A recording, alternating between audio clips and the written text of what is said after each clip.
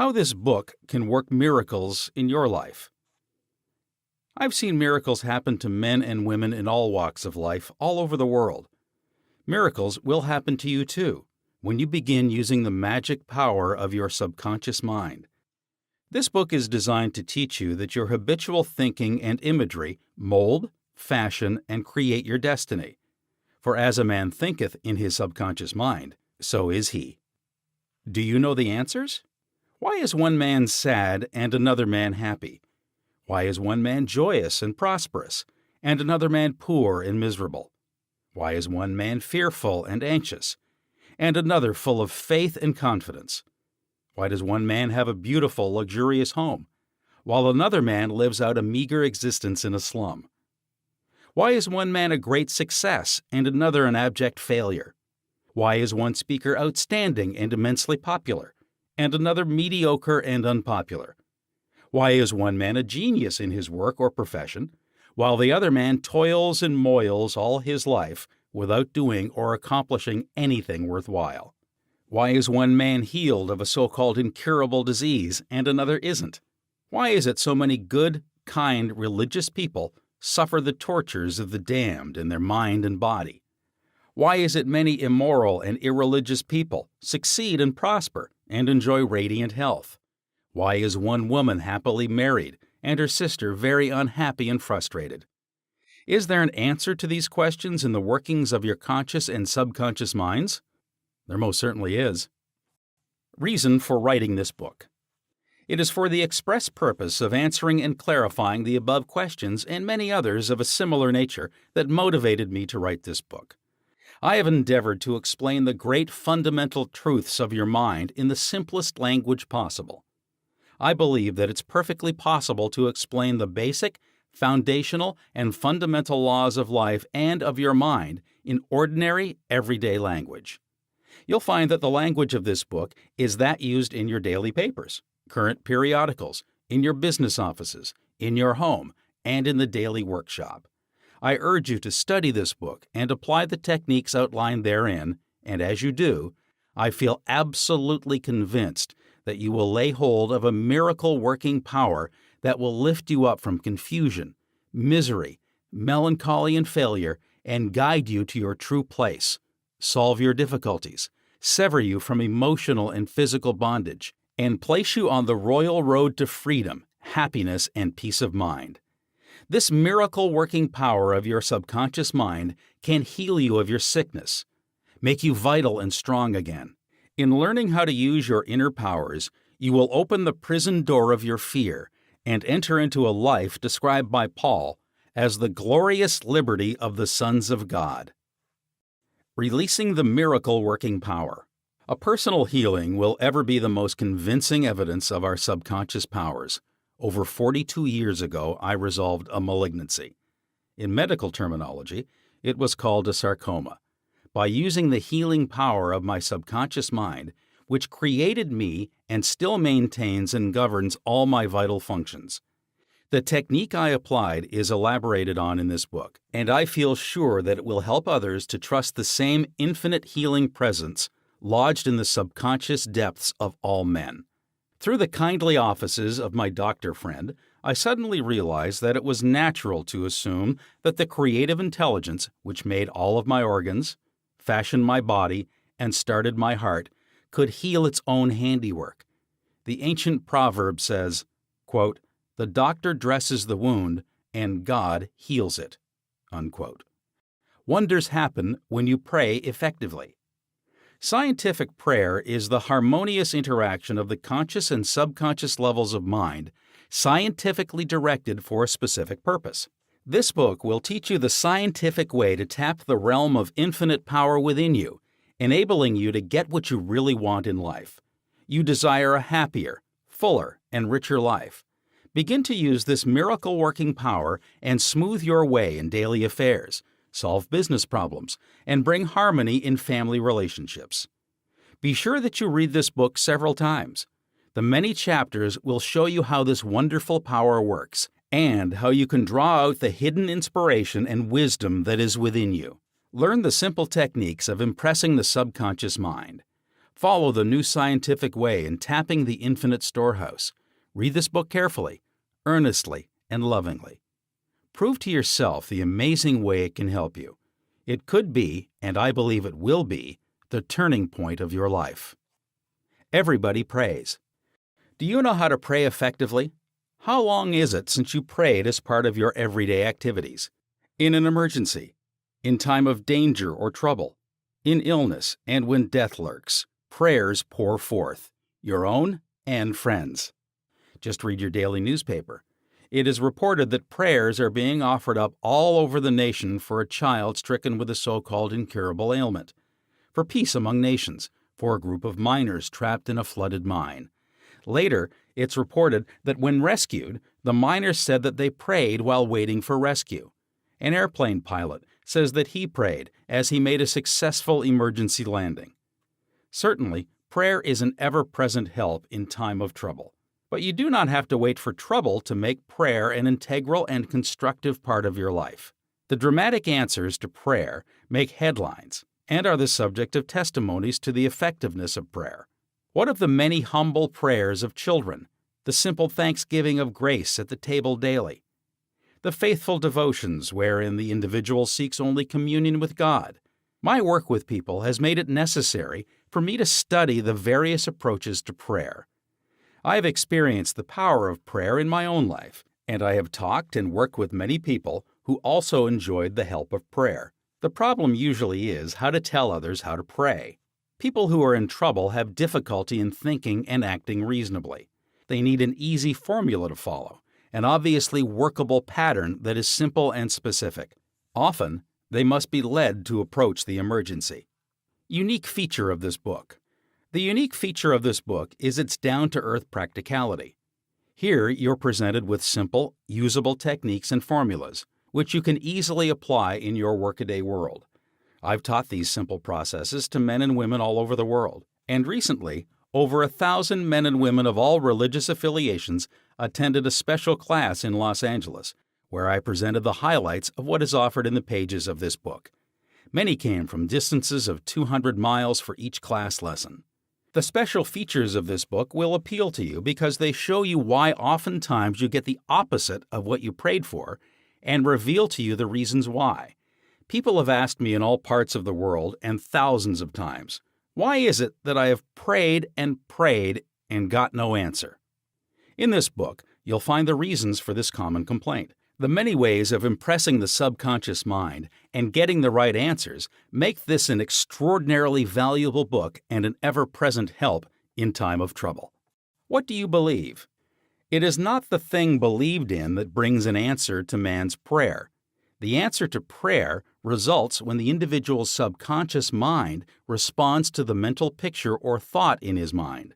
This law of belief is operating in all religions of the world, and is the reason why they are psychologically true. The Buddhist, the Christian, the Muslim, and the Hebrew all may get answers to their prayers, not because of the particular creed, religion, affiliation, ritual, ceremony, formula, liturgy, incantation, sacrifices, or offerings, but solely because of belief or mental acceptance and receptivity about that for which they pray. The law of life is the law of belief, and belief could be summed up briefly as a thought in your mind. As a man thinks, feels, and believes, so is the condition of his mind, body, and circumstances. A technique, a methodology based on an understanding of what you're doing and why you are doing it, will help you to bring about a subconscious embodiment of all good things of life. Essentially, answered prayer is the realization of your heart's desire. Desire is prayer. Everyone desires health, happiness, security, peace of mind, true expression, but many fail to achieve clearly defined results. A university professor admitted to me recently, "I know that if I changed my mental pattern and redirected my emotional life, my ulcers would not recur, but I do not have any technique, process, or modus operandi. My mind wanders back and forth on my many problems, and I feel frustrated, defeated, and unhappy." This professor had a desire for perfect health. He needed a knowledge of the way his mind worked, which would enable him to fulfill his desire. By practicing the healing methods outlined in this book, he became whole and perfect. There is one mind common to all individual men. Emerson. The miracle-working powers of your subconscious mind existed before you and I were born, before any church or world existed. The great eternal truths and principles of life antedate all religions. It is with these thoughts in mind that I urge you in the following chapters to lay hold of this wonderful, magical, transforming power, which will bind up mental and physical wounds, proclaim liberty to the fear-ridden mind, and liberate you completely from the limitations of poverty, failure, misery, lack, and frustration. All you have to do is unite mentally and emotionally with the good you wish to embody, and the creative powers of your subconscious will respond accordingly. Begin now, today. Let wonders happen in your life. Keep on keeping on until the day breaks and the shadows flee away. Chapter 1. The Treasure House Within You. Infinite riches are all around you, if you will open up your mental eyes and behold the treasure house of infinity within you. There's a gold mine within you from which you can extract everything you need to live life gloriously, joyously, and abundantly. Many are sound asleep because they do not know about this gold mine of infinite intelligence and boundless love within themselves. Whatever you want, you can draw forth. A magnetized piece of steel will lift about 12 times its own weight, and if you demagnetize this same piece of steel, it will not even lift a feather. Similarly, there are two types of men. There is the magnetized man who is full of confidence and faith. He knows that he is born to win and to succeed. Then, there is the type of man who is demagnetized. He is full of fears and doubts. Opportunities come, and he says, I might fail, I might lose my money, people will laugh at me. This type of man will not get very far in life, because if he is afraid to go forward, he will simply stay where he is. Become a magnetized man and discover the master secret of the ages.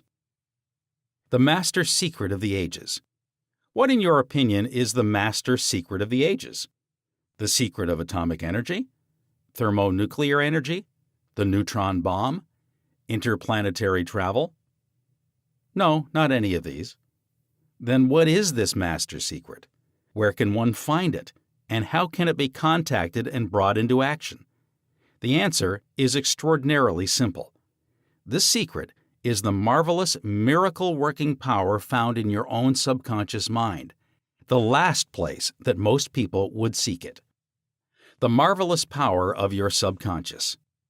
You can bring into your life more power, more wealth, more health, more happiness, and more joy by learning to contact and release the hidden power of your subconscious mind. You need not acquire this power. You already possess it. But you want to learn how to use it. You want to understand it so that you can apply it in all departments of your life.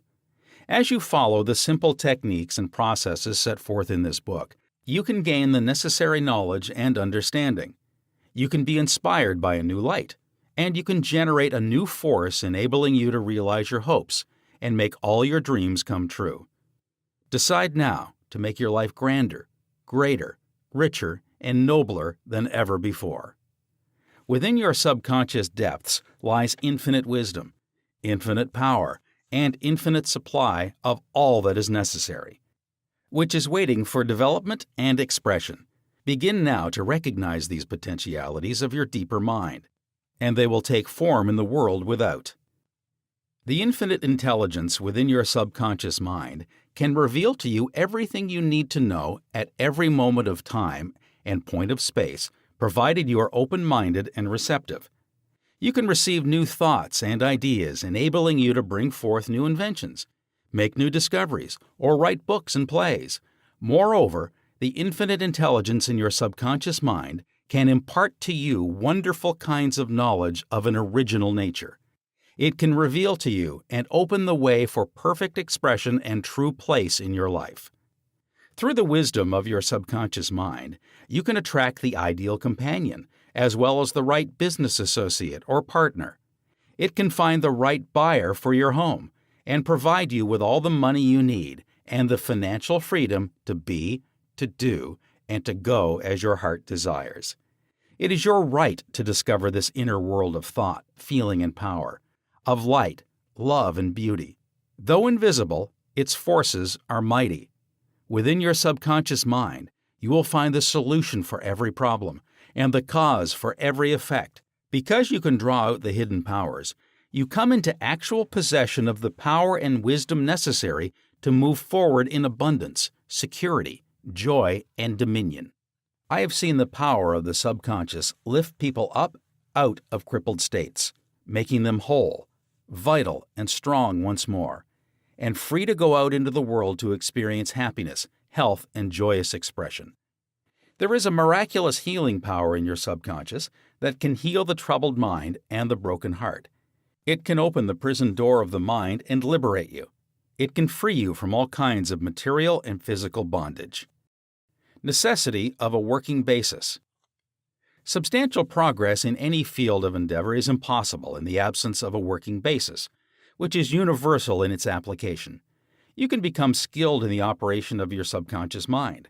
You can practice its powers with a certainty of results in exact proportion to your knowledge of its principles and to your application of them for definite specific purposes and goals you wish to achieve. Being a former chemist, I would like to point out that if you combine hydrogen and oxygen in the proportions of 2 atoms of the former to 1 of the latter, water will be the result. You are very familiar with the fact that 1 atom of oxygen and 1 atom of carbon will produce carbon monoxide, a poisonous gas. But if you add another atom of oxygen, you will get carbon dioxide, a harmless gas, and so on throughout the vast realm of chemical compounds. You must not think that the principles of chemistry, physics, and mathematics differ from the principles of your subconscious mind. Let us consider a generally accepted principle. Water seeks its own level. This is a universal principle, which is applicable to water everywhere. Consider another principle. Matter expands when heated. This is true anywhere, at any time, and under all circumstances. You can heat a piece of steel, and it will expand regardless whether the steel is found in China, England, or India. It is a universal truth that matter expands when heated. It is also a universal truth that whatever you impress on your subconscious mind is expressed on the screen of space as condition, experience, and event. Your prayer is answered because your subconscious mind is principle, and by principle, I mean the way a thing works. For example, the principle of electricity is that it works from a higher to a lower potential. You do not change the principle of electricity when you use it, but by cooperating with nature, you bring forth marvelous inventions and discoveries, which bless humanity in countless ways. Your subconscious mind is principle and works according to the law of belief. You must know what belief is, why it works, and how it works. Your Bible says in a simple, clear, and beautiful way, "Whoever shall say unto this mountain, Be thou removed, and be thou cast into the sea, and shall not doubt in his heart, but shall believe that those things which he saith shall come to pass, he shall have whatsoever he saith."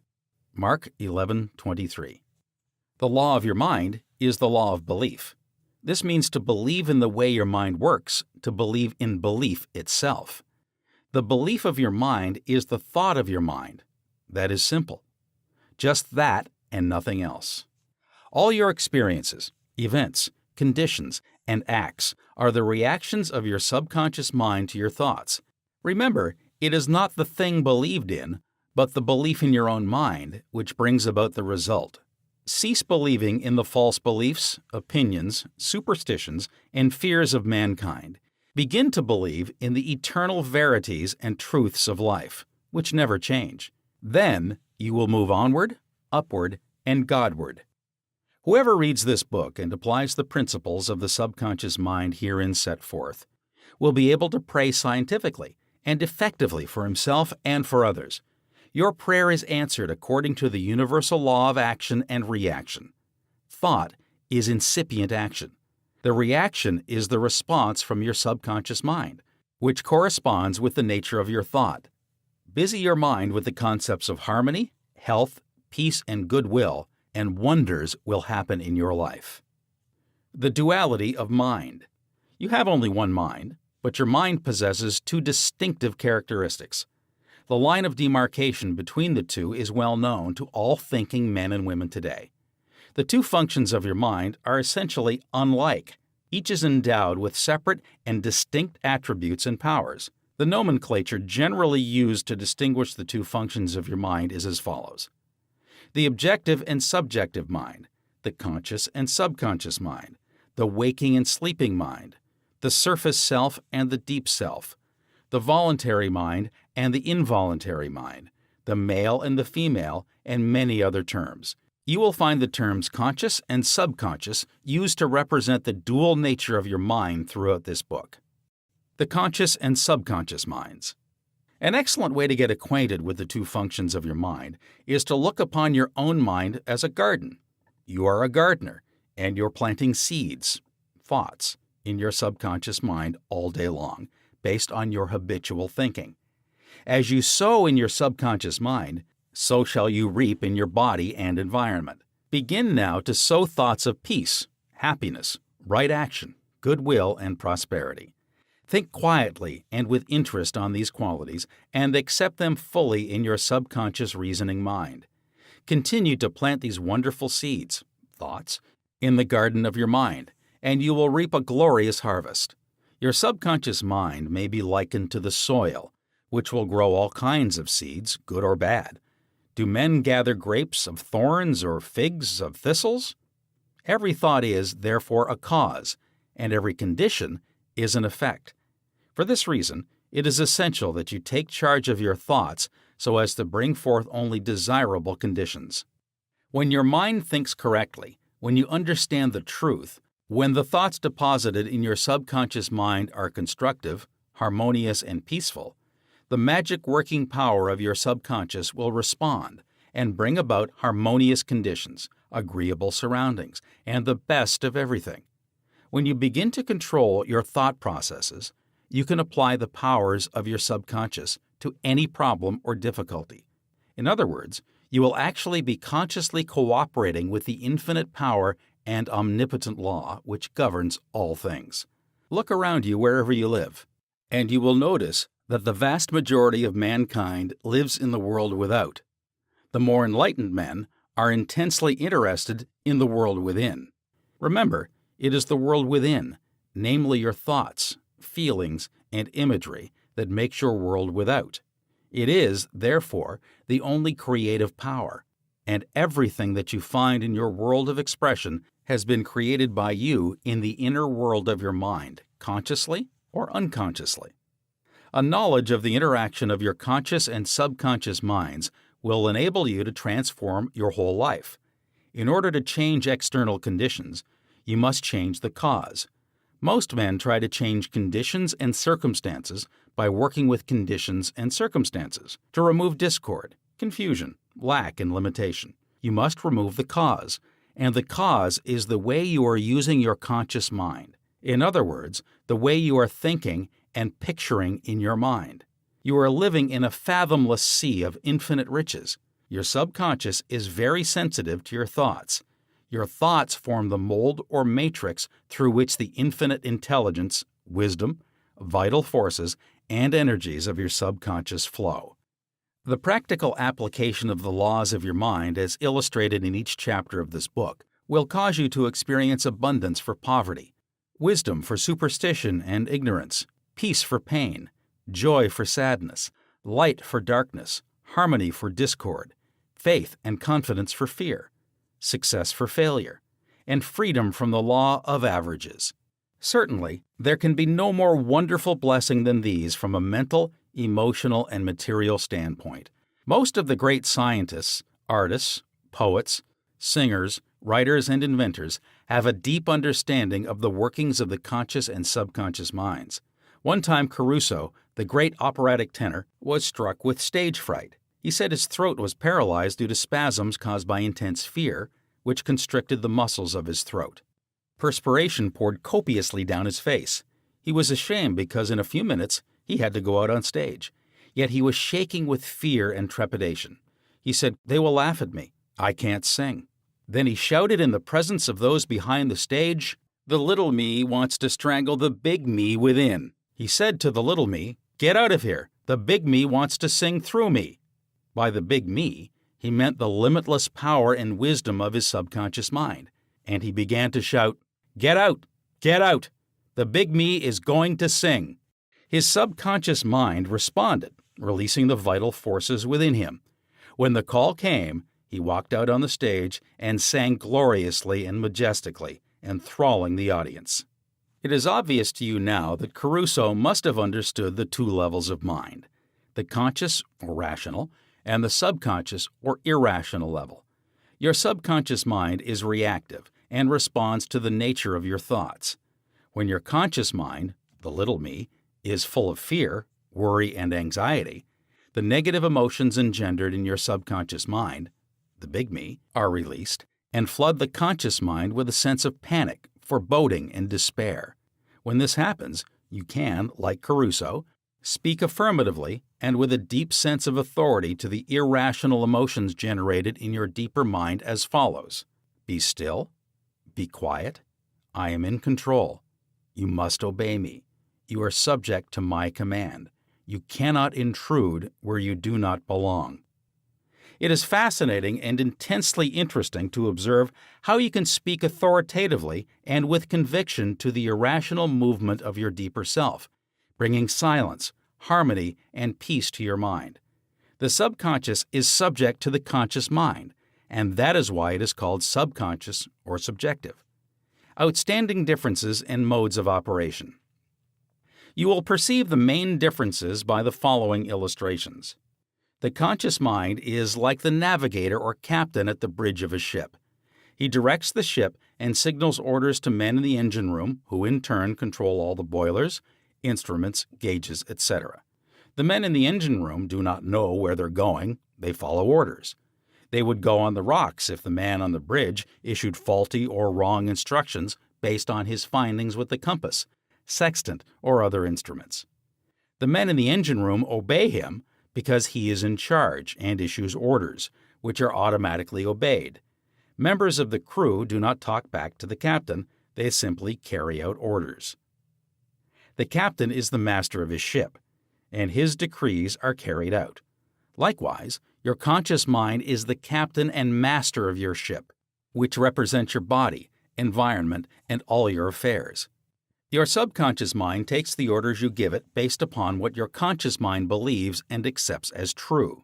When you repeatedly say to people, "I can't afford it," then your subconscious mind takes that at your word and sees to it that you will not be in a position to purchase what you want. As long as you persist in saying, "Can't afford that car, that trip to Europe, that home, that fur coat or ermine wrap," you can rest assured that your subconscious mind will follow your orders, and you will go through life experiencing the lack of all these things. Last Christmas Eve, a beautiful young university student looked at an attractive and rather expensive traveling bag in a store window.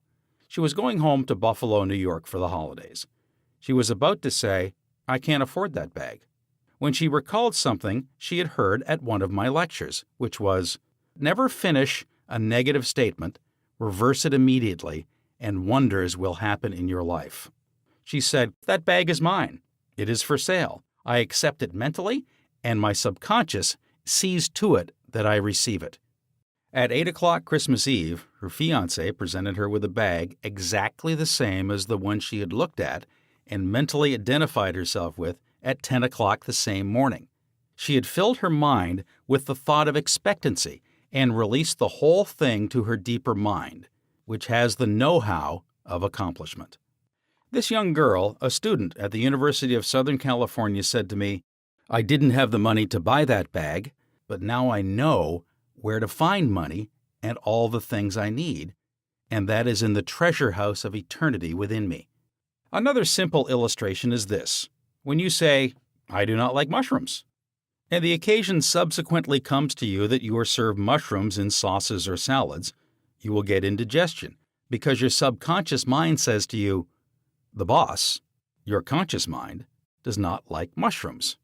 This is an amusing example of the outstanding differences in modes of operation of your conscious and subconscious minds. A woman may say, "Wake up at 3 o'clock," if I drink coffee at night. Whenever she drinks coffee, her subconscious mind nudges her as if to say, "The boss wants you to stay awake tonight." Your subconscious mind works 24 hours a day and makes provisions for your benefit, pouring all the fruit of your habitual thinking into your lap. How her subconscious responded. A woman wrote me a few months ago as follows: "I am 75 years old, a widow with a grown family. I was living alone and on a pension. I heard your lectures on the powers of the subconscious mind, wherein you said that ideas could be conveyed to the subconscious mind by repetition, faith, and expectancy. I began to repeat frequently with feeling, 'I am wanted. I am happily married to a kind, loving, and spiritual-minded man. I am secure.' I kept on doing this many times a day for about 2 weeks, and one day at the corner drugstore I was introduced to a retired pharmacist I found to be kind, understanding, and very religious. He was a perfect answer to my prayer. Within a week he proposed to me, and now we are on our honeymoon in Europe. I know that the intelligence within my subconscious mind brought both of us together in divine order." This woman discovered that the treasure house was within her. Her prayer was felt as true in her heart, and her affirmation sank down by osmosis into her subconscious mind, which is the creative medium. The moment she succeeded in bringing about a subjective embodiment, her subconscious mind brought about the answer through the law of attraction. Her deeper mind, full of wisdom and intelligence, brought both of them together in divine order. Be sure that you think on whatsoever things are true, whatsoever things are honest, whatsoever things are just, whatsoever things are pure, whatsoever things are lovely, whatsoever things of good report.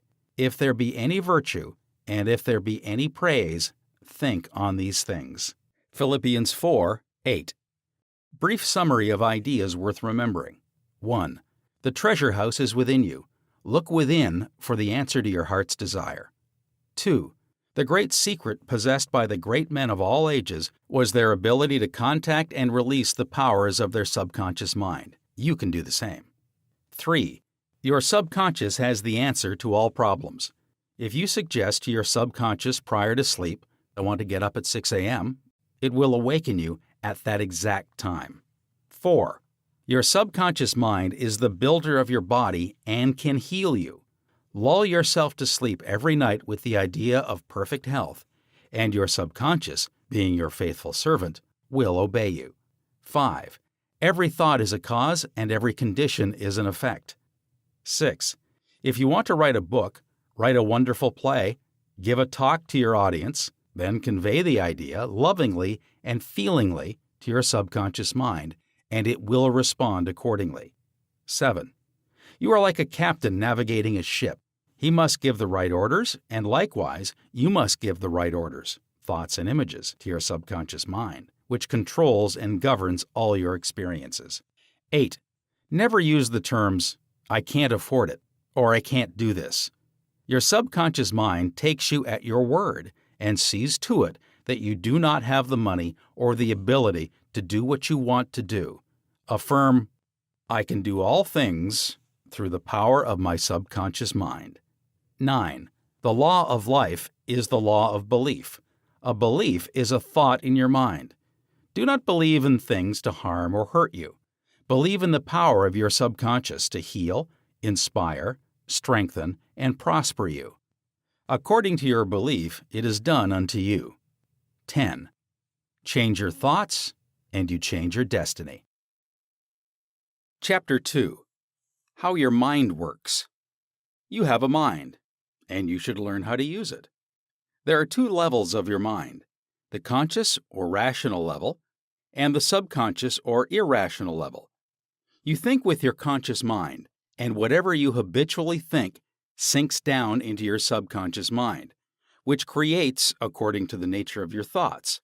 Your subconscious mind is the seat of your emotions, and is the creative mind. If you think good, good will follow. If you think evil, evil will follow. This is the way your mind works. The main point to remember is once the subconscious mind accepts an idea, it begins to execute it. It is an interesting and subtle truth that the law of the subconscious mind works for good and bad ideas alike. This law, when applied in a negative way, is the cause of failure, frustration, and unhappiness. However, when your habitual thinking is harmonious and constructive, you experience perfect health, success, and prosperity. Peace of mind and a healthy body are inevitable when you begin to think and feel in the right way. Whatever you claim mentally and feel as true, your subconscious mind will accept and bring forth into your experience. The only thing necessary for you to do is to get your subconscious mind to accept your idea, and the law of your own subconscious mind will bring forth the health, peace, or the position you desire. You give the command or decree, and your subconscious will faithfully reproduce the idea impressed upon it. The law of your mind is this: you will get a reaction or response from your subconscious mind according to the nature of the thought or idea you hold in your conscious mind. Psychologists and psychiatrists point out that when thoughts are conveyed to your subconscious mind, impressions are made in the brain cells. As soon as your subconscious accepts any idea, it proceeds to put it into effect immediately. It works by association of ideas and uses every bit of knowledge that you have gathered in your lifetime to bring about its purpose. It draws on the infinite power, energy, and wisdom within you. It lines up all the laws of nature to get its way. Sometimes it seems to bring about an immediate solution to your difficulties, but at other times it may take days, weeks, or longer. Its ways are past finding out. Conscious and subconscious terms differentiated. You must remember that these are not two minds. They are merely two spheres of activity within one mind. Your conscious mind is the reasoning mind. It is that phase of mind which chooses. For example, you choose your books, your home, and your partner in life. You make all your decisions with your conscious mind. On the other hand, without any conscious choice on your part, your heart is kept functioning automatically, and the process of digestion, circulation, and breathing are carried on by your subconscious mind through processes independent of your conscious control. Your subconscious mind accepts what is impressed upon it, or what you consciously believe. It does not reason things out like your conscious mind, and it does not argue with you controversially. Your subconscious mind is like the soil, which accepts any kind of seed, good or bad. Your thoughts are active and might be likened unto seeds. Negative, destructive thoughts continue to work negatively in your subconscious mind, and in due time will come forth into outer experience, which corresponds with them. Remember, your subconscious mind does not engage in proving whether your thoughts are good or bad, true or false, but it responds according to the nature of your thoughts or suggestions. For example, if you consciously assume something as true, even though it may be false, your subconscious mind will accept it as true and proceed to bring about results, which must necessarily follow, because you consciously assumed it to be true. Experiments by psychologists. Innumerable experiments by psychologists and others on persons in the hypnotic state have shown that the subconscious mind is incapable of making selections and comparisons, which are necessary for a reasoning process.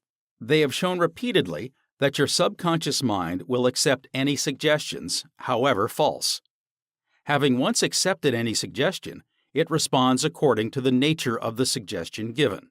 To illustrate the amenability of your subconscious mind to suggestion, if a practiced hypnotist suggests to one of his subjects that he is Napoleon Bonaparte, or even a cat or a dog, he will act out the part with inimitable accuracy. His personality becomes changed for the time being. He believes himself to be whatever the operator tells him he is.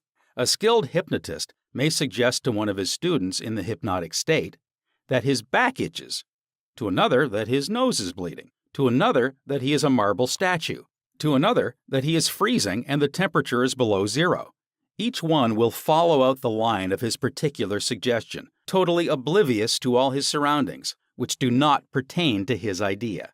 These simple illustrations portray clearly the difference between your conscious reasoning mind and your subconscious mind, which is impersonal, non-selective, and accepts as true whatever your conscious mind believes to be true. Hence, the importance of selecting thoughts, ideas, and premises which bless, heal, inspire, and fill your soul with joy. The terms objective and subjective mind clarified. Your conscious mind is sometimes referred to as your objective mind because it deals with outward objects. The objective mind takes cognizance of the objective world. Its media of observation are your 5 physical senses. Your objective mind is your guide and director in your contact with your environment. You gain knowledge through your 5 senses. Your objective mind learns through observation, experience, and education. As previously pointed out, the greatest function of the objective mind is that of reasoning. Suppose you are one of the thousands of tourists who come to Los Angeles annually. You would come to the conclusion that it is a beautiful city based upon your observation of the parks, pretty gardens, majestic buildings, and lovely homes. This is the working of your objective mind. Your subconscious mind is oftentimes referred to as your subjective mind. Your subjective mind takes cognizance of its environment by means independent of the 5 senses. Your subjective mind perceives by intuition. It is the seat of your emotion and the storehouse of memory. Your subjective mind performs its highest functions when your objective senses are in abeyance. In a word, it is that intelligence which makes itself manifest when the objective mind is suspended or in a sleepy, drowsy state. Your subjective mind sees without the use of the natural organs of vision. It has the capacity of clairvoyance and clairaudience. Your subjective mind can leave your body, travel to distant lands, and bring back information oftentimes of the most exact and truthful character. Through your subjective mind, you can read the thoughts of others, read the contents of sealed envelopes and closed safes. Your subjective mind has the ability to apprehend the thoughts of others without the use of the ordinary objective means of communication. It is of the greatest importance that we understand the interaction of the objective and subjective mind in order to learn the true art of prayer. The subconscious cannot reason like your conscious mind. Your subconscious mind cannot argue controversially. Hence, if you give it wrong suggestions, it will accept them as true and will proceed to bring them to pass as conditions, experiences, and events. All things that have happened to you are based on thoughts impressed on your subconscious mind through belief. If you have conveyed erroneous concepts to your subconscious mind, the sure method of overcoming them is by the repetition of constructive, harmonious thoughts frequently repeated, which your subconscious mind accepts, thus forming new and healthy habits of thought and life, for your subconscious mind is the seat of habit. The habitual thinking of your conscious mind establishes deep grooves in your subconscious mind. This is very favorable for you if your habitual thoughts are harmonious, peaceful, and constructive. If you have indulged in fear, worry, and other destructive forms of thinking, the remedy is to recognize the omnipotence of your subconscious mind and decree freedom, happiness, and perfect health. Your subconscious mind, being creative and one with your divine source, will proceed to create the freedom and happiness which you have earnestly decreed. The tremendous power of suggestion. You must realize by now that your conscious mind is the watchman at the gate, and its chief function is to protect your subconscious mind from false impressions. You are now aware of one of the basic laws of mind. Your subconscious mind is amenable to suggestion. As you know, your subconscious mind does not make comparisons or contrasts, neither does it reason and think things out for itself. This latter function belongs to your conscious mind. It simply reacts to the impressions given to it by your conscious mind. It does not show a preference for one course of action over another. The following is a classic example of the tremendous power of suggestion. Suppose you approach a timid-looking passenger on board ship and say to him something like this: "You look very ill. How pale you are. I feel certain you are going to be seasick. Let me help you to your cabin." The passenger turns pale. Your suggestion of seasickness associates itself with his own fears and forebodings. He accepts your aid down to the berth, and there your negative suggestion, which was accepted by him, is realized. Different reactions to the same suggestion. It is true that different people will react in different ways to the same suggestion because of their subconscious conditioning or belief. For example, if you go to a sailor on the ship and say to him sympathetically, "My dear fellow, you're looking very ill. Aren't you feeling sick? You look to me as if you were going to be seasick." According to his temperament, he either laughs at your joke or expresses a mild irritation. Your suggestion fell on deaf ears in this instance because your suggestion of seasickness was associated in his mind with his own immunity from it. Therefore, it called up not fear or worry, but self-confidence. The dictionary says that a suggestion is the act or instance of putting something into one's mind, the mental process by which the thought or idea suggested is entertained, accepted, or put into effect. You must remember that a suggestion cannot impose something on the subconscious mind against the will of the conscious mind. In other words, your conscious mind has the power to reject the suggestion given. In the case of the sailor, he had no fear of seasickness. He had convinced himself of his immunity, and the negative suggestion had absolutely no power to evoke fear. The suggestion of seasickness to the other passenger called forth his indwelling fear of seasickness. Each of us has his own inner fears, beliefs, opinions, and these inner assumptions rule and govern our lives. A suggestion has no power in and of itself, except it is accepted mentally by you. This causes your subconscious powers to flow in a limited and restricted way according to the nature of the suggestion. How he lost his arm. Every 2 or 3 years, I give a series of lectures at the London Truth Forum in Caxton Hall. This is a forum I founded a number of years ago. Dr. Evelyn Fleet, the director, told me about an article which appeared in the English newspapers dealing with the power of suggestion. This is the suggestion a man gave to his subconscious mind over a period of about 2 years. Quote, "I would give my right arm to see my daughter cured." Unquote. It appeared that his daughter had a crippling form of arthritis, together with a so-called incurable form of skin disease. Medical treatment had failed to alleviate the condition, and the father had an intense longing for his daughter's healing, and expressed his desire in the words just quoted. Dr. Evelyn Fleet said that the newspaper article pointed out that one day the family was out riding when their car collided with another. The father's right arm was torn off at the shoulder, and immediately the daughter's arthritis and skin condition vanished. You must make certain to give your subconscious only suggestions which heal, bless, elevate, and inspire you in all your ways. Remember that your subconscious mind cannot take a joke. It takes you at your word. How autosuggestion banishes fear. Illustrations of autosuggestion. Autosuggestion means suggesting something definite and specific to oneself. Herbert Parkin, in his excellent manual of autosuggestion, records the following incident. It has its amusing side so that one remembers it. Quote, "A New York visitor in Chicago looks at his watch, which is set an hour ahead of Chicago time, and tells a Chicago friend that it's 12 o'clock. The Chicago friend, not considering the difference in time between Chicago and New York, tells the New Yorker that he is hungry and that he must go to lunch." Unquote.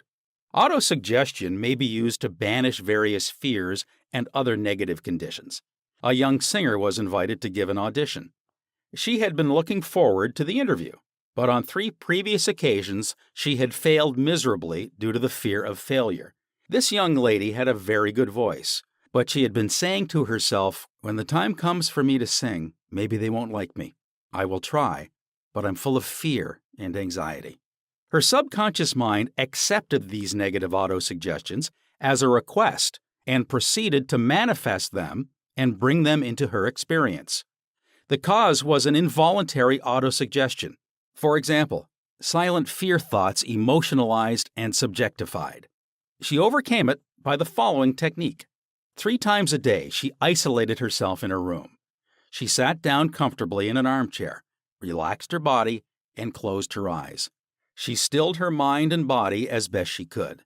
Physical inertia favors mental passivity and renders the mind more receptive to suggestion. She counteracted the fear suggestion by saying to herself, "I sing beautifully. I am poised. serene, confident, and calm. She repeated this statement slowly, quietly, and with feeling from 5 to 10 times at each sitting. She had 3 such sittings every day and one immediately prior to sleep. At the end of a week, she was completely poised and confident.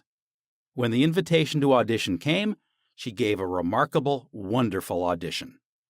How she restored her memory. A woman aged 75 was in the habit of saying to herself, "I'm losing my memory." She reversed the procedure and practiced induced autosuggestion several times a day as follows. "My memory from today on is improving in every department. I shall always remember whatever I need to know at every moment of time and point of space. The impressions received will be clearer and more definite. I shall retain them automatically and with ease. Whatever I wish to recall will immediately present itself in the correct form in my mind. I am improving rapidly every day, and very soon my memory will be better than it has ever been before." At the end of 3 weeks, her memory was back to normal, and she was delighted. How he overcame a nasty temper. Many men who complained of irritability and bad temper proved to be very susceptible to autosuggestion and obtained marvelous results by using the following statements 3 or 4 times a day, morning, noon, and at night prior to sleep for about a month.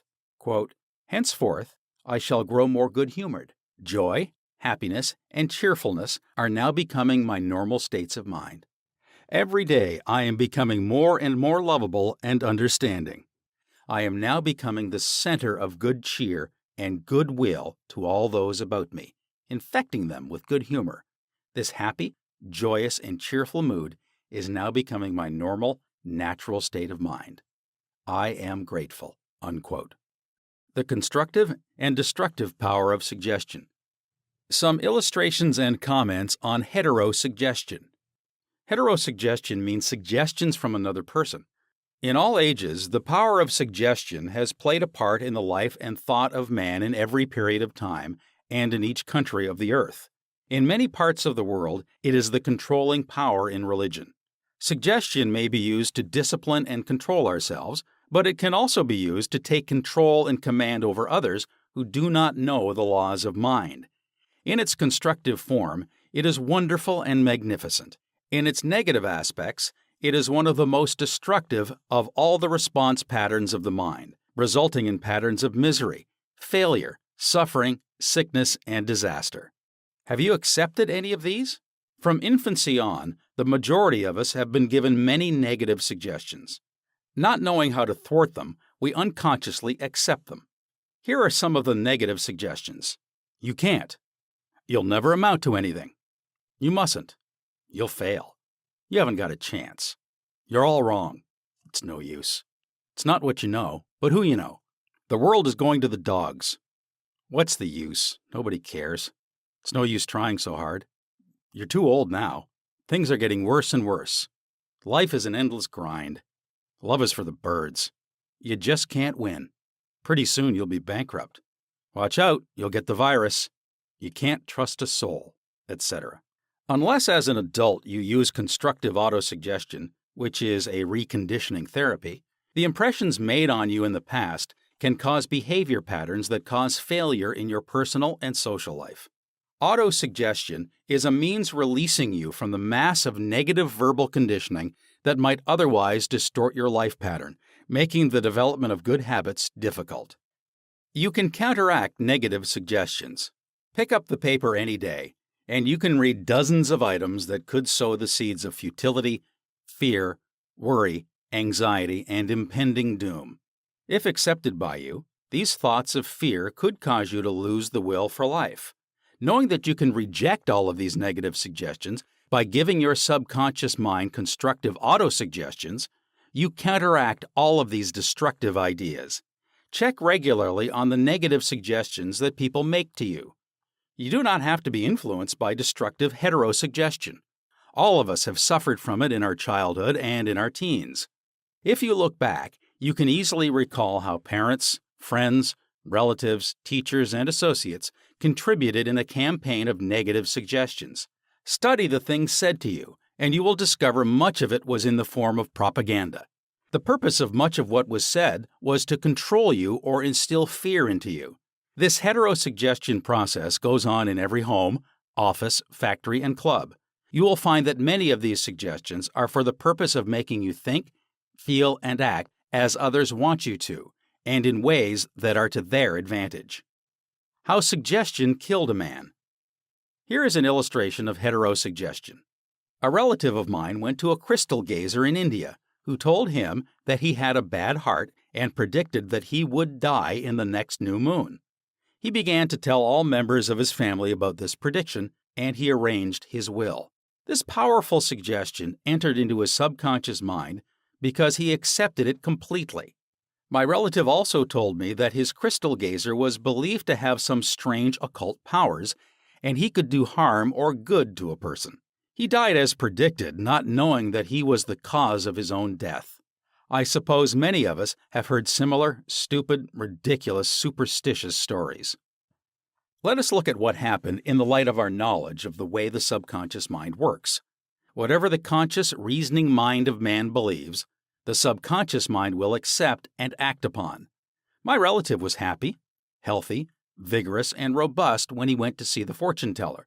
She gave him a very negative suggestion, which he accepted. He became terrified and constantly dwelt upon the fact that he was going to die at the next new moon. He proceeded to tell everyone about it, and he prepared for the end. The activity took place in his own mind, and his own thought was the cause. He brought about his own so-called death, or rather destruction of the physical body, by his fear and expectation of the end.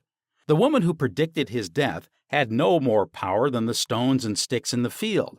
Her suggestion had no power to create or bring about the end she suggested. If he had known the laws of his mind, he would have completely rejected the negative suggestion and refused to give her words any attention, knowing in his heart that he was governed and controlled by his own thought and feeling. Like tin arrows aimed at a battleship, her prophecy could have been completely neutralized and dissipated without hurting him. The suggestions of others in themselves have absolutely no power whatever over you, except the power that you give them through your own thoughts. You have to give your mental consent. You have to entertain the thought. Then it becomes your thought, and you do the thinking. Remember, you have the capacity to choose. Choose life. Choose love. Choose health. Choose abundance. The power of an assumed major premise. Your mind works like a syllogism. This means that whatever major premise your conscious mind assumes to be true determines the conclusion your subconscious mind comes to in regard to any particular question or problem in your mind. If your premise is true, the conclusion must be true, as in the following example. Every virtue is laudable. Kindness is a virtue. Therefore, kindness is laudable. Another example is as follows. All formed things change and pass away. The pyramids of Egypt are formed things. Therefore, someday the pyramids will pass away. The first statement is referred to as a major premise, and the right conclusion must necessarily follow the right premise. A college professor who attended some of my Science of Mind lectures in May 1962 at Town Hall, New York, said to me, "Everything in my life is topsy-turvy, and I have lost health, wealth, and friends. Everything I touch turns out wrong." I explained to him that he should establish a major premise in his thinking, that the infinite intelligence of his subconscious mind was guiding, directing, and prospering him spiritually, mentally, and materially. Then, his subconscious mind would automatically direct him wisely in his investments, decisions, and also heal his body and restore his mind to peace and tranquility. The professor formulated an overall picture of the way he wanted his life to be, and this was his major premise. Quote, "Infinite intelligence leads and guides me in all my ways. Perfect health is mine, and the law of harmony operates in my mind and body. Beauty, love, peace, and abundance are mine. The principle of right action and divine order govern my entire life. I know my major premise is based on the eternal truths of life, and I know, feel, and believe that my subconscious mind responds according to the nature of my conscious mind thinking." Unquote. He wrote me as follows. I repeated the above statements slowly, quietly, and lovingly several times a day, knowing that they were sinking deep down into my subconscious mind and that results must follow. I am deeply grateful for the interview you gave me, and I would like to add that all departments of my life are changing for the better. It works. The subconscious does not argue controversially. Your subconscious mind is all-wise and knows the answers to all questions. It does not argue with you or talk back to you. It does not say, "You must not impress me with that." For example, when you say, "I can't do this," "I am too old now," "I can't meet this obligation," "I was born on the wrong side of the tracks," "I don't know the right politician." You are impregnating your subconscious with these negative thoughts, and it responds accordingly. You are actually blocking your own good, thereby bringing lack, limitation, and frustration into your life. When you set up obstacles, impediments, and delays in your conscious mind, you are denying the wisdom and intelligence resident in your subconscious mind. You are actually saying, in effect, that your subconscious mind cannot solve your problem. This leads to mental and emotional congestion, followed by sickness and neurotic tendencies. To realize your desire and overcome your frustration, affirm boldly several times a day, "The infinite intelligence which gave me this desire leads, guides, and reveals to me the perfect plan for the unfolding of my desire. I know the deeper wisdom of my subconscious is now responding, and what I feel and claim within is expressed in the without. There is a balance, equilibrium, and equanimity. If you say, 'There's no way out,' I'm lost. There is no way out of this dilemma. I am stymied and blocked. You will get no answer or response from your subconscious mind. If you want the subconscious mind to work for you, give it the right request and attain its cooperation. It is always working for you. It is controlling your heartbeat this minute and also your breathing. It heals a cut on your finger, and its tendency is lifeward, forever seeking to take care of you and preserve you. Your subconscious has a mind of its own, but it accepts your patterns of thought and imagery. When you are seeking an answer to a problem, your subconscious will respond, but it expects you to come to a decision and to a true judgment in your conscious mind. You must acknowledge the answer is in your subconscious mind. However, if you say, "I don't think there is any way out. I am all mixed up and confused. Why don't I get an answer?" You are neutralizing your prayer. Like the soldier marking time, you do not get anywhere. Still, the wheels of your mind relax, let go, and quietly affirm, "My subconscious knows the answer. It is responding to me now. I give thanks because I know the infinite intelligence of my subconscious knows all things and is revealing the perfect answer to me now. My real conviction is now setting free the majesty and glory of my subconscious mind. I rejoice that it is so." Review of highlights. 1. Think good, and good follows. Think evil, and evil follows. You are what you think all day long. 2. Your subconscious mind does not argue with you. It accepts what your conscious mind decrees. If you say, "I can't afford it," it may be true, but do not say it. Select a better thought decree. "I'll buy it. I accept it in my mind." 3. You have the power to choose. Choose health and happiness. You can choose to be friendly or you can choose to be unfriendly. Choose to be cooperative, joyous, friendly, lovable, and the whole world will respond. This is the best way to develop a wonderful personality. 4. Your conscious mind is the watchman at the gate. Its chief function is to protect your subconscious mind from false impressions. Choose to believe that something good can happen and is happening now. Your greatest power is your capacity to choose. Choose happiness and abundance. 5. The suggestions and statements of others have no power to hurt you. The only power is the movement of your own thought. You can choose to reject the thoughts or statements of others and affirm the good. You have the power to choose how you will react. 6. Watch what you say. You have to account for every idle word. Never say, "I will fail. I will lose my job. I can't pay the rent." Your subconscious cannot take a joke. It brings all these things to pass. 7. Your mind is not evil. No force of nature is evil. It depends how you use the powers of nature. Use your mind to bless, heal, and inspire all people everywhere. 8. Never say, I can't. Overcome that fear by substituting the following. I can do all things through the power of my own subconscious mind. 9. Begin to think from the standpoint of the eternal truths and principles of life, and not from the standpoint of fear, ignorance, and superstition. Do not let others do your thinking for you. Choose your own thoughts and make your own decisions. 10. You are the captain of your soul, subconscious mind, and the master of your fate. Remember, you have the capacity to choose. Choose life, choose love, choose health, choose happiness. 11. Whatever your conscious mind assumes and believes to be true, your subconscious mind will accept and bring to pass. Believe in good fortune, divine guidance, right action, and all the blessings of life. Chapter 3. The miracle-working power of your subconscious.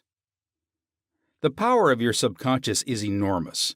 It inspires you, it guides you, and it reveals to you names, facts, and scenes from the storehouse of memory.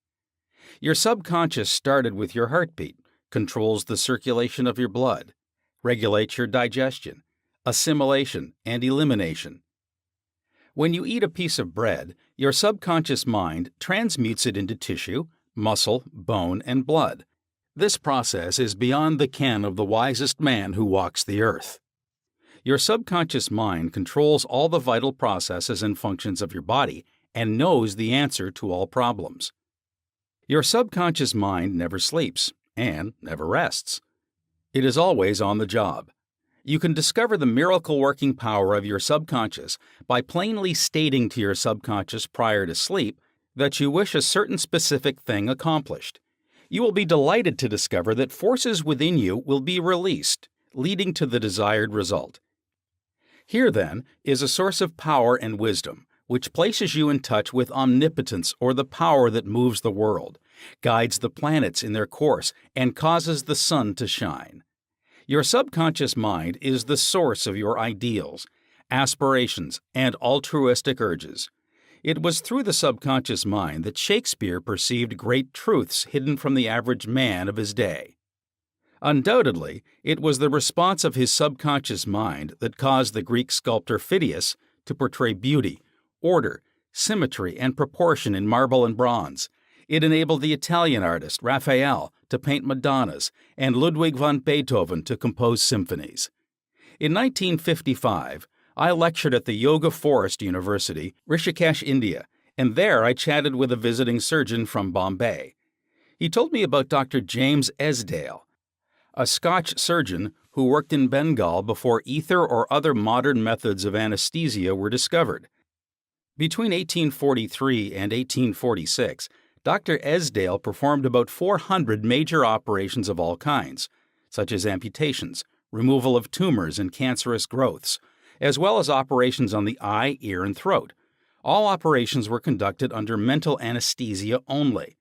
This Indian doctor at Rishikesh informed me that the post-operative mortality rate of patients operated on by Dr. Esdale was extremely low, probably 2 or 3%.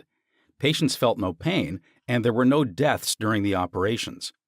Dr. Esdale suggested to the subconscious minds of all his patients, who were in a hypnotic state, that no infection or septic condition would develop. You must remember that this was before Louis Pasteur, Joseph Lister, and others who pointed out the bacterial origin of disease and causes of infection due to unsterilized instruments and virulent organisms. This Indian surgeon said that the reason for the low mortality rate and the general absence of infection, which was reduced to a minimum, was undoubtedly due to the suggestions of Dr. Esdale to the subconscious minds of his patients. They responded according to the nature of his suggestion. It is simply wonderful when you conceive how a surgeon, over 120 years ago, discovered the miraculous wonder-working powers of the subconscious mind. Doesn't it cause you to be seized with a sort of mystic awe when you stop and think of the transcendental powers of your subconscious mind?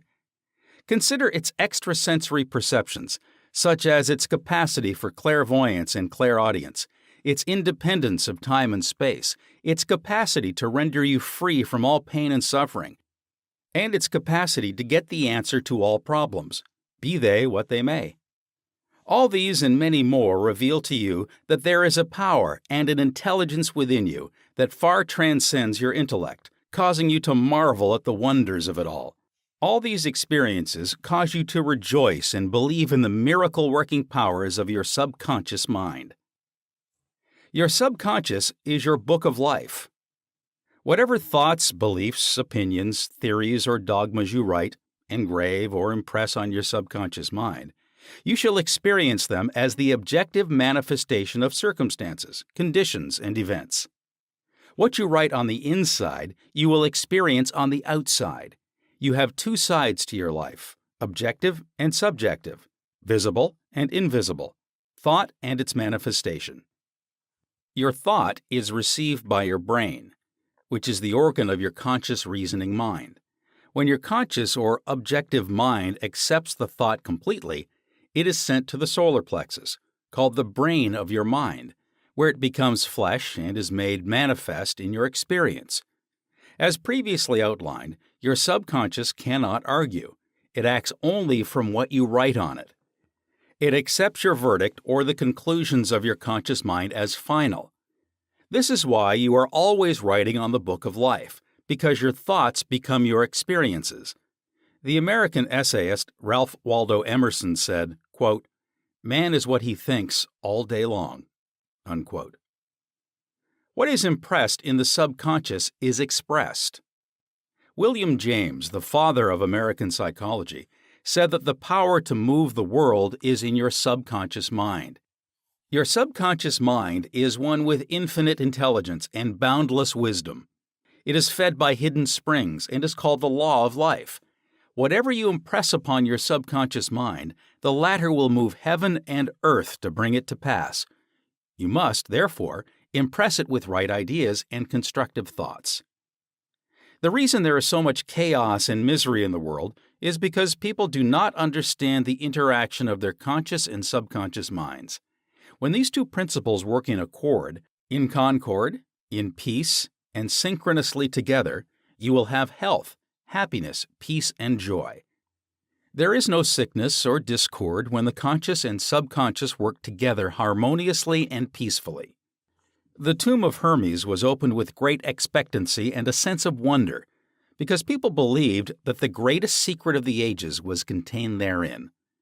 The secret was, as within, so without, as above, so below. In other words, whatever is impressed in your subconscious mind is expressed on the screen of space. This same truth was proclaimed by Moses, Isaiah, Jesus, Buddha, Zoroaster, Lao Tse, and all the illuminated seers of the ages. Whatever you feel as true subjectively is expressed as conditions, experiences, and events. Motion and emotion must balance. As in heaven, your own mind, so on earth, in your own body and environment.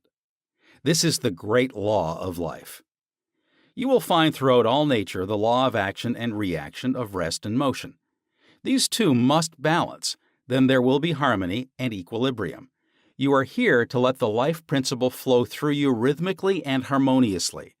The intake and the outgo must be equal. The impression and the expression must be equal. All your frustration is due to unfulfilled desire. If you think negatively, destructively, and viciously, these thoughts generate destructive emotions, which must be expressed and find an outlet.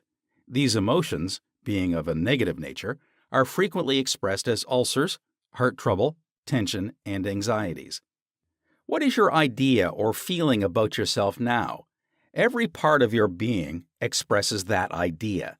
Your vitality, body, financial status, friends, and social status represent a perfect reflection of the idea you have of yourself. This is the real meaning of what is impressed in your subconscious mind, and which is expressed in all phases of your life. We injure ourselves by the negative ideas which we entertain. How often have you wounded yourself by getting angry, fearful, jealous, or vengeful? These are the poisons that enter your subconscious mind. You were not born with negative attitudes. Feed your subconscious mind life-giving thoughts, and you will wipe out all the negative patterns lodged therein.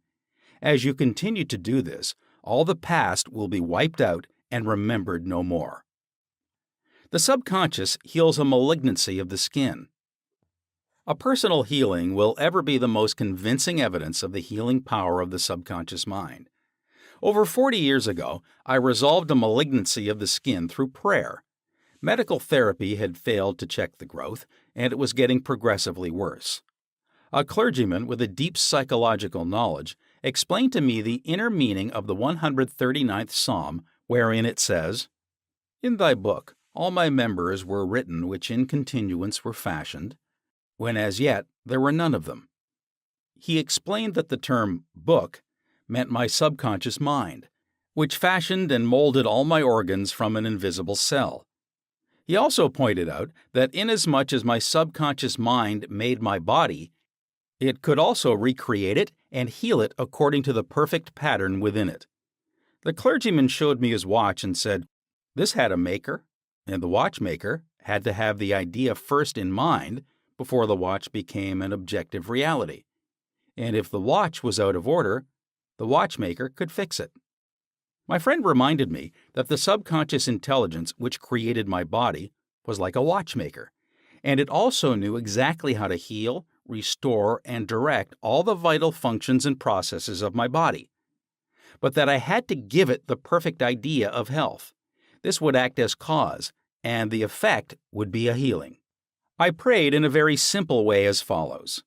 My body and all its organs were created by the infinite intelligence in my subconscious mind. It knows how to heal me. Its wisdom fashioned all my organs, tissues, muscles, and bones. This infinite healing presence within me is now transforming every atom of my being, making me whole and perfect now. I give thanks for the healing I know is taking place now. Wonderful are the works of the creative intelligence within me. I prayed aloud for about 5 minutes 2 or 3 times a day, repeating the above simple prayer. In about 3 months, my skin was whole and perfect. As you can see, all I did was give life-giving patterns of wholeness, beauty, and perfection to my subconscious mind, thereby obliterating the negative images and patterns of thought lodged in my subconscious mind, which were the cause of all my trouble.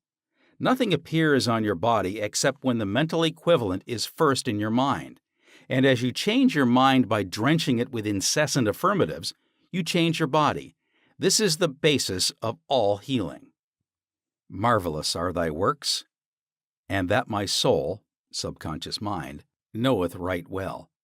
Psalm 139, verse 14.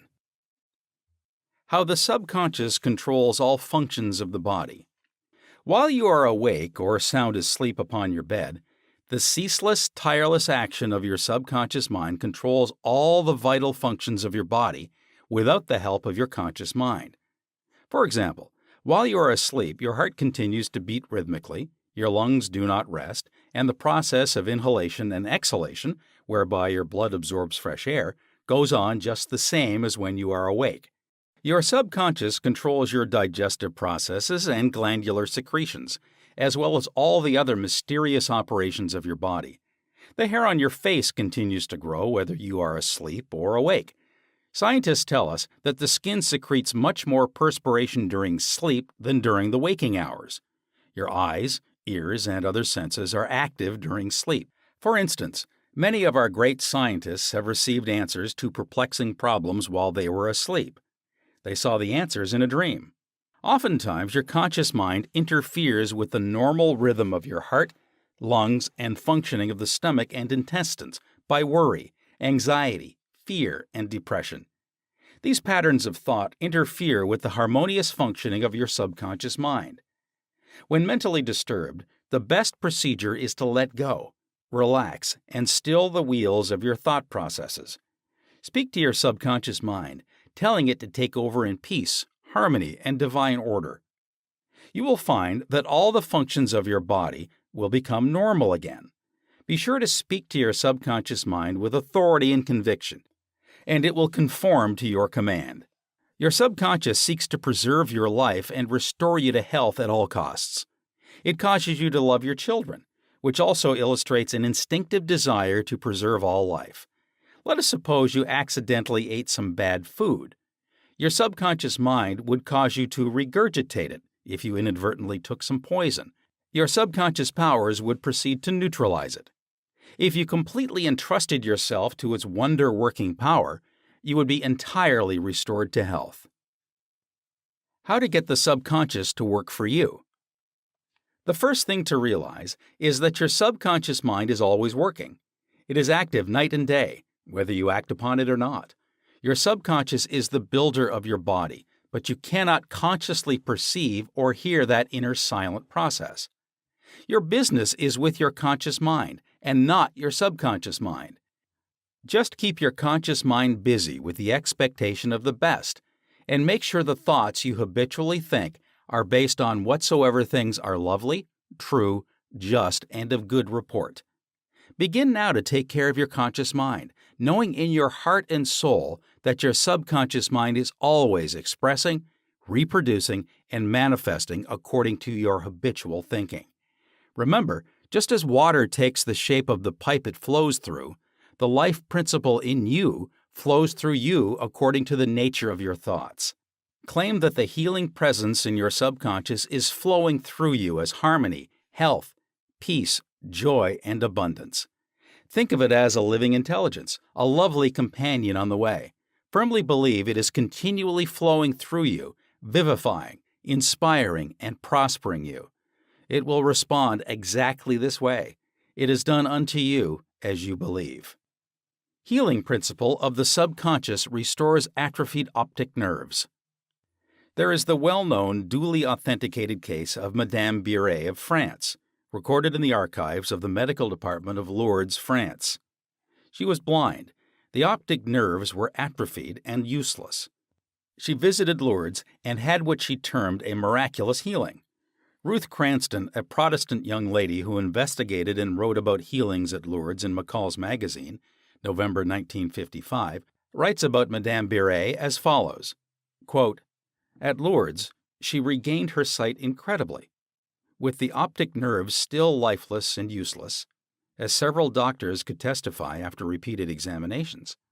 A month later, upon re-examination, it was found that the seeing mechanism had been restored to normal, but at first, so as far as medical examination could tell, she was seeing with dead eyes." Unquote. I have visited Lourdes several times where I, too, witnessed some healings, and of course, as we shall explain in the next chapter, there is no doubt that healings take place at many shrines throughout the world, Christian and non-Christian. Madame Biret, to whom we just referred, was not healed by the waters of the shrine, but by her own subconscious mind, which responded to her belief. The healing principle within her subconscious mind responded to the nature of her thought. Belief is a thought in the subconscious mind. It means to accept something as true. The thought accepted executes itself automatically. Undoubtedly, Madame Biret went to the shrine with expectancy and great faith, knowing in her heart that she would receive a healing. Her subconscious mind responded accordingly, releasing the ever-present healing forces. The subconscious mind, which created the eye, can certainly bring a dead nerve back to life. What the creative principle created, it can recreate. According to your belief, it is done unto you. How to convey the idea of perfect health to your subconscious mind. A Protestant minister I knew in Johannesburg, South Africa, told me the method he used to convey the idea of perfect health to his subconscious mind. He had cancer of the lung. His technique, as given to me in his own handwriting, is exactly as follows. Several times a day, I would make certain that I was completely relaxed mentally and physically. I relaxed my body by speaking to it as follows. My feet are relaxed. My ankles are relaxed. My legs are relaxed. My abdominal muscles are relaxed. My heart and lungs are relaxed. My head is relaxed. My whole being is completely relaxed. After about 5 minutes, I would be in a sleepy, drowsy state. And then I affirmed the following truth: the perfection of God is now being expressed through me. The idea of perfect health is now filling my subconscious mind. The image God has of me is a perfect image, and my subconscious mind recreates my body in perfect accordance with the perfect image held in the mind of God. This minister had a remarkable healing. This is a simple, easy way of conveying the idea of perfect health to your subconscious mind. Another wonderful way to convey the idea of health to your subconscious is through disciplined or scientific imagination. I told a man who was suffering from functional paralysis to make a vivid picture of himself walking around his office, touching the desk, answering the telephone, and doing all the things he ordinarily would do if he were healed. I explained to him that this idea and mental picture of perfect health would be accepted by his subconscious mind. He lived the role and actually felt himself back in the office. He knew that he was giving his subconscious mind something definite to work upon. His subconscious mind was the film upon which the picture was impressed. One day, after several weeks of frequent conditioning of the mind with his mental picture, the telephone rang by prearrangement and kept ringing while his wife and nurse were out. The telephone was about 12 feet away, but nevertheless he managed to answer it. He was healed at that hour. The healing power of his subconscious mind responded to his mental imagery, and a healing followed. This man had a mental block, which prevented impulses from the brain reaching his legs. Therefore, he said he could not walk. When he shifted his attention to the healing power within him, the power flowed through his focused attention, enabling him to walk. Whatsoever ye shall ask in prayer, believing ye shall receive. Matthew chapter 21, verse 22. Ideas worth remembering. 1. Your subconscious mind controls all the vital processes of your body and knows the answer to all problems. 2. Prior to sleep, turn over a specific request to your subconscious mind and prove its miracle-working power to yourself. 3. Whatever you impress on your subconscious mind is expressed on the screen of space as conditions, experiences, and events. Therefore, you should carefully watch all ideas and thoughts entertained in your conscious mind. 4. The law of action and reaction is universal. Your thought is action, and the reaction is the automatic response of your subconscious mind to your thought. Watch your thoughts. 5. All frustration is due to unfulfilled desires. If you dwell on obstacles, delays, and difficulties, your subconscious mind responds accordingly, and you are blocking your own good. 6.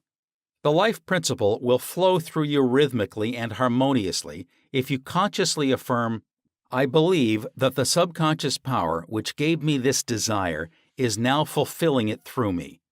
This dissolves all conflicts. 7. You can interfere with the normal rhythm of your heart, lungs, and other organs by worry, anxiety, and fear. Feed your subconscious with thoughts of harmony, health, and peace, and all the functions of your body will become normal again. 8. Keep your conscious mind busy with the expectation of the best, and your subconscious will faithfully reproduce your habitual thinking. 9. Imagine the happy ending or solution to your problem. Feel the thrill of accomplishment, and what you imagine and feel will be accepted by your subconscious mind and bring it to pass. Chapter 4. Mental Healings in Ancient Times. Down through the ages, men of all nations have somehow instinctively believed that somewhere there resided a healing power, which could restore to normal the functions and sensations of man's body. They believed that this strange power could be invoked under certain conditions, and that the alleviation of human suffering would follow. The history of all nations presents testimony in support of this belief. In the early history of the world, the power of secretly influencing men for good or evil, including the healing of the sick, was supposed to be a power derived directly by them from God, and the procedures and processes of healing varied throughout the world. The healing processes took the form of supplications to God attended by various ceremonies, such as the laying on of hands, incantations, the application of amulets, talismans, rings, relics, and images. For example, in the religions of antiquity, priests in the ancient temples gave drugs to the patient and practiced hypnotic suggestions prior to the patient's sleep, telling him that the gods would visit him in his sleep and heal him. Many healings followed. Obviously, all this was the work of potent suggestions to the subconscious mind. After the performance of certain mysterious rites, the devotees of Hecate would see the goddess during sleep, provided that before going to sleep, they had prayed to her according to weird and fantastic instructions. They were told to mix lizards with resin, frankincense, and myrrh, and pound all this together in the open air under the crescent moon. Healings were reported in many cases following this grotesque procedure. It is obvious that these strange procedures, as mentioned in the illustrations given, favored suggestion and acceptance by the subconscious mind of these people by making a powerful appeal to their imagination. Actually, in all these healings, the subconscious mind of the subject was the healer. In all ages, unofficial healers have obtained remarkable results in cases where authorized medical skill has failed. This gives cause for thought. How do these healers in all parts of the world affect their cures? The answer to all these healings is due to the blind belief of the sick person, which released the healing power resident in his subconscious mind. Many of the remedies and methods employed were rather strange and fantastic, which fared the imagination of the patients, causing an aroused emotional state. This state of mind facilitated the suggestion of health and was accepted by both the conscious and subconscious mind of the sick. This will be elaborated on further in the next chapter. Biblical accounts of the use of the subconscious powers. What things soever ye desire, when ye pray, believe that ye receive them, and ye shall have them. Mark chapter 11, verse 24. Note the difference in tenses.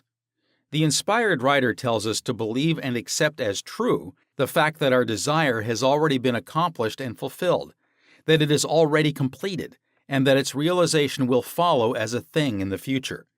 The success of this technique depends on the confident conviction that the thought, the idea, the picture is already a fact in mind. In order for anything to have substance in the realm of mind, it must be thought of as actually existing there.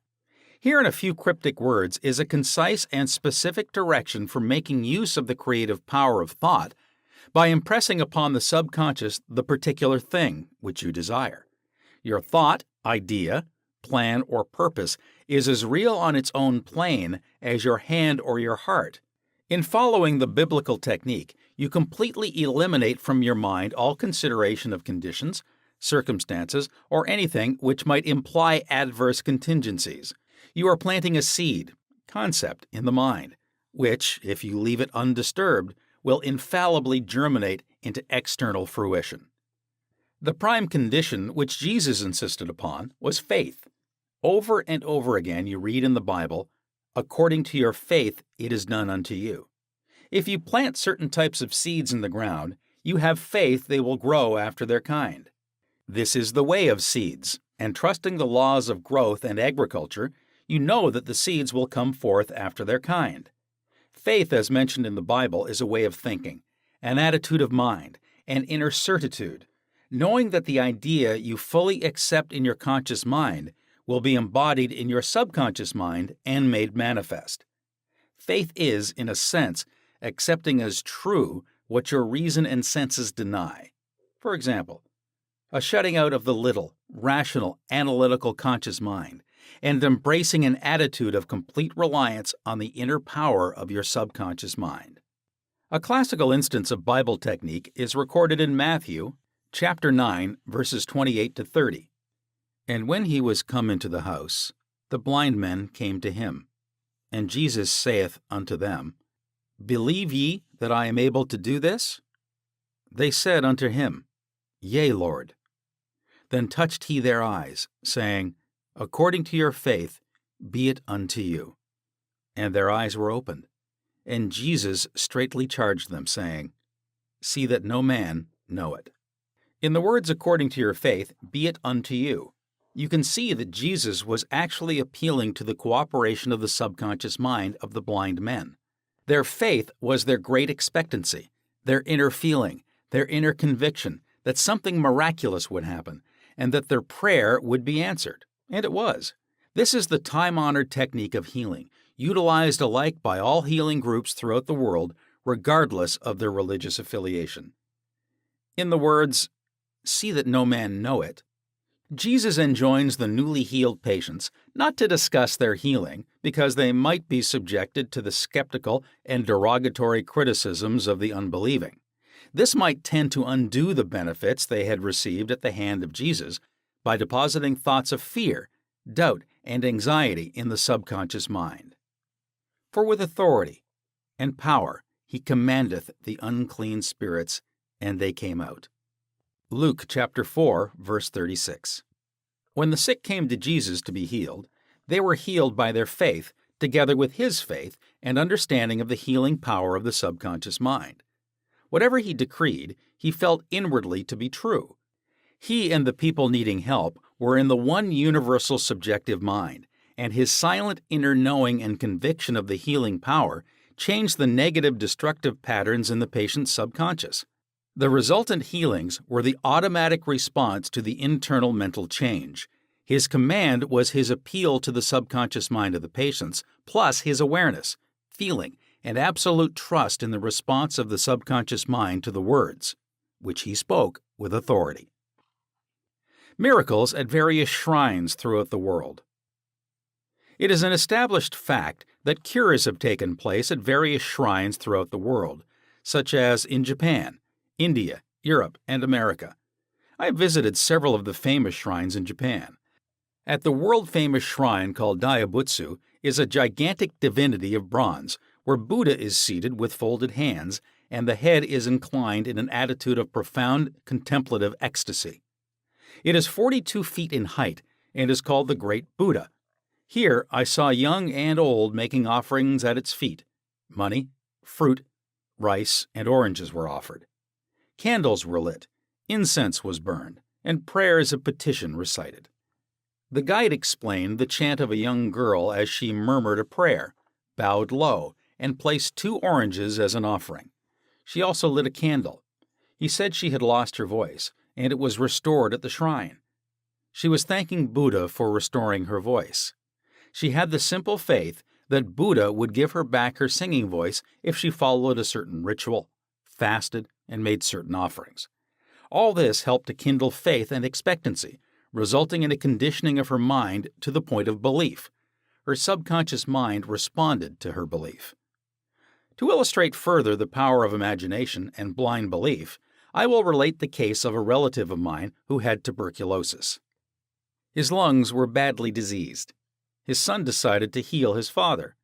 He came home to Perth, Western Australia, where his father lived, and said to him that he had met a monk who had returned from one of the healing shrines in Europe. This monk sold him a piece of the true cross. He said that he gave the monk the equivalent of $500 for it. This young man had actually picked up a splinter of wood from the sidewalk, went to the jeweler's, and had it set in a ring so that it looked real. He told his father that many were healed just by touching the ring or the cross. He inflamed and fired his father's imagination to the point that the old gentleman snatched the ring from him, placed it over his chest, prayed silently, and went to sleep. In the morning, he was healed. All the clinic's tests proved negative. You know, of course, it was not the splinter of wood from the sidewalk that healed him. It was his imagination aroused to an intense degree, plus the confident expectancy of a perfect healing. Imagination was joined to faith, or subjective feeling, and the union of the two brought about a healing. The father never learned of the trick that had been played upon him. If he had, he probably would have had a relapse. He remained completely cured and passed away 15 years later at the age of 89. One universal healing principle. It is a well-known fact that all of the various schools of healing effect cures of the most wonderful character.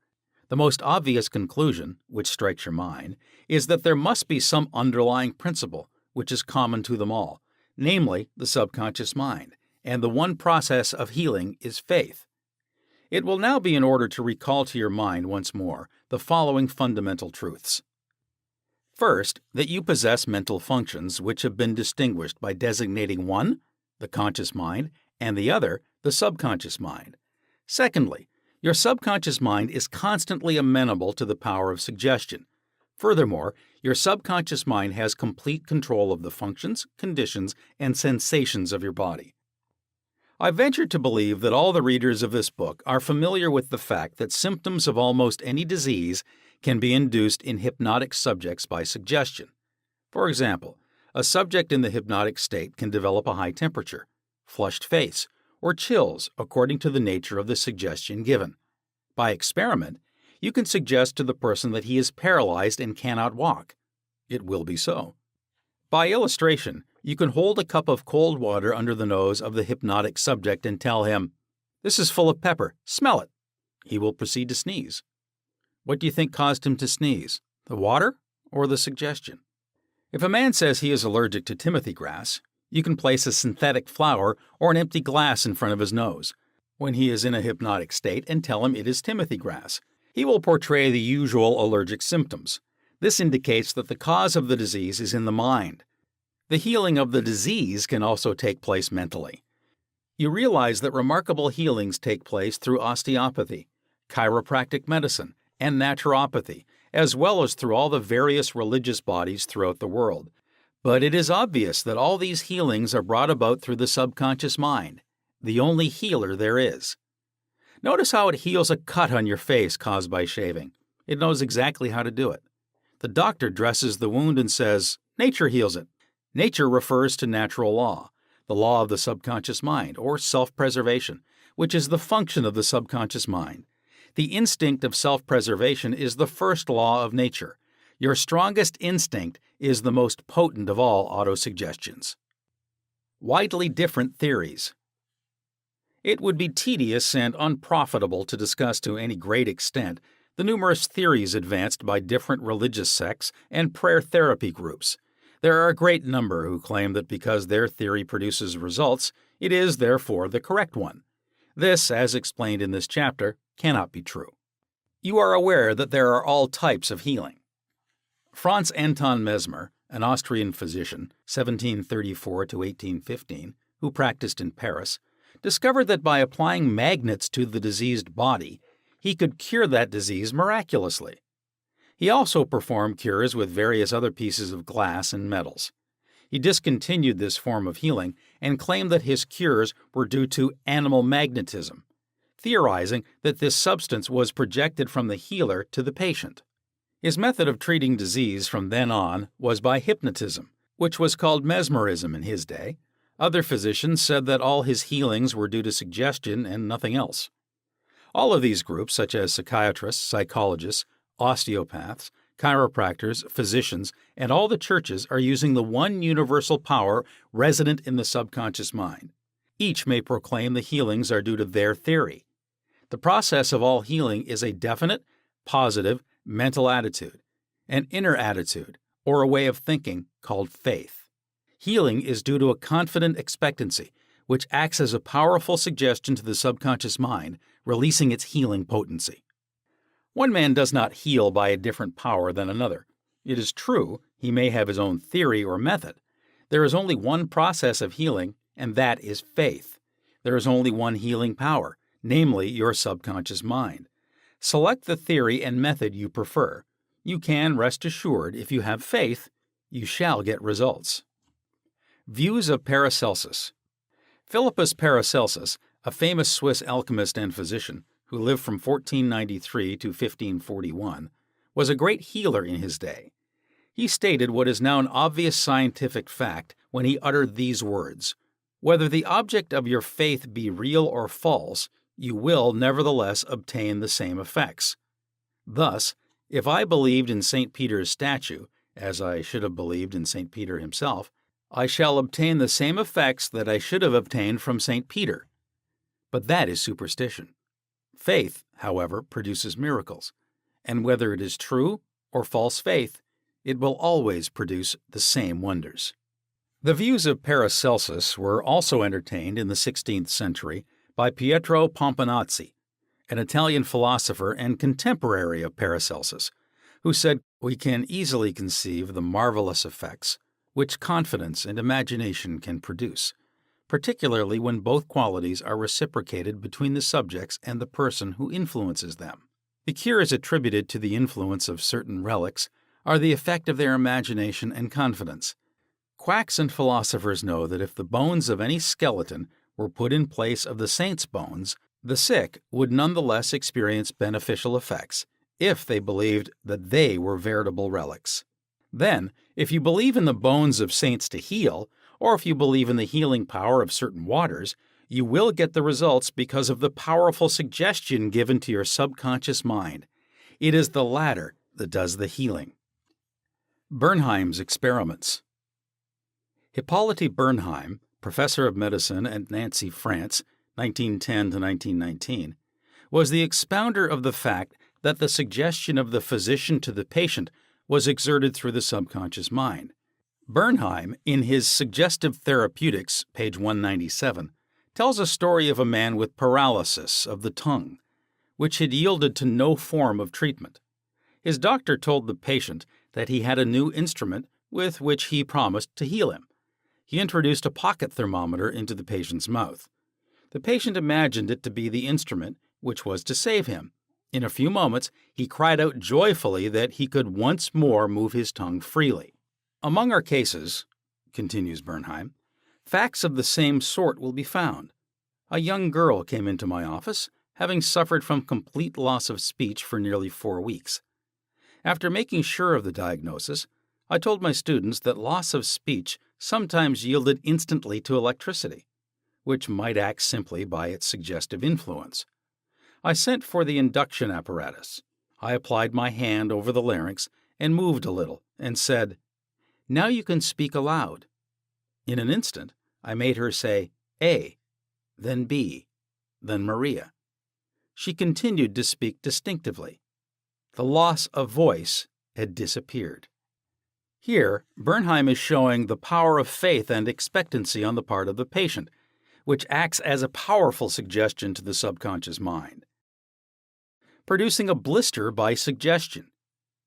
Bernheim states that he produced a blister on the back of a patient's neck by applying a postage stamp and suggesting to the patient that it was a fly plaster.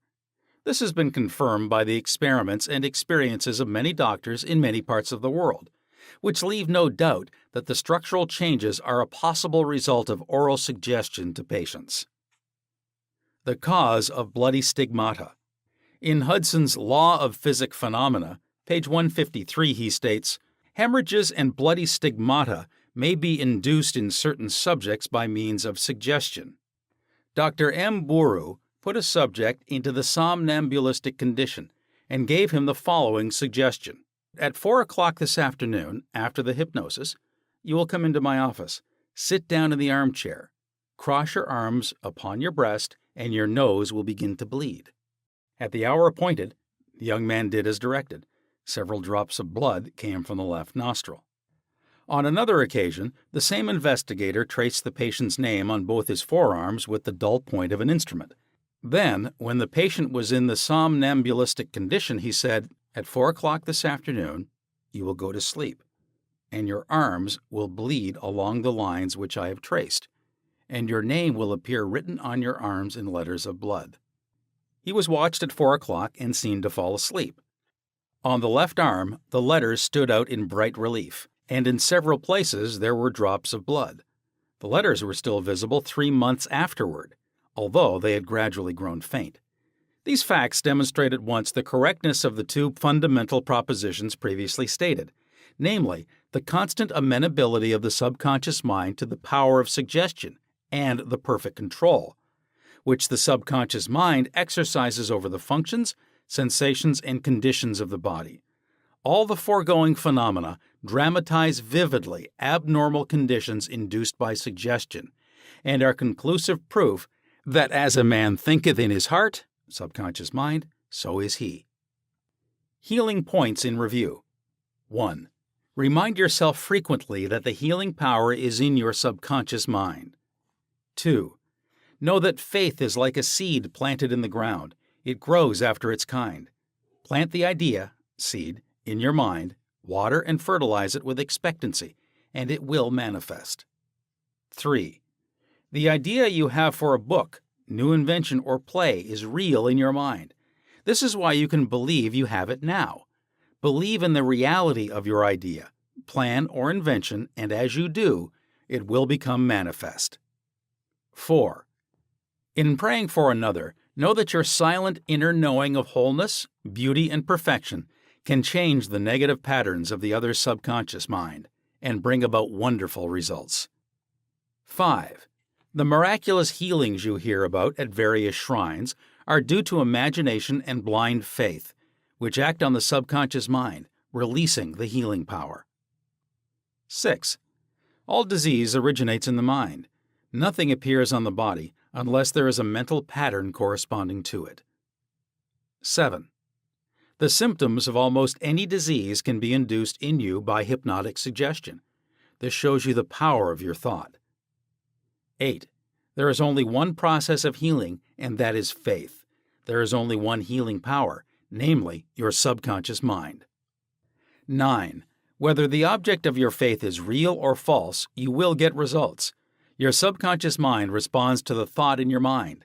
Look upon faith as a thought in your mind, and that will suffice. Chapter 5. Mental Healings in Modern Times. Everyone is definitely concerned with the healing of bodily conditions and human affairs. What is it that heals? Where is this healing power? These are questions asked by everyone. The answer is that this healing power is in the subconscious mind of each person, and a changed mental attitude on the part of the sick person releases this healing power. No mental or religious science practitioner, psychologist, psychiatrist, or medical doctor ever healed a patient. There is an old saying, "The doctor dresses the wound, but God heals it." The psychologist or psychiatrist proceeds to remove the mental blocks in the patient so that the healing principle may be released, restoring the patient to health. Likewise, the surgeon removes the physical block, enabling the healing currents to function normally. No physician, surgeon, or mental science practitioner claims that he healed the patient. The one healing power is called by many names: nature, life, God, creative intelligence, and subconscious power. As previously outlined, there are many different methods used to remove the mental, emotional, and physical blocks, which inhibit the flow of the healing life principle animating all of us. The healing principle resident in your subconscious mind can and will, if properly directed by you or some other person, heal your mind and body of all disease. This healing principle is operative in all men regardless of creed, color, or race. You do not have to belong to some particular church in order to use and participate in this healing process. Your subconscious will heal the burn or cut on your hand even though you profess to be an atheist or agnostic. The modern mental therapeutic procedure is based on the truth that the infinite intelligence and power of your subconscious mind responds according to your faith. The mental science practitioner or minister follows the injunction of the Bible. For example, he goes into his closet and shuts the door, which means he stills his mind, relaxes, lets go, and thinks of the infinite healing presence within him. He closes the door of his mind to all outside distractions as well as appearances, and then he quietly and knowingly turns over his request or desire to his subconscious mind, realizing that the intelligence of his mind will answer him according to his specific needs. The most wonderful thing to know is this: imagine the end desired and feel its reality. Then the infinite life principle will respond to your conscious choice and your conscious request. This is the meaning of belief you have received and you shall receive. This is what the modern mental scientist does when he practices prayer therapy. One process of healing. There is only one universal healing principle operating through everything: the cat, the dog, the tree, the grass, the wind, the earth. For everything is alive. This life principle operates through the animal, vegetable, and mineral kingdoms as instinct and the law of growth. Man is consciously aware of this life principle, and he can consciously direct it to bless himself in countless ways. There are many different approaches, techniques, and methods in using the universal power, But there is only one process of healing, which is faith. For according to your faith is it done unto you. The law of belief. All religions of the world represent forms of belief, and these beliefs are explained in many ways. The law of life is belief. What do you believe about yourself, life, and the universe? It is done unto you as you believe. Belief is a thought in your mind, which causes the power of your subconscious to be distributed into all phases of your life according to your thinking habits.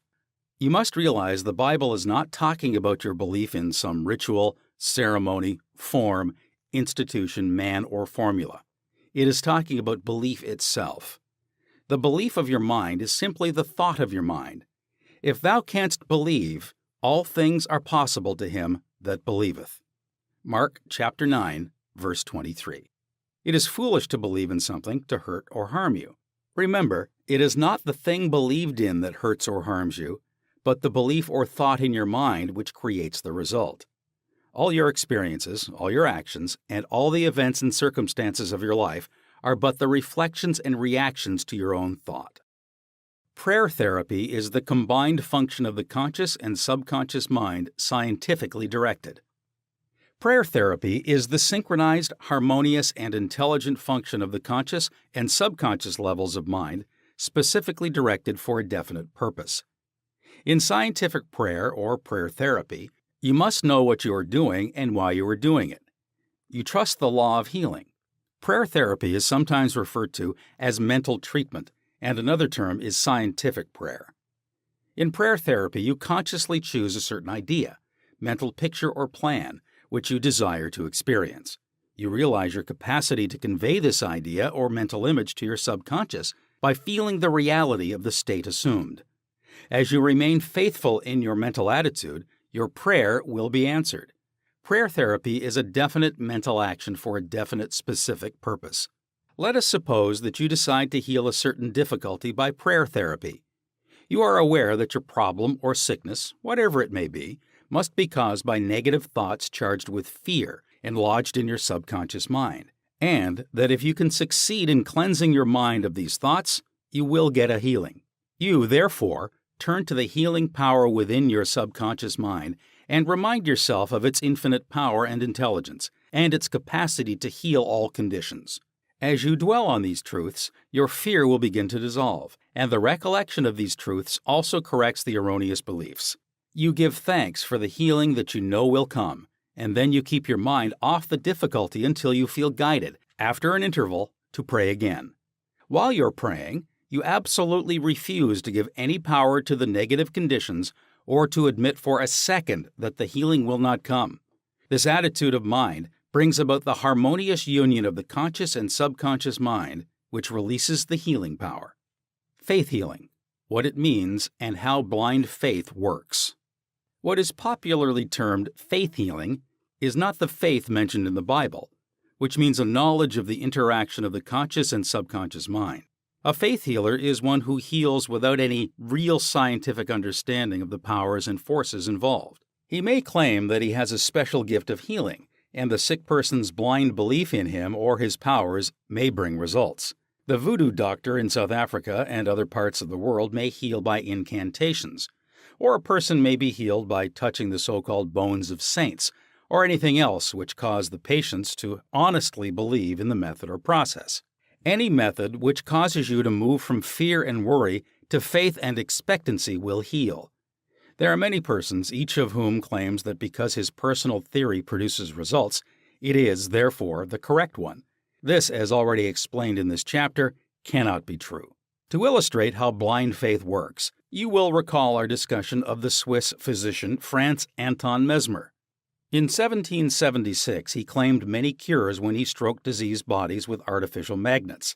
Later on, he threw away his magnets and evolved the theory of animal magnetism.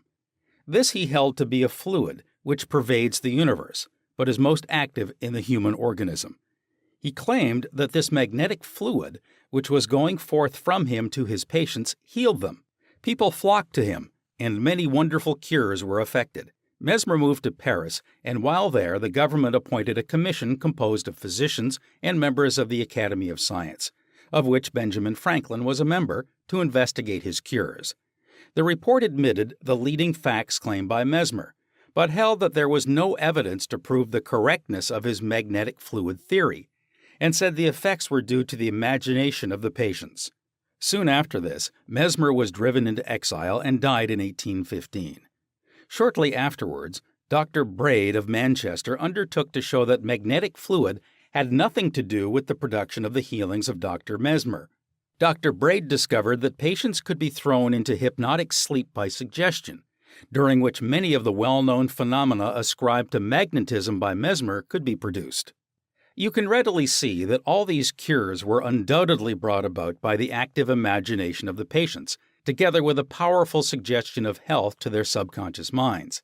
All this could be termed blind faith, as there was no understanding in those days as to how the cures were brought about. Subjective faith and what it means.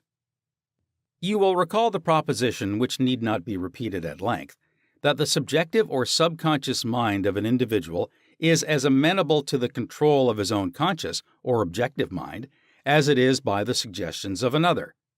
It follows that whatever may be your objective belief, if you will assume to have faith actively or passively, your subconscious mind will be controlled by the suggestion, and your desire will be fulfilled. The faith required in mental healings is a purely subjective faith, and it is attainable upon the cessation of active opposition on the part of the objective or conscious mind. In the healing of the body, it is, of course, desirable to secure the concurrent faith of both the conscious and subconscious mind. However, it is not always essential if you will enter into a state of passivity and receptivity by relaxing the mind and the body and getting into a sleepy state. In this drowsy state, your passivity becomes receptive to subjective impression. Recently, I was asked by a man, "How is it that I got a healing through a minister?" I do not believe what he said when he told me that there is no such thing as disease and that matter does not exist. This man at first thought his intelligence was being insulted, and he protested against such a palpable absurdity. The explanation is simple. He was quieted by soothing words and told to get into a perfectly passive condition, to say nothing, and to think of nothing for the time being. His minister also became passive and affirmed quietly, peacefully, and constantly for about 1/2 hour that this man would have perfect health, peace, harmony, and wholeness. He felt immense relief and was restored to health. It is easy to see that his subjective faith had been made manifest by his passivity under treatment, and the suggestions of perfect healthfulness by the minister were conveyed to his subconscious mind. The two subjective minds were then en rapport. The minister was not handicapped by antagonistic autosuggestions of the patient arising from objective doubt of the power of the healer or the correctness of the theory. In this sleepy, drowsy state, the conscious mind resistance is reduced to a minimum and results followed. The subconscious mind of the patient, being necessarily controlled by such suggestion, exercised its functions in accordance therewith, and a healing followed. The meaning of absent treatment. Suppose you learned that your mother was sick in New York City and you lived in Los Angeles. Your mother would not be physically present where you are, but you could pray for her. It is the Father within which doeth the work. The creative law of mind, subconscious mind, serves you and will do the work. Its response to you is automatic. Your treatment is for the purpose of inducing an inner realization of health and harmony in your mentality. This inner realization, acting through the subconscious mind, operates through your mother's subconscious mind, as there is but one creative mind. Your thoughts of health, vitality, and perfection operate through the one universal subjective mind and set a law in motion on the subjective side of life, which manifests through her body as a healing. In the mind principle, there is no time or space. It is the same mind that operates through your mother, no matter where she may be. In reality, there is no absent treatment as opposed to present treatment, for the universal mind is omnipresent. You do not try to send out thoughts or hold a thought. Your treatment is a conscious movement of thought, and as you become conscious of the qualities of health, well-being, and relaxation, these qualities will be resurrected in the experience of your mother, and results will follow. The following is a perfect example of what is called absent treatment. Recently, a listener to our radio program in Los Angeles prayed as follows for her mother in New York who had a coronary thrombosis. The healing presence is right where my mother is. Her bodily condition is but a reflection of her thought life, like shadows cast on the screen. I know that in order to change the images on the screen, I must change the projection reel. My mind is the projection reel, and I now project in my own mind the image of wholeness, harmony, and perfect health for my mother. The infinite healing presence, which created my mother's body and all her organs, is now saturating every atom of her being, and a river of peace flows through every cell of her body. The doctors are divinely guided and directed, and whoever touches my mother is guided to do the right thing. I know that disease has no ultimate reality. If it had, no one could be healed. I now align myself with the infinite principle of love and life, and I know and decree that harmony, health, and peace are now being expressed in my mother's body. She prayed in the above manner several times daily, and her mother had a most remarkable recovery after a few days, much to the amazement of her specialist. He complimented her on her great faith in the power of God. The conclusion, arrived at in the daughter's mind, set the creative law of mind in motion on the subjective side of life, which manifested itself through her mother's body as perfect health and harmony. What the daughter felt as true about her mother was simultaneously resurrected in the experience of her mother. Releasing the kinetic action of the subconscious mind. A psychologist friend of mine told me that one of his lungs was infected. X-rays and analysis showed the presence of tuberculosis. At night, before going to sleep, he would quietly affirm, "Every cell, nerve, tissue, and muscle of my lungs are now being made whole, pure, and perfect. My whole body is being restored to health and harmony."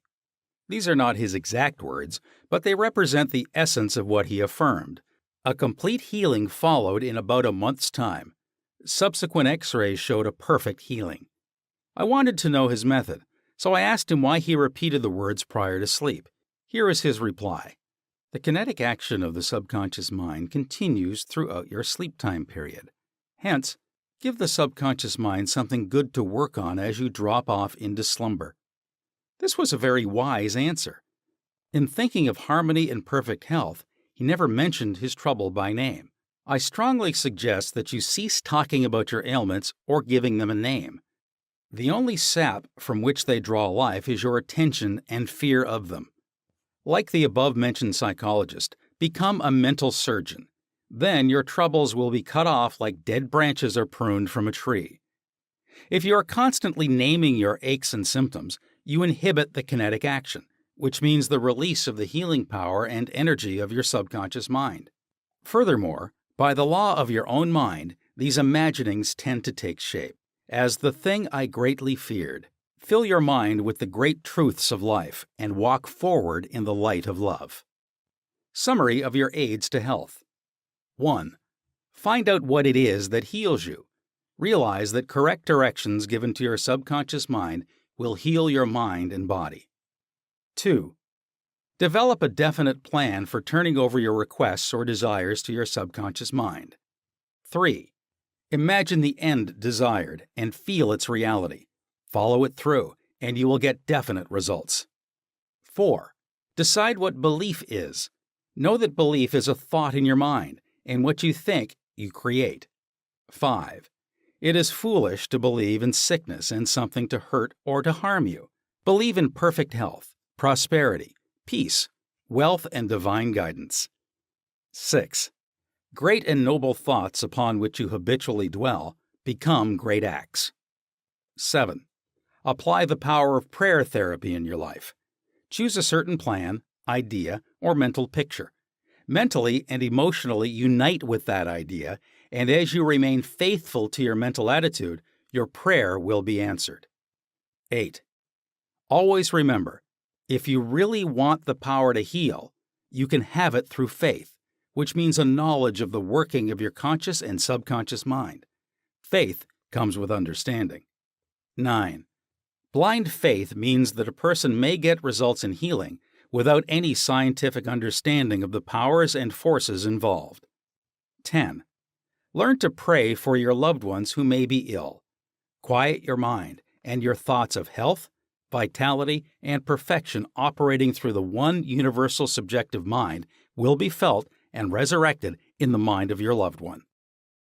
Chapter 6. Practical Techniques in Mental Healings. An engineer has a technique and a process for building a bridge or an engine. Like the engineer, your mind also has a technique for governing, controlling, and directing your life. You must realize that methods and techniques are primary. In building the Golden Gate Bridge, the chief engineer understood mathematical principles, stresses, and strains. Secondly, he had a picture of the ideal bridge across the bay. The third step was his application of tried and proven methods by which the principles were implemented until the bridge took form and we drive on it.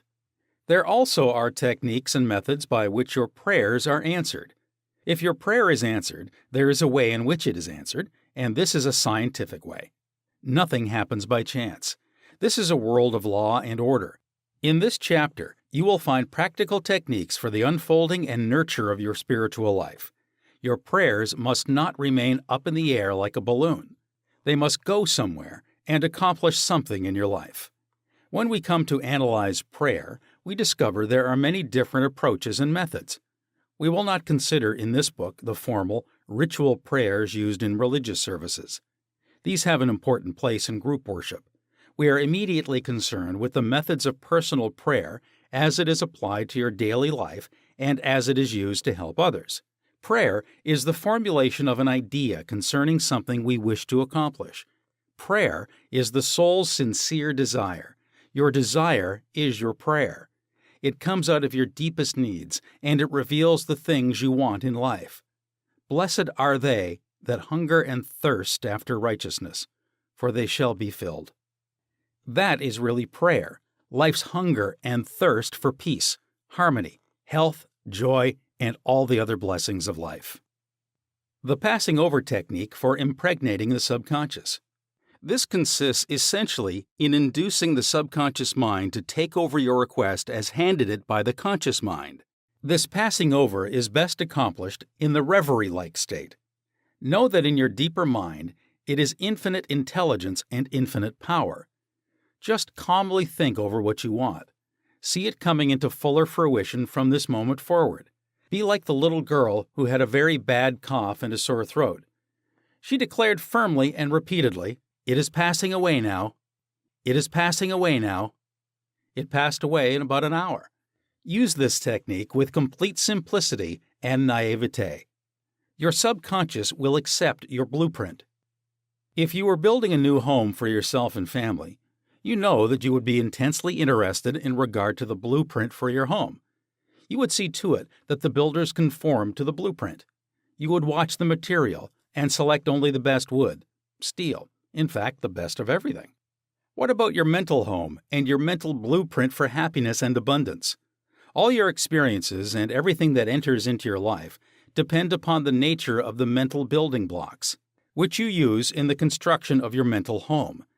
If your blueprint is full of mental patterns of fear, worry, anxiety, or lack, and if you are despondent, doubtful, and cynical, then the texture of the mental material you are weaving into your mind will come forth as more toil, care, tension, anxiety, and limitation of all kinds.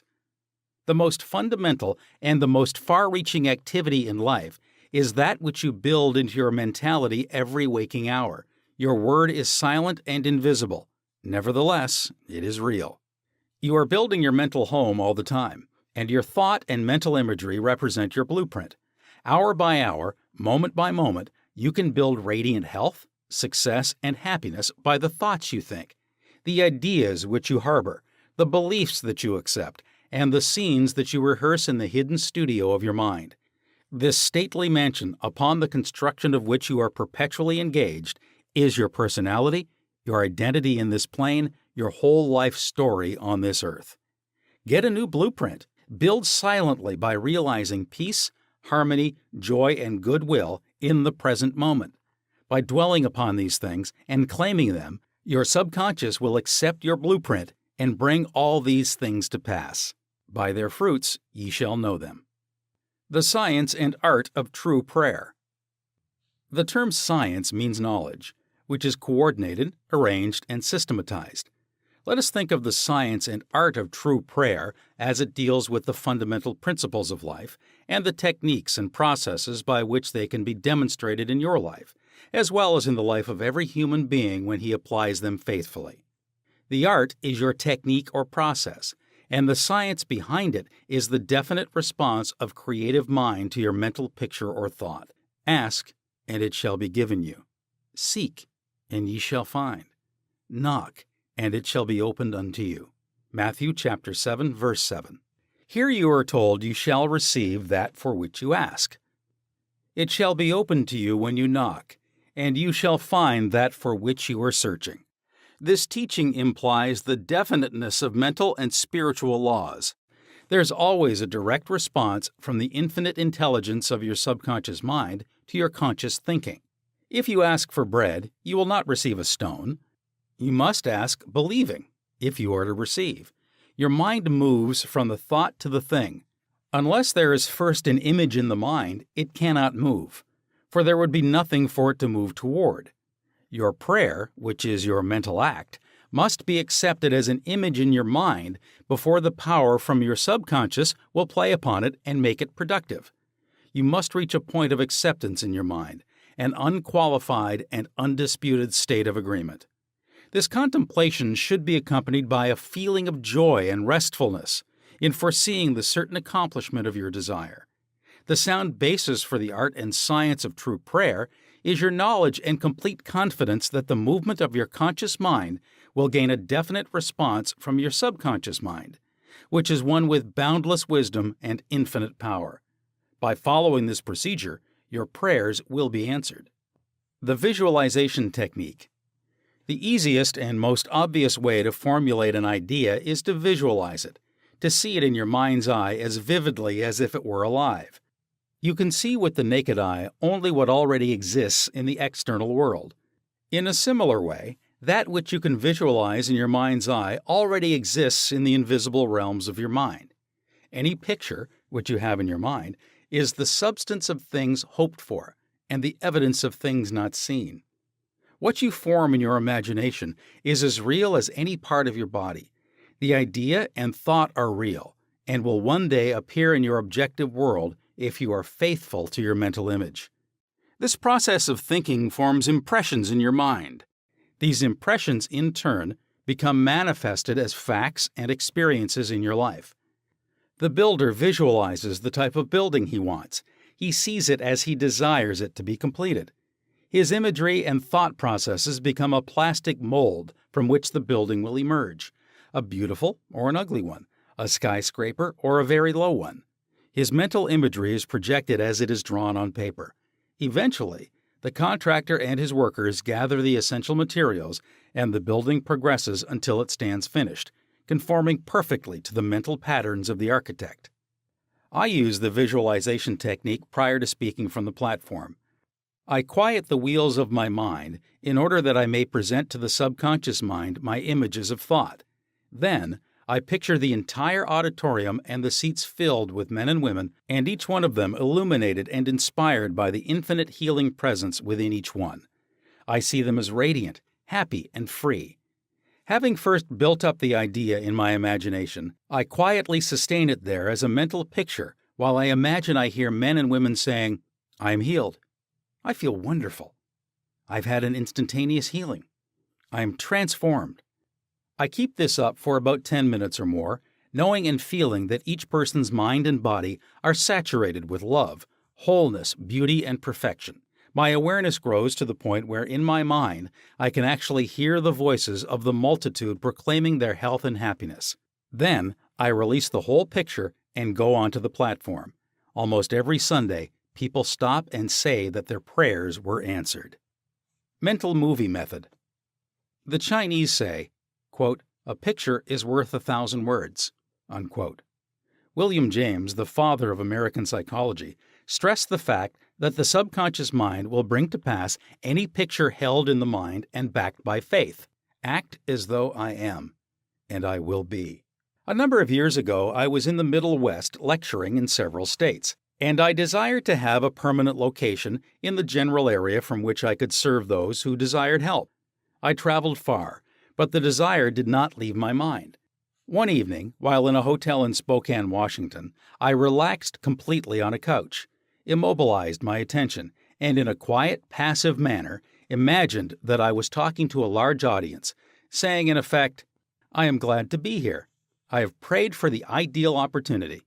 I saw in my mind's eye the imaginary audience, and I felt the reality of it all. I played the role of the actor, dramatized this mental movie, and felt satisfied that this picture was being conveyed to my subconscious mind, which would bring it to pass in its own way. The next morning, on awakening, I felt a great sense of peace and satisfaction, and in a few days' time, I received a telegram asking me to take over an organization in the Midwest, which I did, and I enjoyed it immensely for several years. The method outlined here appeals to many who have described it as the mental movie method. I have received numerous letters from people who listen to my radio talks and weekly public lectures, telling me of the wonderful results they get using this technique in the sale of their property. I suggest to those who have homes or property for sale that they satisfy themselves in their own mind that their price is right.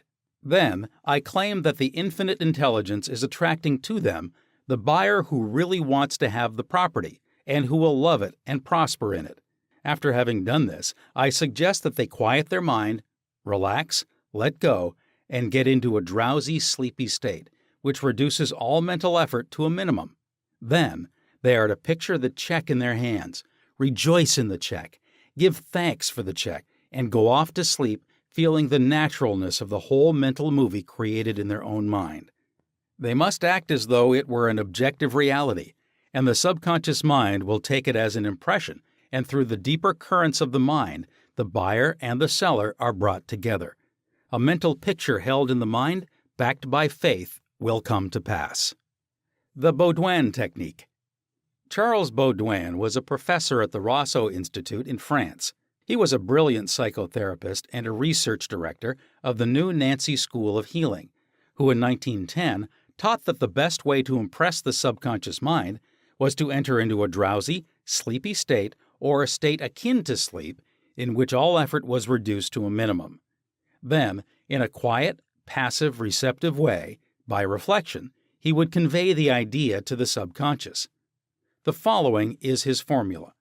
Quote, "A very simple way of securing this impregnation of the subconscious mind is to condense the idea, which is to be the object of suggestion, to sum it up in a brief phrase, which can be readily graven on the memory, and to repeat it over and over again as a lullaby." Unquote. Some years ago, a young lady in Los Angeles was engaged in a prolonged bitter family lawsuit over a will. Her husband had bequeathed his entire estate to her, and his sons and daughters by a previous marriage were bitterly fighting to break the will. The Baudouin technique was outlined to her, and this is what she did. She relaxed her body in an armchair, entered into the sleepy state, and as suggested, condensed the idea of her need into a phrase consisting of 6 words easily graven on the memory. "It is finished in divine order."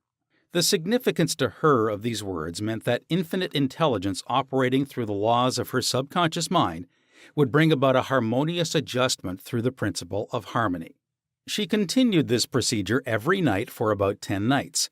After she got into a sleepy state, she would affirm slowly, quietly, and feelingly the statement, "It is finished in divine order," over and over again, feeling a sense of inner peace and an all-pervading tranquility. Then she went off into her deep, normal sleep. On the morning of the 11th day, following the use of the above technique, she awakened with a sense of well-being, a conviction that it was finished. Her attorney called her the same day, saying that the opposing attorney and his clients were willing to settle. A harmonious agreement was reached, and litigation was discontinued. The sleeping technique. By entering into a sleepy, drowsy state, effort is reduced to a minimum. The conscious mind is submerged to a great extent when in a sleepy state. The reason for this is that the highest degree of outcropping of the subconscious occurs prior to sleep, and just after we awaken.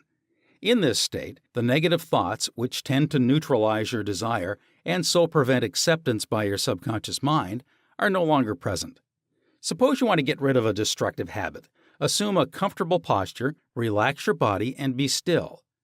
Get into a sleepy state, and in that sleepy state, say quietly, over and over again as a lullaby, "I am completely free from this habit. Harmony and peace of mind reign supreme."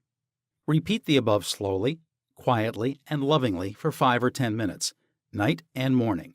Each time you repeat the words, the emotional value becomes greater. When the urge comes to repeat the negative habit, repeat the above formula out loud by yourself. By this means, you induce the subconscious to accept the idea, and a healing follows.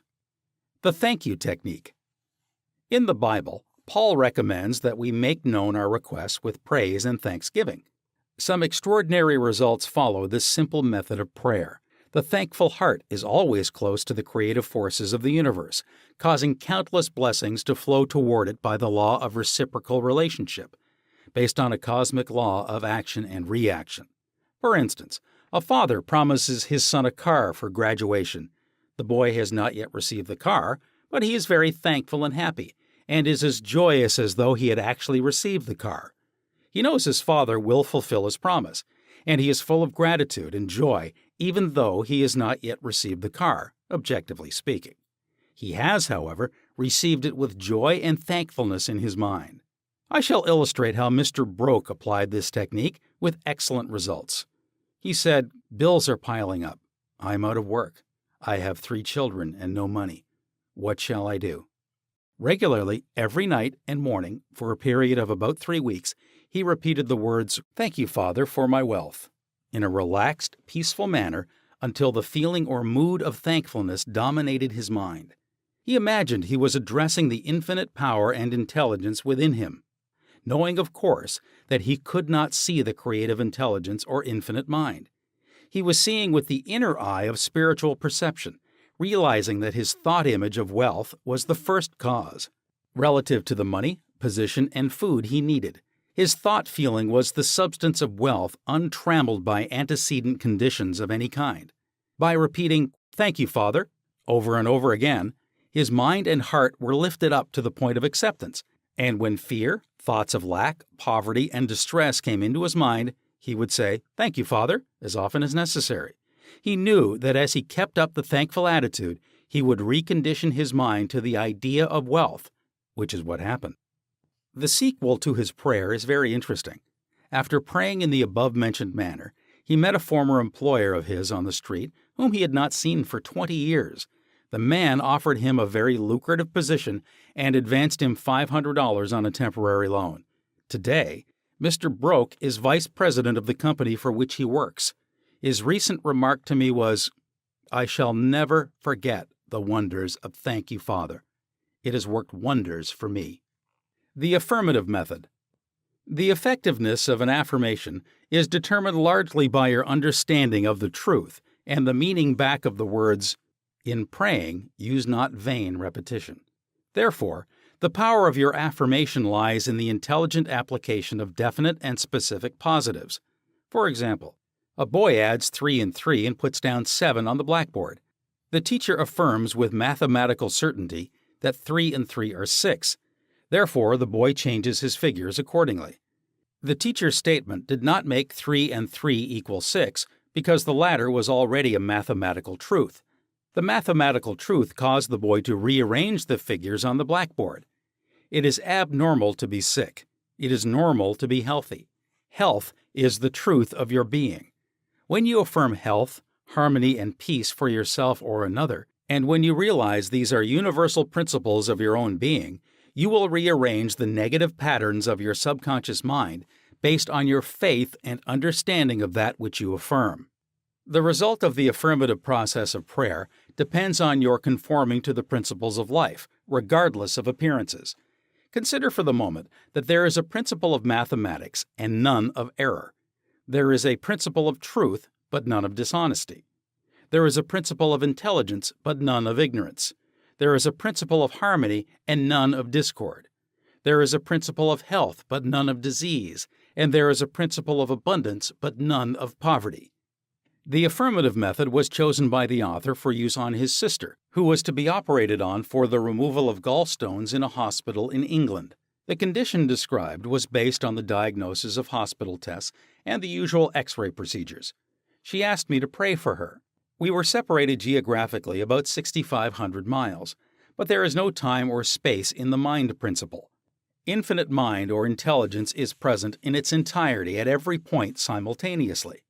I withdrew all thought from the contemplation of symptoms and from the corporeal personality altogether. I affirmed as follows: "This prayer is for my sister Catherine. She is relaxed and at peace, poised, balanced, serene, and calm.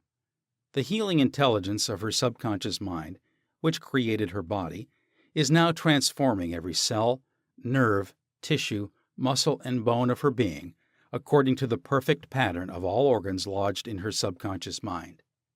Silently, quietly, all distorted thought patterns in her subconscious mind are removed and dissolved, and the vitality, wholeness, and beauty of the life principle are made manifest in every atom of her being. She is now open and receptive to the healing currents, which are flowing through her like a river, restoring her to perfect health, harmony, and peace. All distortions and ugly images are now washed away by the infinite ocean of love and peace flowing through her, and it is so." I affirmed the above several times a day, and at the end of 2 weeks my sister had an examination which showed a remarkable healing, and the X-ray proved negative. To affirm is to state that it is so, and as you maintain this attitude of mind as true, regardless of all evidence to the contrary, you will receive an answer to your prayer. Your thought can only affirm, for even if you deny something, you are actually affirming the presence of what you deny. Repeating an affirmation, knowing what you are saying and why you are saying it, leads the mind to the state of consciousness where it accepts that which you state as true. Keep on affirming the truths of life until you get the subconscious reaction, which satisfies. The argumentative method. This method is just what the word implies. It stems from the procedure of Dr. Phineas Parkhurst Quimby of Maine. Dr. Quimby, a pioneer in mental and spiritual healing, lived and practiced in Belfast, Maine, about 100 years ago. A book called The Quimby Manuscripts, published in 1921 by Thomas Y. Crowell Company, New York City, and edited by Horatio Dresser, is available in your library. This book gives newspaper accounts of this man's remarkable results in prayer treatment of the sick. Quimby duplicated many of the healing miracles recorded in the Bible. In brief, the argumentative method employed, according to Quimby, consists of spiritual reasoning where you convince the patient and yourself that his sickness is due to his false belief, groundless fears, and negative patterns lodged in his subconscious mind. You reason it out clearly in your mind and convince your patient that the disease or ailment is due only to a distorted, twisted pattern of thought which has taken form in his body. This wrong belief in some external power and external causes has now externalized itself as sickness and can be changed by changing the thought patterns. You explain to the sick person that the basis of all healing is a change of belief. You also point out that the subconscious mind created the body and all its organs. Therefore, it knows how to heal it, can heal it, and is doing so now as you speak. You argue in the courtroom of your mind that the disease is a shadow of the mind based on disease-soaked morbid thought imagery.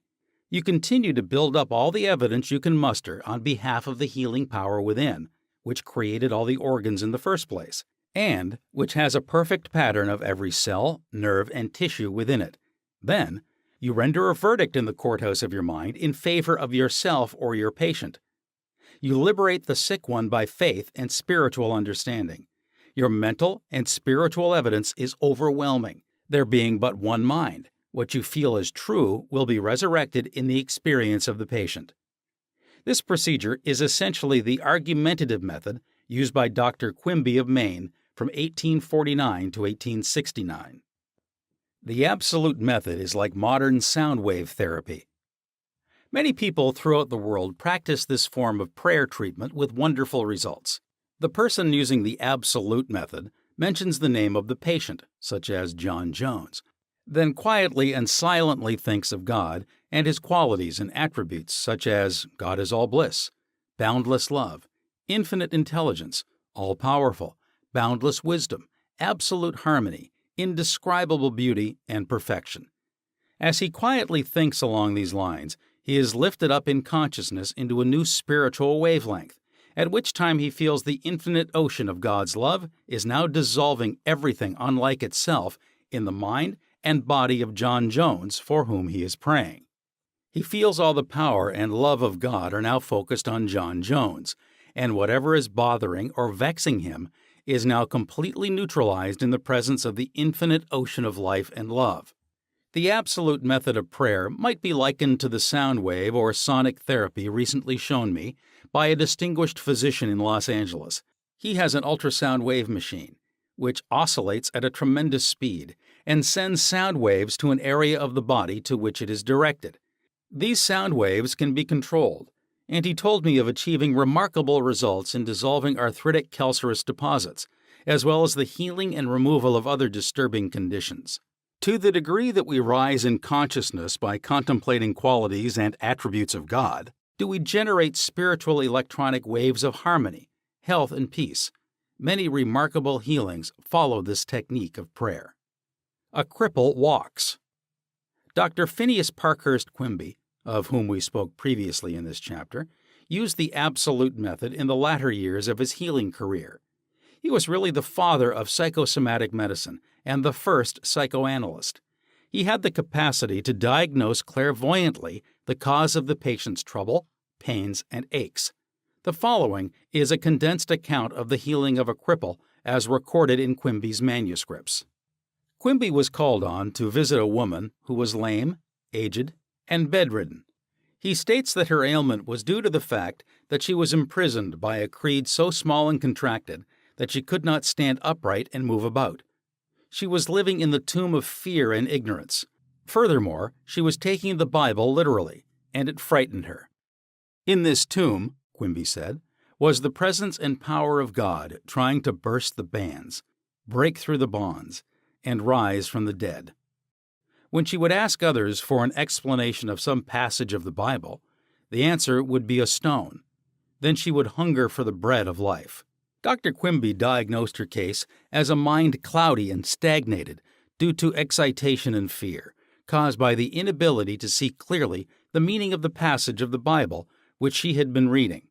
This showed itself in the body by her heavy and sluggish feeling, which would terminate as paralysis. At this point, Quimby asked her what was meant in the Bible verses, "Yet a little while am I with you, and then I go unto him that sent me.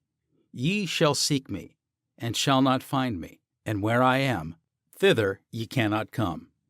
John chapter 7, verses 33 to 34. She replied that it meant Jesus went to heaven. Quimby explained what it really meant by telling her that being with her a little while meant his expression of her symptoms, feelings, and their causes. For example, he had compassion and sympathy for her momentarily, but he could not remain in that mental state. The next step was to go to him that sent us, which, as Quimby pointed out, was the creative power of God in all of us. Quimby immediately traveled in his mind and contemplated the divine ideal. For example, the vitality, intelligence, harmony, and power of God functioning in the sick person. This is why he said to the woman, "Therefore, where I go, you cannot come, for you are in your narrow, restricted belief, and I am in health." This prayer and explanation produced an instantaneous sensation, and a change came over her mind. She walked without her crutches. Quimby said it was one of the most singular of all his healings. She was, as it were, dead to error, and to bring her to life or truth was to raise her from the dead. Quimby quoted the resurrection of Christ and applied it to her own Christ or health. This produced a powerful effect on her. He also explained to her that the truth, which she accepted was the angel or idea, which rolled away the stone of fear, ignorance, and superstition, thereby releasing the healing power of God, which made her whole. The decree method. Power goes into our word according to the feeling and faith behind it. When we realize the power that moves the world is moving on our behalf and is backing up our word, our confidence and assurance grow. You do not try and add power to power. Therefore, there must be no mental striving, coercion, force, or mental wrestling. A young girl used the decree method on a young man who was constantly phoning her, pressing her for dates, and meeting her at her place of business. She found it very difficult to get rid of him. She decreed as follows: I release blank unto God. He is in his true place at all times. I am free, and he is free. I now decree that my words go forth into infinite mind, and it brings it to pass. It is so. She said he vanished, and she has never seen him since, adding, it was as though the ground swallowed him up. Thou shalt decree a thing, and it shall be established unto thee, and the light shall shine upon thy ways. Job chapter 22, verse 28. Serve yourself with scientific truth. 1. Be a mental engineer and use tried and proven techniques in building a grander and greater life. 2. Your desire is prayer. Picture the fulfillment of your desire now and feel its reality, and you will experience the joy of the answered prayer. 3. Desire to accomplish things the easy way with the sure aid of mental science. 4. You can build radiant health, success, and happiness by the thoughts you think in the hidden studio of your mind. 5. Experiment scientifically until you personally prove that there is always a direct response from the infinite intelligence of your subconscious mind to your conscious thinking. 6. Feel the joy and restfulness in foreseeing the certain accomplishment of your desire. Any mental picture which you have in your mind is the substance of things hoped for and the evidence of things not seen. 7. A mental picture is worth 1,000 words. Your subconscious will bring to pass any picture held in the mind backed by faith. 8. Avoid all effort or mental coercion in prayer. Get into a sleepy, drowsy state and lull yourself to sleep, feeling and knowing that your prayer is answered. 9. Remember that the thankful heart is always close to the riches of the universe. 10.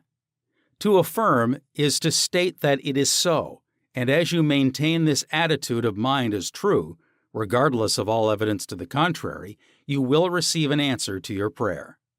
11. Generate electronic waves of harmony, health, and peace by thinking of the love and the glory of God.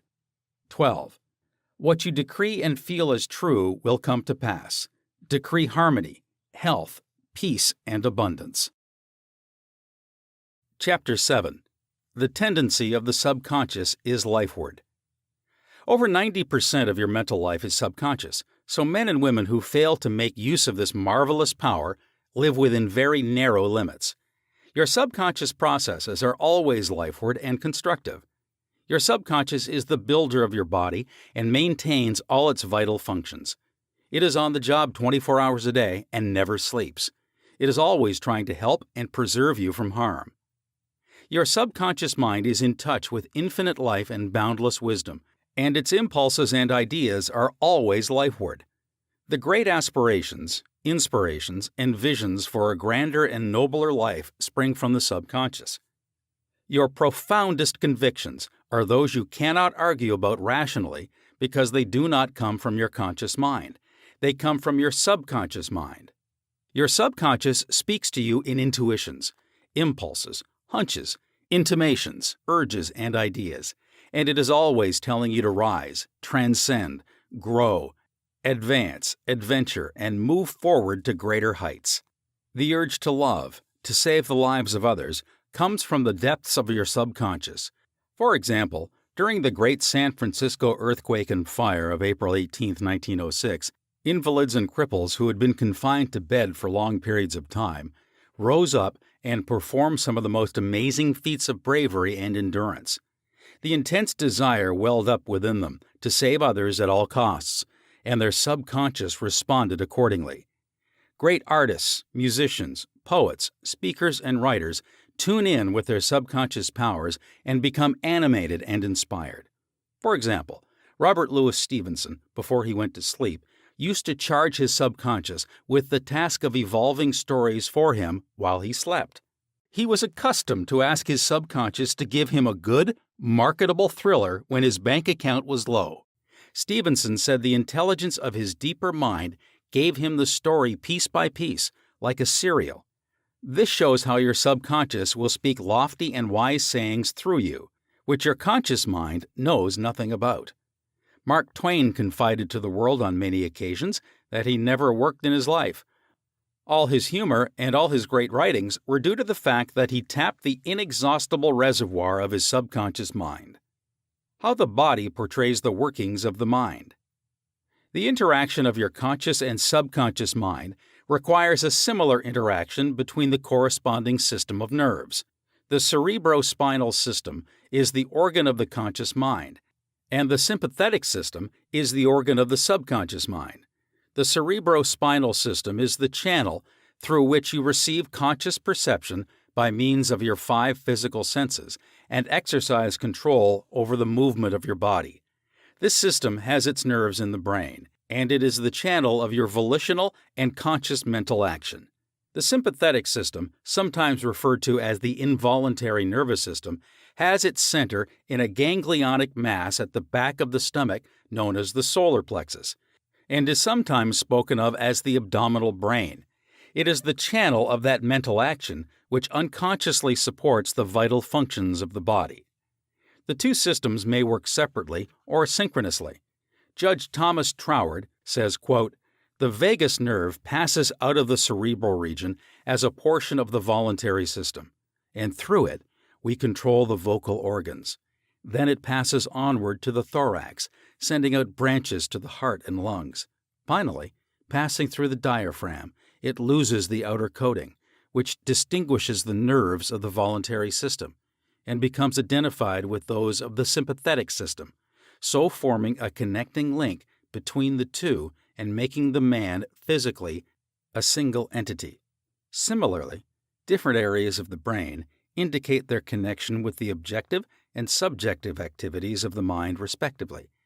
And speaking in a general way, we may assign the frontal portion of the brain to the former and the posterior portion to the latter, while the intermediate portion partakes of the character of both. A rather simple way of looking at the mental and physical interaction is to realize that your conscious mind grasps an idea, which induces a corresponding vibration in your voluntary system of nerves. This in turn causes a similar current to be generated in your involuntary system of nerves, thus handing the idea over to your subconscious mind, which is the creative medium. This is how your thoughts become things. Every thought entertained by your conscious mind and accepted as true is sent by your brain to your solar plexus, the brain of your subconscious mind, to be made into your flesh, and to be brought forth into your world as a reality. There is an intelligence which takes care of your body.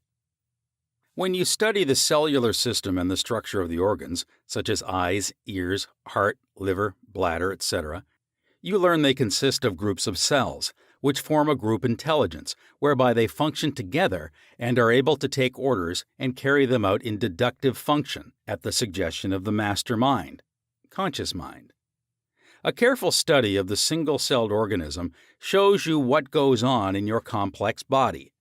Though the monocellular organism has no organs, it still gives evidence of mind action and reaction performing the basic functions of movement, alimentation, assimilation, and elimination. Many say there is an intelligence which will take care of your body if you let it alone. That is true, but the difficulty is that the conscious mind always interferes with its 5-sense evidence based on outer appearances, leading to the sway of false beliefs, fears, and mere opinion. When fear, false beliefs, and negative patterns are made to register in your subconscious mind through psychological, emotional conditioning, there is no other course open to the subconscious mind except to act on the blueprint specifications offered it. The subconscious mind works continually for the common good. The subjective self within you works continuously for the general good, reflecting an innate principle of harmony behind all things. Your subconscious mind has its own will, and it is a very real something in itself. It acts night and day whether you act upon it or not. It is the builder of your body, but you cannot see, hear, or feel it building, as all this is a silent process. Your subconscious has a life of its own, which is always moving toward harmony, health, and peace. This is the divine norm within it, seeking expression through you at all times. How man interferes with the innate principle of harmony. To think correctly, scientifically, we must know the truth. To know the truth is to be in harmony with the infinite intelligence and power of your subconscious mind, which is always moving lifeward. Every thought or action which is not harmonious, whether through ignorance or design, will result in discord and limitation of all kinds. Scientists inform us that you build a new body every 11 months, so you are really only 11 months old from a physical standpoint. If you build defects back into your body by thoughts of fear, anger, jealousy, and ill will, you have no one to blame but yourself. You are the sum total of your own thoughts. You can keep from entertaining negative thought and imagery. The way to get rid of darkness is with light. The way to overcome cold is with heat. The way to overcome the negative thought is to substitute the good thought, affirm the good, and the bad will vanish. Why it's normal to be healthy, vital, and strong. It's abnormal to be sick. The average child born into the world is perfectly healthy with all its organs functioning perfectly. This is the normal state, and we should remain healthy, vital, and strong. The instinct of self-preservation is the strongest instinct of your nature, and it constitutes a most potent, ever-present, and constantly operative truth, inherent in your nature. It is, therefore, obvious that all your thoughts, ideas, and beliefs must operate with greater potentiality when they are in harmony with the innate life principle in you, which is forever seeking to preserve and protect you along all lines. It follows from this that normal conditions can be restored with greater ease and certainty than abnormal conditions can be induced. It is abnormal to be sick. It simply means you're going against the stream of life and thinking negatively. The law of life is the law of growth. All nature testifies to the operation of this law by silently, constantly expressing itself in the law of growth. Where there is growth and expression, there must be life. Where there is life, there must be harmony. And where there is harmony, there is perfect health. If your thought is in harmony with the creative principle of your subconscious mind, you are in tune with the innate principle of harmony. If you entertain thoughts which are not in accordance with the principle of harmony, these thoughts cling to you, harass you, worry you, and finally bring about disease, and if persisted in, possibly death. In the healing of disease, you must increase the inflow and distribution of the vital forces of your subconscious mind throughout your system. This can be done by eliminating thoughts of fear, worry, anxiety, jealousy, hatred, and every other destructive thought which tends to tear down and destroy your nerves and glands, body tissue which controls the elimination of all waste material. Pott's disease cured. In the Nautilus magazine of March 1917, there appears an article about a boy suffering from Pott's disease, or tuberculosis of the spine, who had a remarkable healing. His name was Frederick Elias Andrews of Indianapolis, now minister of Unity School of Christianity, Kansas City, Missouri. His physician pronounced him incurable. He began to pray, and from a crooked, twisted cripple going about on hands and knees, he became a strong, straight, well-formed man. He created his own affirmation, mentally absorbing the qualities he needed. He affirmed over and over again many times a day, "I am whole, perfect, strong, powerful, loving, harmonious, and happy." He persevered and said that this prayer was the last utterance on his lips at night and the first in the morning. He prayed for others also by sending out thoughts of love and health. This attitude of mind and way of prayer returned to him multiplied many times. His faith and perseverance paid off with big dividends. When thoughts of fear, anger, jealousy, or envy drew his attention, he would immediately start his counteracting force of affirmation going in his mind. His subconscious mind responded according to the nature of his habitual thinking. This is the meaning of the statement in the Bible, "Go thy way, thy faith hath made thee whole." Mark chapter 10, verse 52. How faith in your subconscious powers makes you whole. A young man who came to my lectures on the healing power of the subconscious mind had severe eye trouble, which his doctor said necessitated an operation. He said to himself, "My subconscious made my eyes, and it can heal me." Each night, as he went to sleep, he entered into a drowsy meditative state, the condition akin to sleep. His attention was immobilized and focused on the eye doctor. He imagined the doctor was in front of him, and he plainly heard or imagined he heard the doctor saying to him, "A miracle has happened." He heard this over and over again every night, or perhaps 5 minutes or so before going to sleep. At the end of 3 weeks, he again went to the ophthalmologist who had previously examined his eyes, and the physician said to this man, "This is a miracle. What happened?" This man impressed his subconscious mind using the doctor as an instrument or means of convincing it or conveying the idea. Through repetition, faith, and expectancy, he impregnated his subconscious mind. His subconscious mind made his eye. Within it was the perfect pattern, and immediately it proceeded to heal the eye. This is another example of how faith in the healing power of your subconscious can make you whole. Pointers to review.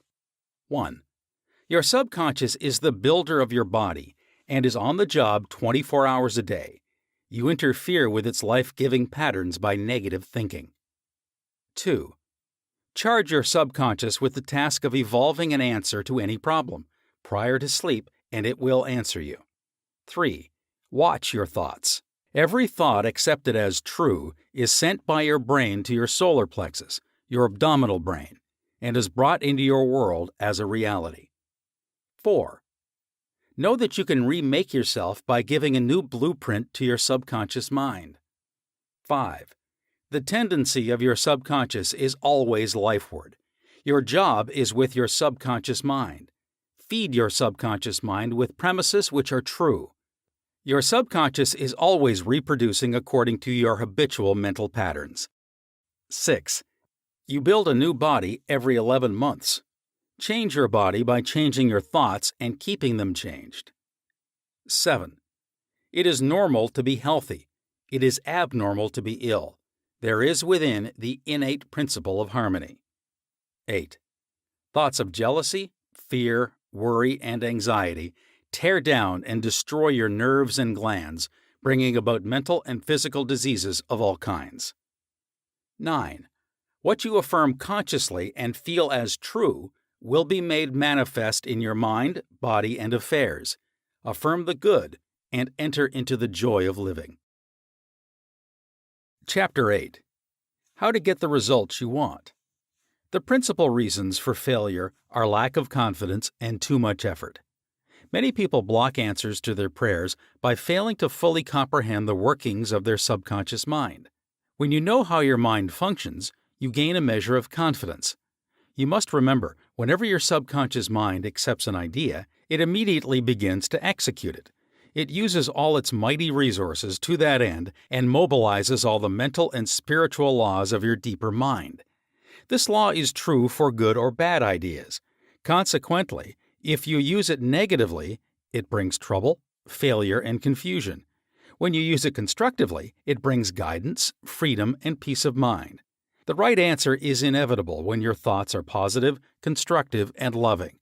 From this, it is perfectly obvious that the only thing you have to do in order to overcome failure is to get your subconscious to accept your idea or request by feeling its reality now, and the law of your mind will do the rest.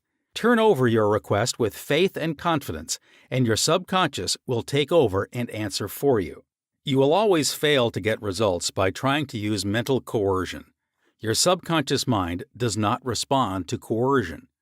It responds to your faith or conscious mind acceptance. Your failure to get results may also arise from such statements as, "Things are getting worse. I will never get an answer. I see no way out. It is hopeless. I don't know what to do. I'm all mixed up." When you use such statements, you get no response or cooperation from your subconscious mind. Like a soldier marking time, you neither go forward nor backward. In other words, you don't get anywhere. If you get into a taxi and give a half dozen different directions to the driver in 5 minutes, he would become hopelessly confused and probably would refuse to take you anywhere. It is the same when working with your subconscious mind. There must be a clear-cut idea in your mind. You must arrive at the definite decision that there is a way out, a solution to the vexing problem in sickness.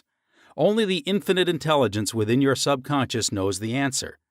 When you come to that clear-cut conclusion in your conscious mind, your mind is then made up, and according to your belief, it is done unto you. Easy does it. A house owner once remonstrated with a furnace repairman for charging $200 for fixing the boiler. The mechanic said, "I charged 5 cents for the missing bolt and $199.95 for knowing what was wrong."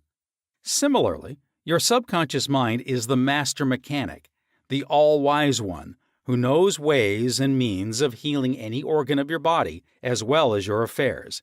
Decree health, and your subconscious will establish it. But relaxation is the key. Easy does it. Do not be concerned with details and means, but know the end result. Get the feel of the happy solution to your problem, whether it is health, finances, or employment. Remember how you felt after you had recovered from a severe state of illness? Bear in mind that your feeling is the touchstone of all subconscious demonstration. Your new idea must be felt subjectively in a finished state, not the future, but as coming about now. Infer no opponent. Use imagination and not willpower. In using your subconscious mind, you infer no opponent. You use no willpower. You imagine the end and the freedom state. You will find your intellect trying to get in the way, but persist in maintaining a simple, childlike, miracle-making faith. Picture yourself without the ailment or problem. Imagine the emotional accompaniment of the freedom state you crave. Cut out all the red tape from the process. The simple way is the best. How disciplined imagination works wonders. A wonderful way to get a response from your subconscious mind is through disciplined or scientific imagination. As previously pointed out, your subconscious mind is the builder of the body and controls all its vital functions. The Bible says, "Whatsoever ye shall ask in prayer, believing, ye shall receive." To believe is to accept something as true, or to live in the state of being it. As you sustain this mood, you shall experience the joy of the answered prayer. The 3 steps to success in prayer. The usual procedure is as follows. 1. Take a look at the problem. 2. Turn to the solution or way out known only to the subconscious mind. 3. Rest in a sense of deep conviction that it is done. Do not weaken your prayer by saying, "I wish I might be healed." I hope so. Your feeling about the work to be done is the boss. Harmony is yours. Know that health is yours. Become intelligent by becoming a vehicle for the infinite healing power of the subconscious mind. Pass on the idea of health to your subconscious mind to the point of conviction, then relax. Get yourself off your hands. Say to the condition and circumstance, "This too shall pass." Through relaxation, you impress your subconscious mind, enabling the kinetic energy behind the idea to take over and bring it into concrete realization. The law of reversed effort and why you get the opposite of what you pray for. Coué, the famous psychologist from France who visited America about 40 years ago, defined the law of reversed effort as follows, quote, "When your desires and imagination are in conflict, your imagination invariably gains the day." Unquote. If, for example, you were asked to walk a plank on the floor, you would do so without question. Now suppose the same plank were placed 20 feet up in the air between 2 walls. Would you walk it? Your desire to walk it would be counteracted by your imagination or fear of falling. Your dominant idea, which would be the picture of falling, would conquer. Your desire, will, or effort to walk on the plank would be reversed, and the dominant idea of failure would be reinforced. Mental effort is invariably self-defeated, eventuating always in the opposite of what is desired. The suggestions of powerlessness to overcome the condition dominate the mind. Your subconscious is always controlled by the dominant idea. Your subconscious will accept the strongest of 2 contradictory propositions. The effortless way is the better. If you say, I want healing, but I can't get it. I try so hard. I force myself to pray. I use all the willpower I have. You must realize that your error lies in your effort. Never try to compel the subconscious mind to accept your idea by exercising willpower. Such attempts are doomed to failure, and you get the opposite of what you prayed for. The following is a rather common experience. Students, when taking examinations and reading through their papers, find that all their knowledge has suddenly deserted them. Their minds become appalling blanks, and they are unable to recall one relevant thought. The more they grit their teeth and summon the powers of the will, the further the answers seem to flee.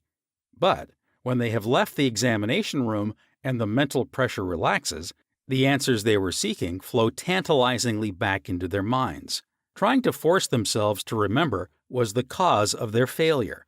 This is an example of the law of reversed effort, whereby you get the opposite of what you asked or prayed for. The conflict of desire and imagination must be reconciled.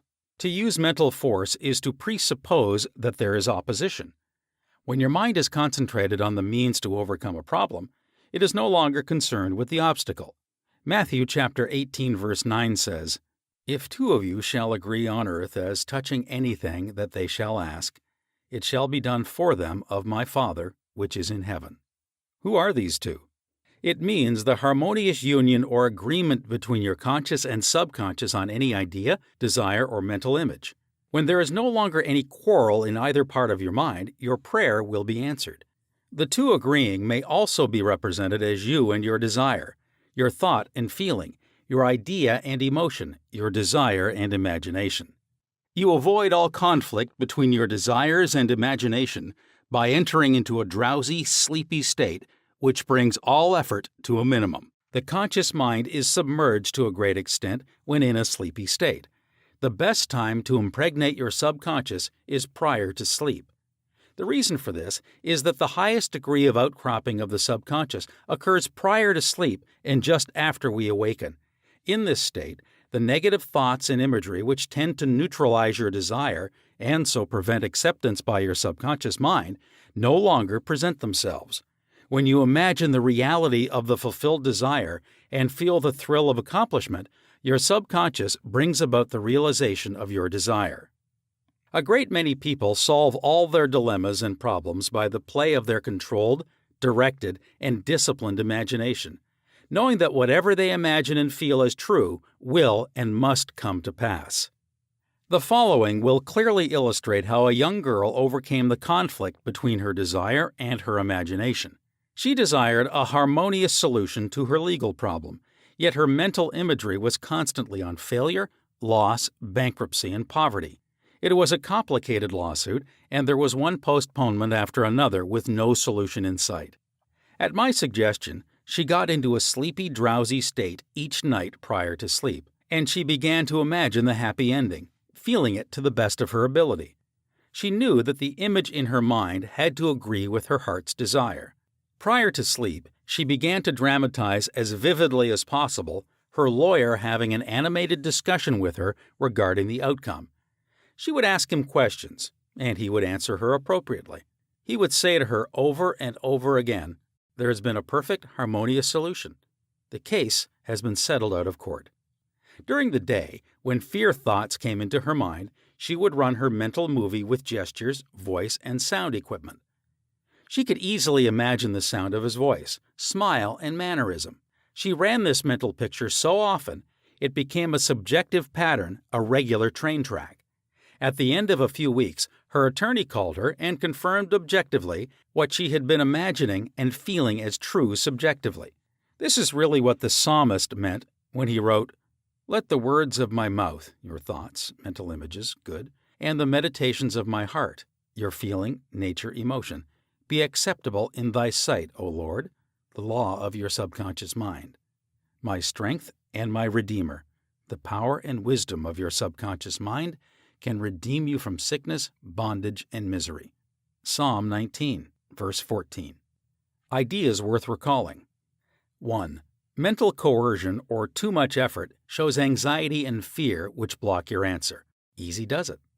2. When your mind is relaxed and you accept an idea, your subconscious goes to work to execute the idea. 3. Think and plan independently of traditional methods. Know that there is always an answer and a solution to every problem. 4. Do not be overly concerned with the beating of your heart, with the breathing of your lungs, or the functions of any part of your anatomy. Lean heavily upon your subconscious and proclaim frequently that divine right action is taking place. 5. The feeling of health produces health. The feeling of wealth produces wealth. How do you feel? 6. Imagination is your most powerful faculty. Imagine what is lovely and of good report. You are what you imagine yourself to be. 7. You avoid conflict between your conscious and subconscious in the sleepy state. Imagine the fulfillment of your desire over and over again prior to sleep. Sleep in peace and wake in joy. Chapter 9. How to use the power of your subconscious for wealth. If you are having financial difficulties, if you're trying to make ends meet, it means you have not convinced your subconscious mind that you will always have plenty and some to spare. You know men and women who work a few hours a week and make fabulous sums of money. They do not strive or slave hard. Do not believe the story that the only way you can become wealthy is by the sweat of your brow and hard labor. It is not so. The effortless way of life is the best. Do the thing you love to do, and do it for the joy and thrill of it. I know an executive in Los Angeles who receives a salary of $75,000 yearly. Last year, he went on a 9-month cruise seeing the world and its beauty spots. He said to me that he had succeeded in convincing his subconscious mind that he is worth that much money. He told me that many men in his organization getting about $100 a week knew more about the business than he did and could manage it better, but they had no ambition, no creative ideas, and were not interested in the wonders of their subconscious mind. Wealth is of the mind. Wealth is simply a subconscious conviction on the part of the individual. You will not become a millionaire by saying, "I am a millionaire. I am a millionaire." You will grow into a wealth consciousness by building into your mentality the idea of wealth and abundance. Your invisible means of support. The trouble with most people is that they have no invisible means of support. When business falls away, the stock market drops, or they lose their investments, they seem helpless.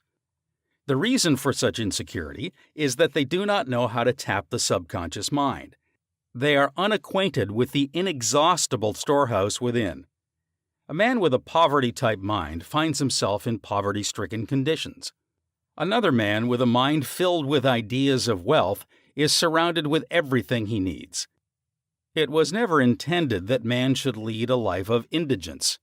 You can have wealth, everything you need, and plenty to spare. Your words have power to cleanse your mind of wrong ideas and to instill right ideas in their place. The ideal method for building wealth consciousness. Perhaps you are saying as you read this chapter, "I need wealth and success." This is what you do.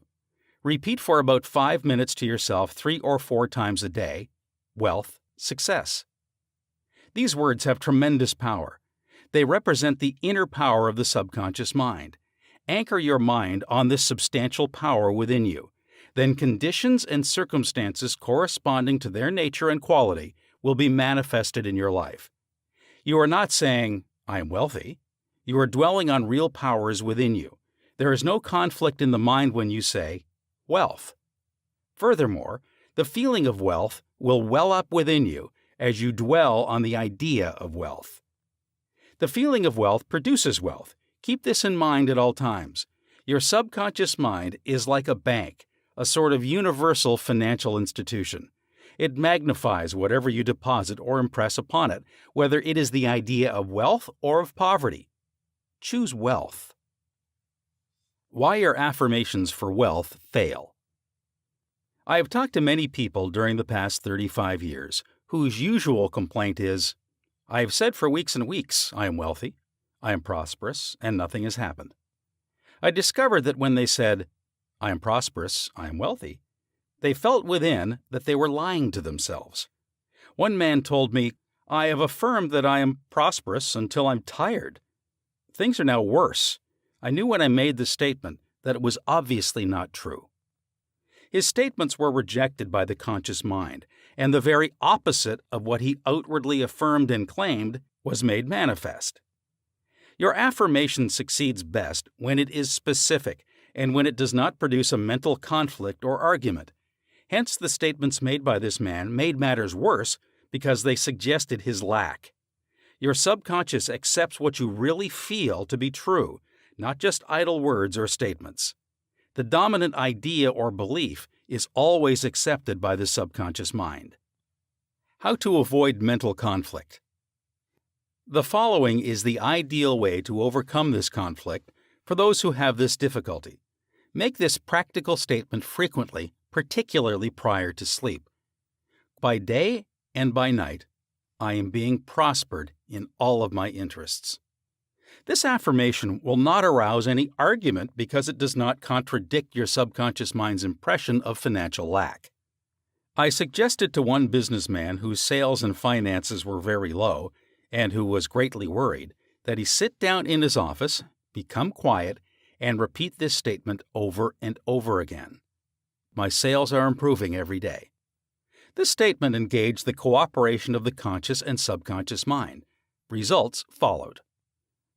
Don't sign blank checks. You sign blank checks when you make such statements as, "There's not enough to go around," "There is a shortage," "I will lose the house because of the mortgage," etc. If you are full of fear about the future, you are also writing a blank check and attracting negative conditions to you. Your subconscious mind takes your fear and negative statement as your request and proceeds in its own way to bring obstacles, delays, lack, and limitation into your life. Your subconscious gives you compound interest. To him that hath the feeling of wealth, more wealth shall be added. To him that hath the feeling of lack, more lack shall be added. Your subconscious multiplies and magnifies whatever you deposit in it. Every morning as you awaken, deposit thoughts of prosperity, success, wealth, and peace. Dwell upon these concepts. Busy your mind with them as often as possible. These constructive thoughts will find their way as deposits in your subconscious mind and bring forth abundance and prosperity. Why nothing happened? I can hear you saying, "Oh, I did that, nothing happened." You did not get results because you indulged in fear thoughts, perhaps 10 minutes later, and neutralized the good you had affirmed. When you place a seed in the ground, you do not dig it up. You let it take root and grow. Suppose, for example, you say, "I shall not be able to make that payment." Before you get further than "I shall," stop the sentence and dwell on a constructive statement such as, "By day and by night, I am prospered in all my ways." True source of wealth. Your subconscious mind is never short of ideas.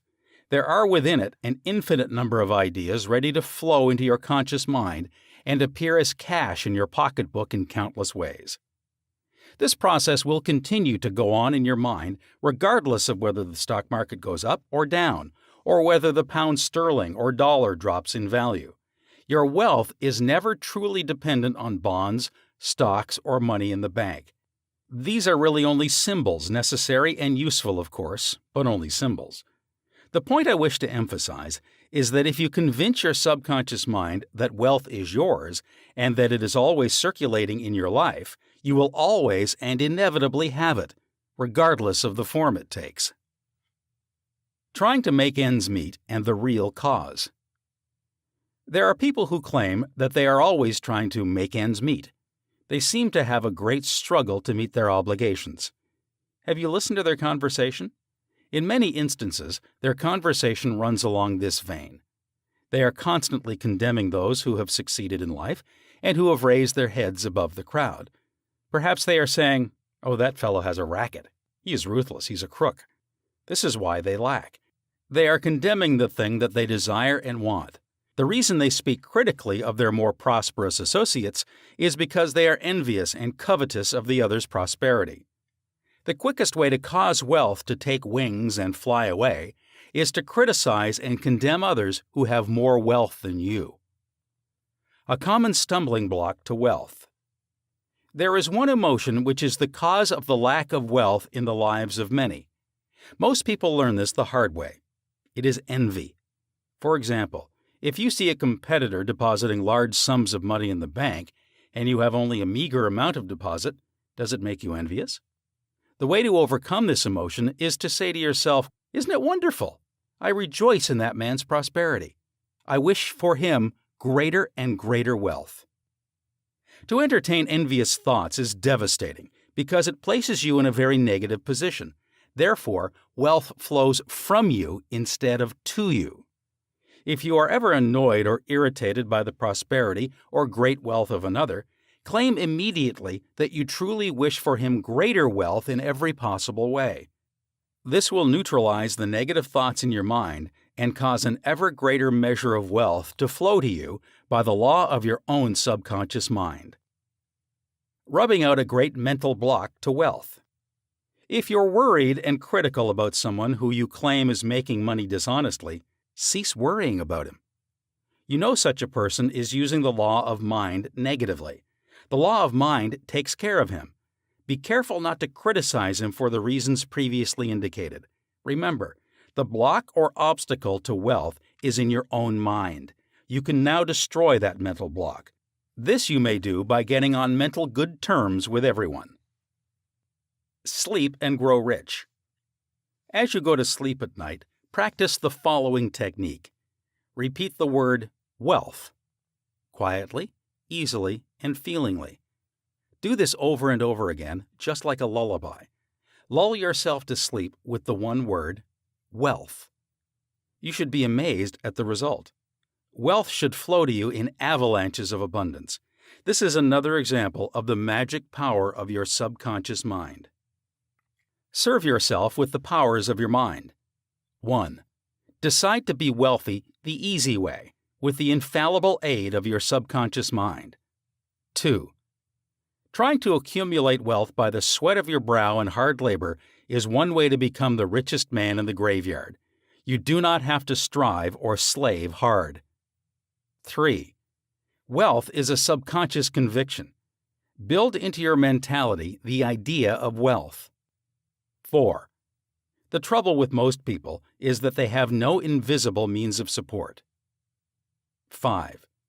Repeat the word wealth to yourself slowly and quietly for about 5 minutes prior to sleep, and your subconscious will bring wealth to pass in your experience. 6.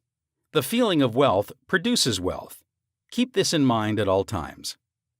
7. Your conscious and subconscious minds must agree. Your subconscious accepts what you really feel to be true. The dominant idea is always accepted by your subconscious mind. The dominant idea should be wealth, not poverty. 8. You can overcome any mental conflict regarding wealth by affirming frequently, by day and by night, I am being prospered in all of my interests. 9. Increase your sales by repeating this statement over and over again. My sales are improving every day. I am advancing, progressing, and getting wealthier every day. 10. Stop writing blank checks such as, "There's not enough to go around," or "There is a shortage," etc. Such statements magnify and multiply your loss. 11.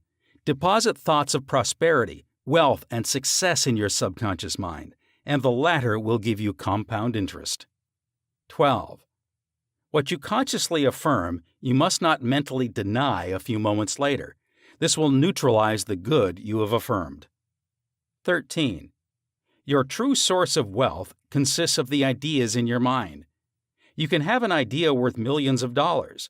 Your subconscious will give you the idea you seek. 14.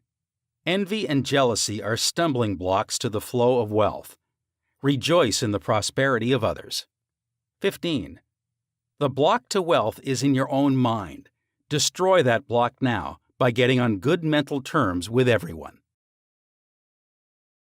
Chapter 10. Your right to be rich. It is your right to be rich. You are here to lead the abundant life and be happy, radiant, and free. You should, therefore, have all the money you need to lead a full, happy, and prosperous life. You are here to grow, expand, and unfold spiritually, mentally, and materially. You have the inalienable right to fully develop and express yourself along all lines. You should surround yourself with beauty and luxury. Why be satisfied with just enough to go around when you can enjoy the riches of your subconscious mind? In this chapter, you can learn to make friends with money, and you should always have a surplus. Your desire to be rich is a desire for a fuller, happier, more wonderful life. It is a cosmic urge. It is not only good, but very good. Money is a symbol. Money is a symbol of exchange. It means to you not only freedom from want, but beauty, luxury, abundance, and refinement. It is merely a symbol of the economic health of the nation. When your blood is circulating freely in your body, you are healthy. When money is circulating freely in your life, you are economically healthy.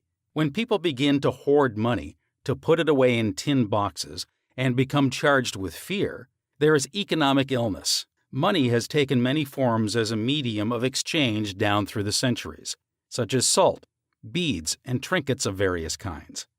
In early times, a man's wealth was determined by the number of sheep and oxen he had. Now, we use currency and other negotiable instruments, as it is much more convenient to write a check than carry some sheep around with you to pay bills. How to walk the royal road to riches. Knowledge of the powers of your subconscious mind is the means to the royal road to riches of all kinds, spiritual, mental, or financial. The student of the laws of mind believes and knows definitely that regardless of economic situations, stock market fluctuation, depression, strikes, war, other conditions or circumstances, he will always be amply supplied, regardless of what form money takes. The reason for this is that he has conveyed the idea of wealth to his subconscious mind, and it keeps him supplied wherever he may be. He has convinced himself in his mind that money is forever flowing freely in his life and that there is always a wonderful surplus. Should there be a financial collapse of government tomorrow and all the man's present holdings become valueless, as the German marks did after the First World War, he would still attract wealth and be cared for, regardless of the form the new currency took. Why you do not have more money. As you read this chapter, you are probably saying, "I'm worthy of a higher salary than I'm receiving." I believe most people are inadequately compensated. One of the causes many people do not have more money is that they are silently or openly condemning it. They refer to money as filthy lucre, or the love of money is the root of all evil. Another reason they do not prosper is that they have a sneaky subconscious feeling there is some virtue in poverty. This subconscious pattern may be due to early childhood training, superstition, or it could be based on a false interpretation of scriptures. Money and a balanced life. One time a man said to me, "I am broke. I do not like money. It is the root of all evil." These statements represent a confused, neurotic mind. Love of money to the exclusion of everything else will cause you to become lopsided and unbalanced. You are here to use your power or authority wisely. Some men crave power, others crave money. If you set your heart on money exclusively and say, "Money is all I want. I'm going to give all my attention to amassing money. Nothing else matters," you can get money and attain a fortune. But you have forgotten that you are here to lead a balanced life. You must also satisfy the hunger for peace of mind, harmony, love, joy, and perfect health. By making money your sole aim, you simply made a wrong choice. You thought that was all you wanted, but you found after all your efforts that it was not only the money you needed.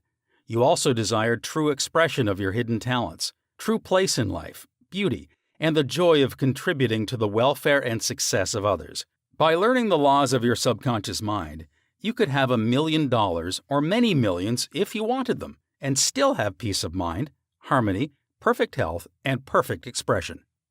Poverty is a mental disease. There is no virtue in poverty. It is a disease like any other mental disease.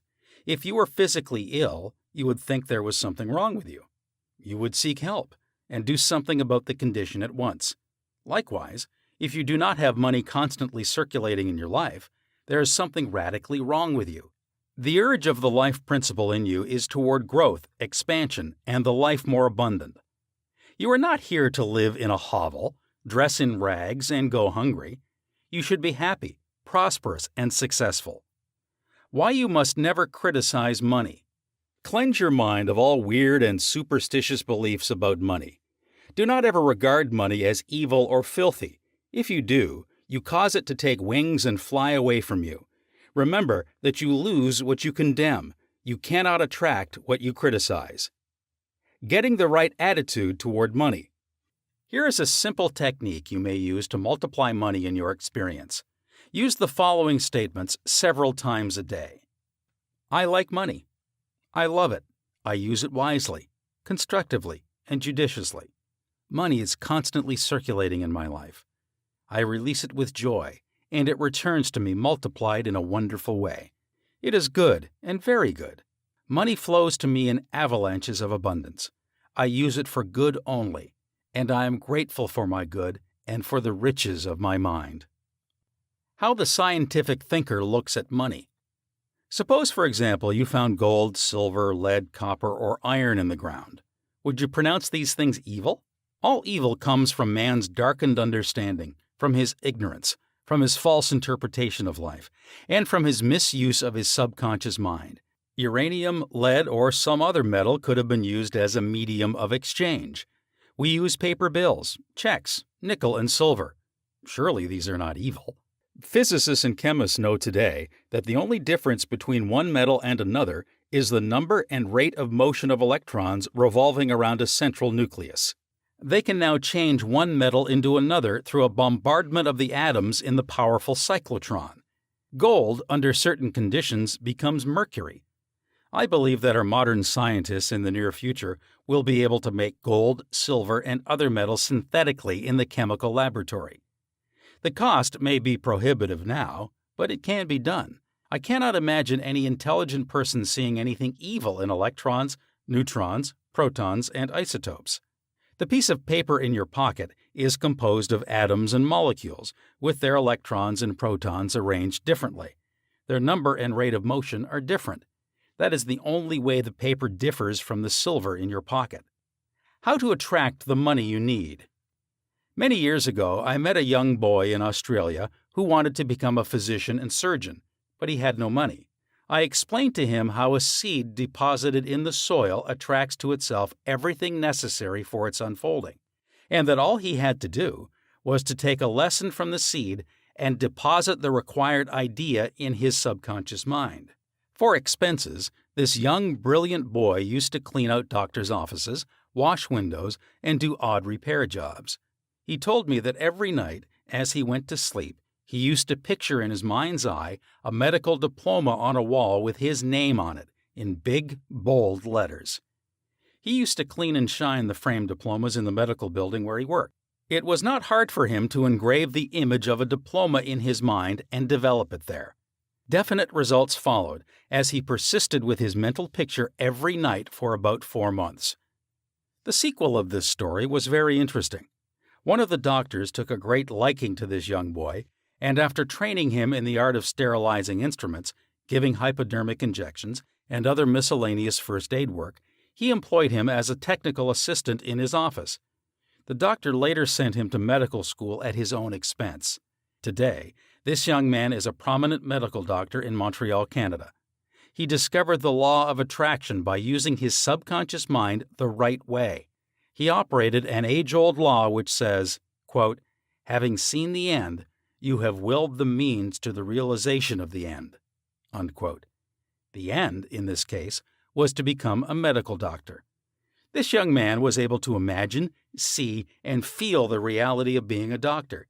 He lived with that idea, sustained it, nourished it, and loved it until through his imagination it penetrated the layers of his subconscious mind and became a conviction, thereby attracting to him everything necessary for the fulfillment of his dream. Why some men do not get a raise in pay. If you are working in a large organization and you are silently thinking of and resenting the fact you are underpaid, that you are not appreciated, and that you deserve more money and greater recognition, You are subconsciously severing the ties with that organization. You are setting a law in motion, and the superintendent or manager will say to you, "We have to let you go." Actually, you dismissed yourself. The manager was simply the instrument through which your own negative mental state was confirmed. It was an example of the law of action and reaction. The action was your thought, and the reaction was the response of your subconscious mind. Obstacles and impediments on the pathway to riches. I am sure you have heard men say, "That fellow has a racket.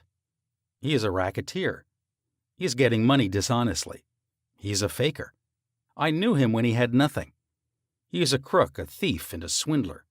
If you analyze the man who talks like that, you discover he is usually in want or suffering from some financial or physical illness. Perhaps his former college friends went up the ladder of success and excelled him. Now he is bitter and envious of their progress. In many instances, this is the cause of his downfall. Thinking negatively of these classmates and condemning their wealth causes the wealth and prosperity he is praying for to vanish and flee away. He is condemning the thing he is praying for. He is praying two ways. On the one hand, he is saying, "Wealth is flowing to me now." And in the next breath, silently or audibly, he is saying, "I resent that fellow's wealth." Always make it a special point to rejoice in the wealth of the other person. Protect your investments. If you are seeking wisdom regarding investments, or if you are worried about your stocks or bonds, quietly claim, "Infinite intelligence governs and watches over all my financial transactions, and whatsoever I do shall prosper." Do this frequently, and you will find that your investments will be wise. Moreover, you will be protected from loss, as you will be prompted to sell your securities or holdings before any loss accrues to you. You cannot get something for nothing. In large stores, the management employs store detectives to prevent people from stealing. They catch a number of people every day trying to get something for nothing. All such people are living in the mental atmosphere of lack and limitation, and are stealing from themselves peace, harmony, faith, honesty, integrity, goodwill, and confidence. Furthermore, they are attracting to themselves all manner of loss, such as loss of character, prestige, social status, and peace of mind. These people lack faith in the source of supply and the understanding of how their minds work. If they would mentally call on the powers of their subconscious mind and claim that they are guided to their true expression, they would find work and constant supply. Then by honesty, integrity, and perseverance, they would become a credit to themselves and to society at large. Your constant supply of money. Recognizing the powers of your subconscious mind and the creative power of your thought or mental image is the way to opulence, freedom, and constant supply. Accept the abundant life in your own mind. Your mental acceptance and expectancy of wealth has its own mathematics and mechanics of expression. As you enter into the mood of opulence, all things necessary for the abundant life will come to pass. Let this be your daily affirmation. Write in your heart, quote, "I am one with the infinite riches of my subconscious mind. It is my right to be rich, happy, and successful. Money flows to me freely, copiously, and endlessly. I am forever conscious of my true worth. I give of my talents freely, and I am wonderfully blessed financially. It is wonderful." Unquote. Step up this way to riches. 1. Be bold enough to claim that it is your right to be rich and your deeper mind will honor your claim. 2. You don't want just enough to go around. You want all the money you need to do all the things you want to do and when you want to do them. Get acquainted with the riches of your subconscious mind. 3. When money is circulating freely in your life, you are economically healthy. Look at money like the tide, and you will always have plenty of it. The ebb and flow of the tide is constant. When the tide is out, you are absolutely sure that it will return. 4. Knowing the laws of your subconscious mind, you will always be supplied regardless of what form money takes. 5. One reason many people simply make ends meet and never have enough money is that they condemn money. What you condemn takes wings and flies away. 6. Do not make a god of money. It is only a symbol. Remember that the real riches are in your mind. You are here to lead a balanced life. This includes acquiring all the money you need. 7. Don't make money your sole aim. Claim wealth, happiness, peace, true expression, and love, and personally radiate love and goodwill to all. Then your subconscious mind will give you compound interest in all these fields of expression. 8. There is no virtue in poverty. It is a disease of the mind, and you should heal yourself of this mental conflict or malady at once. 9. You are not here to live in a hovel, to dress in rags, or to go hungry. You are here to lead the life more abundant. 10. Never use the terms filthy lucre or I despise money. You lose what you criticize. There's nothing good or bad, but thinking of it in either light makes it so. 11. Repeat frequently. I like money. I use it wisely, constructively, and judiciously. I release it with joy, and it returns 1,000-fold. 12. Money is not evil any more so than copper, lead, tin, or iron which you may find in the ground. All evil is due to ignorance and misuse of the mind's powers. 13. To picture the end result in your mind causes your subconscious to respond and fulfill your mental picture. 14. Stop trying to get something for nothing. There is no such thing as a free lunch. You must give to receive. You must give mental attention to your goals, ideals, and enterprises, and your deeper mind will back you up. The key to wealth is application of the laws of the subconscious mind by impregnating it with the idea of wealth. Chapter 11. Your subconscious mind as a partner in success. Success means successful living. A long period of peace, joy, and happiness on this plane may be termed success. The eternal experience of these qualities is the everlasting life spoken of by Jesus. The real things of life, such as peace, harmony, integrity, security, and happiness, are intangible. They come from the deep self of man. Meditating on these qualities builds these treasures of heaven in our subconscious. It is where moth and rust do not consume, and where thieves do not break through and steal. Matthew chapter 6, verse 20. The 3 steps to success. Let us discuss 3 steps to success. First step. The first step to success is to find out the thing you love to do, then do it. Success is in loving your work. Although if a man is a psychiatrist, it is not adequate for him to get a diploma and place it on the wall. He must keep up with the times, attend conventions, and continue studying the mind and its workings. The successful psychiatrist visits clinics and reads the latest scientific articles. In other words, he is informed in the most advanced methods of alleviating human suffering.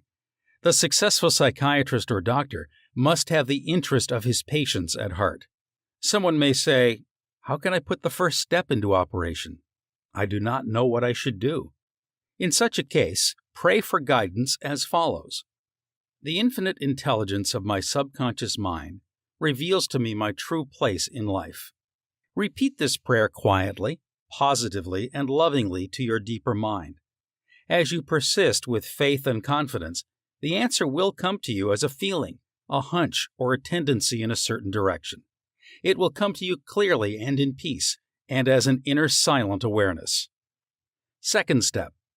The second step to success is to specialize in some particular branch of work and know more about it than anyone else. For example, if a young man chooses chemistry as his profession, he should concentrate on one of the many branches in this field.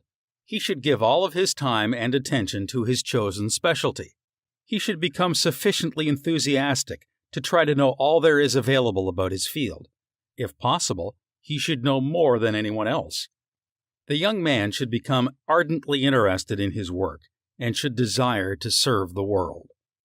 He that is greatest among you, let him become your servant. There is a great contrast in this attitude of mind in comparison to that of the man who only wants to make a living, or just get by. Getting by is not true success. Man's motive must be greater, nobler, and more altruistic. He must serve others, thereby casting his bread upon the waters. Third step. The third step is the most important one. You must be sure that the thing you want to do does not redound to your success only. Your desire must not be selfish. It must benefit humanity. The path of a complete circuit must be formed. In other words, your idea must go forth with the purpose of blessing or serving the world. It will then come back to you pressed down, shaken together, and running over. If it is to benefit yourself exclusively, the circle or complete circuit is not formed, and you may experience a short circuit in your life, which may consist of limitation or sickness. The measure of true success. Some people may say, "But Mr. James made a fortune in selling fraudulent oil stock." A man may seem to succeed for a while, but the money he obtained by fraud usually takes wings and flies away. When we rob from another, we rob from ourselves, because we are in a mood of lack and limitation, which may manifest itself in our body, home life, and affairs. What we think and feel, we create. We create what we believe. Even though a man may have accumulated a fortune fraudulently, he is not successful. There is no success without peace of mind. What good is man's accumulated wealth if he cannot sleep nights, is sick, or has a guilt complex? I knew a man in London who told me of his exploits. He had been a professional pickpocket and had amassed a large amount of money. He had a summer home in France and lived in a royal fashion in England. His story was that he was in constant dread of being arrested by Scotland Yard. He had many inner disorders which were undoubtedly caused by his constant fear and deep-seated guilt complex. He knew he had done wrong. This deep sense of guilt attracted all kinds of trouble to him. Subsequently, he voluntarily surrendered to the police and served a prison sentence. After his release from prison, he sought psychological and spiritual counsel and became transformed. He went to work and became an honest, law-abiding citizen. He found what he loved to do and was happy. A successful person loves his work and expresses himself fully. Success is contingent upon a higher ideal than the mere accumulation of riches. The man of success is the man who possesses great psychological and spiritual understanding. Many of the great industrialists today depend upon the correct use of their subconscious minds for their success. There was an article published some years ago about Flagler, an oil magnate. He admitted that the secret of his success was his ability to see a project in its completion. For instance, in his case, he closed his eyes, imagined a big oil industry, saw trains running on tracks, heard whistles blowing, and saw smoke. Having seen and felt the fulfillment of his prayer, his subconscious mind brought about its realization. If you imagine an objective clearly, you will be provided with the necessities, in ways you know not of, through the wonder-working power of your subconscious mind. In considering the 3 steps to success, you must never forget the underlying power of the creative forces of your subconscious mind. This is the energy in back of all steps in any plan of success. Your thought is creative. Thought fused with feeling becomes a subjective faith or belief, and according to your belief, is it done unto you. Matthew chapter 9, verse 29. A knowledge of a mighty force in you which is capable of bringing to pass all your desires gives you confidence and a sense of peace. Whatever your field of action may be, you should learn the laws of your subconscious mind. When you know how to apply the powers of your mind, and when you are expressing yourself fully and giving of your talents to others, you are on the sure path to true success. If you are about God's business, or any part of it, God, by His very nature, is for you. So who can be against you? With this understanding, there is no power in heaven or on earth to withhold success from you. How he made his dream come true. A movie actor told me that he had very little education, but he had a dream as a boy of becoming a successful movie actor. Out in the field mowing hay, driving the cows home, or even when milking them, he said, "I would constantly imagine I saw my name in big lights at a large theater. I kept this up for years, until finally I ran away from home. I got extra jobs in the motion picture field, and the day finally came when I saw my name in great big lights as I did when I was a boy. Then he added, I know the power of sustained imagination to bring success. His dream pharmacy became a reality. 30 years ago, I knew a young pharmacist who was receiving $40 a week plus commission on sales. After 25 years, he said to me, I will get a pension and retire. I said to this young man, why don't you own your own store? Get out of this place. Raise your sights. Have a dream for your children. Maybe your son wants to be a doctor. Perhaps your daughter desires to be a great musician. His answer was that he had no money. He began to awaken to the fact that whatever he could conceive as true, he could give conception. The first step toward his goal was his awakening to the powers of his subconscious mind, which I briefly elaborated on for his benefit. His second step was his realization that if he could succeed in conveying an idea to his subconscious mind, the latter would somehow bring it to pass. He began to imagine that he was in his own store. He mentally arranged the bottles, dispensed prescriptions, and imagined several clerks in the store waiting on customers. He also visualized a big bank balance. Mentally, he worked in that imaginary store. Like a good actor, he lived the role. Act as though I am, and I will be. This pharmacist put himself wholeheartedly into the act, living, moving, and acting on the assumption that he owned the store. The sequel was interesting. He was discharged from his position. He found new employment with a large chain store, became manager, and later on district manager. He saved enough money in 4 years to provide a down payment on a drugstore of his own. He called it his dream pharmacy. It was, he said, exactly the store I saw in my imagination. He became a recognized success in his chosen field and was happy doing what he loved to do. Using the subconscious mind in business. Some years ago, I gave a lecture to a group of businessmen on the powers of imagination and the subconscious mind. In this lecture, I pointed out how Goethe used his imagination wisely when confronted with difficulties and predicaments. His biographers point out that he was accustomed to fill many hours quietly holding imaginary conversations. It is well known that his custom was to imagine one of his friends before him in a chair, answering him in the right way. In other words, if he were concerned over any problems, he imagined his friend giving him the right or appropriate answer, accompanied with the usual gestures and tonal qualities of the voice, and he made the entire imaginary scene as real and as vivid as possible. One of the men present at this lecture was a young stockbroker. He proceeded to adopt the technique of Goethe. He began to have mental, imaginary conversations with a multi-millionaire banker friend of his, who used to congratulate him on his wise and sound judgment, and compliment him on his purchase of the right stocks. He used to dramatize this imaginary conversation until he had psychologically fixed it as a form of belief in his mind. This broker's inner talking and controlled imagination certainly agreed with his aim, which was to make sound investments for his clients. His main purpose in life was to make money for his clients and to see them prosper financially by his wise counsel. He is still using his subconscious mind in his business, and he is a brilliant success in his field of endeavor. Boy of 16 years turns failure into success. A young boy who was attending high school said to me, I'm getting very poor grades. My memory is failing. I do not know what is the matter. I discovered that the only thing wrong with this boy was his attitude, which was one of indifference and resentment towards some of his teachers and fellow students. I taught him how to use his subconscious mind and how to succeed in his studies.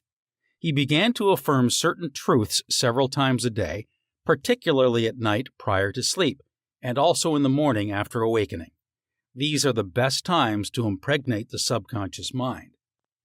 He affirmed as follows, I realize that my subconscious mind is a storehouse of memory. It retains everything I read and hear from my teachers.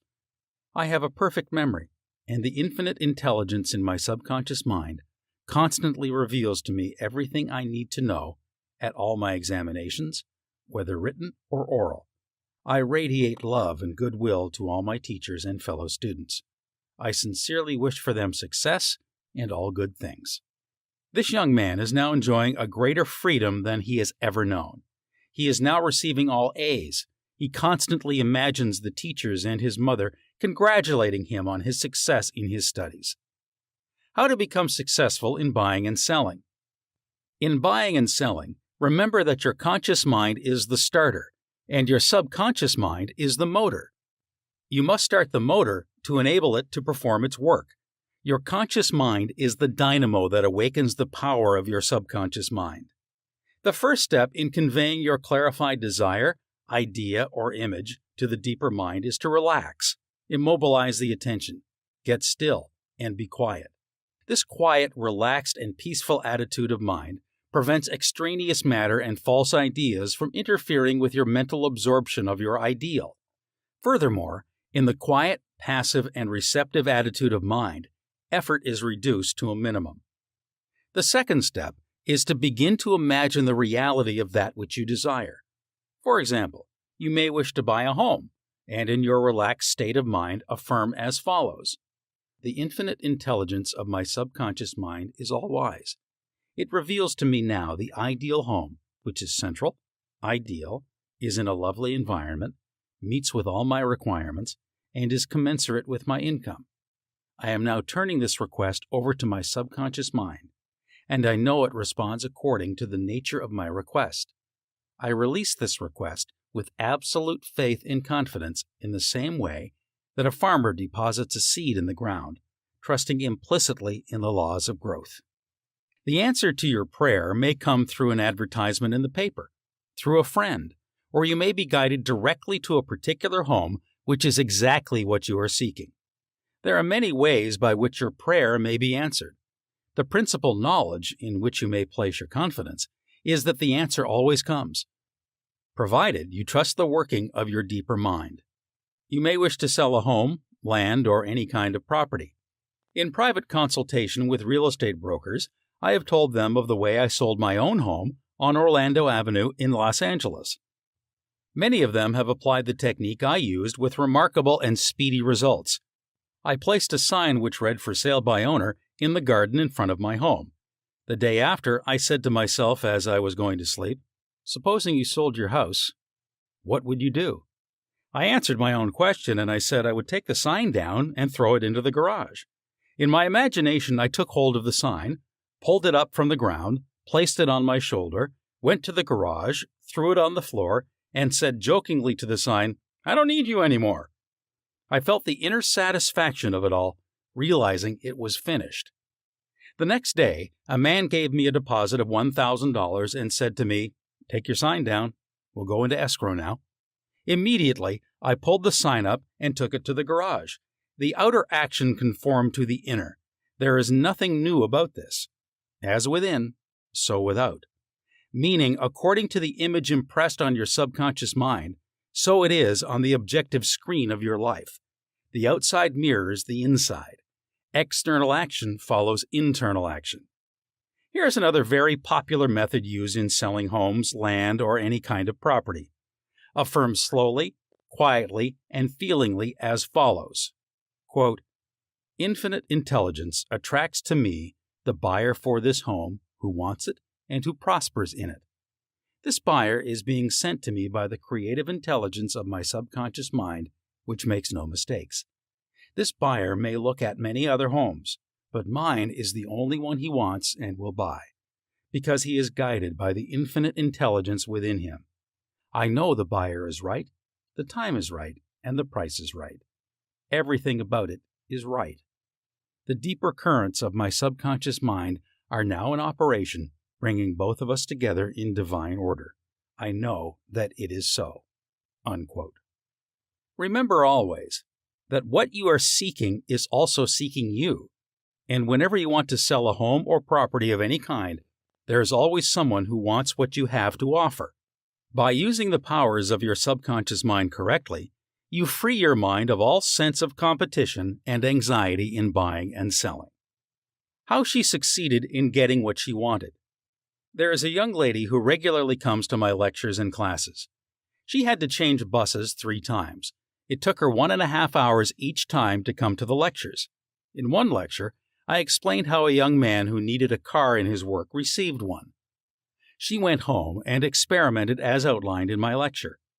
Here is her letter in part narrating her application of my method and published by her permission.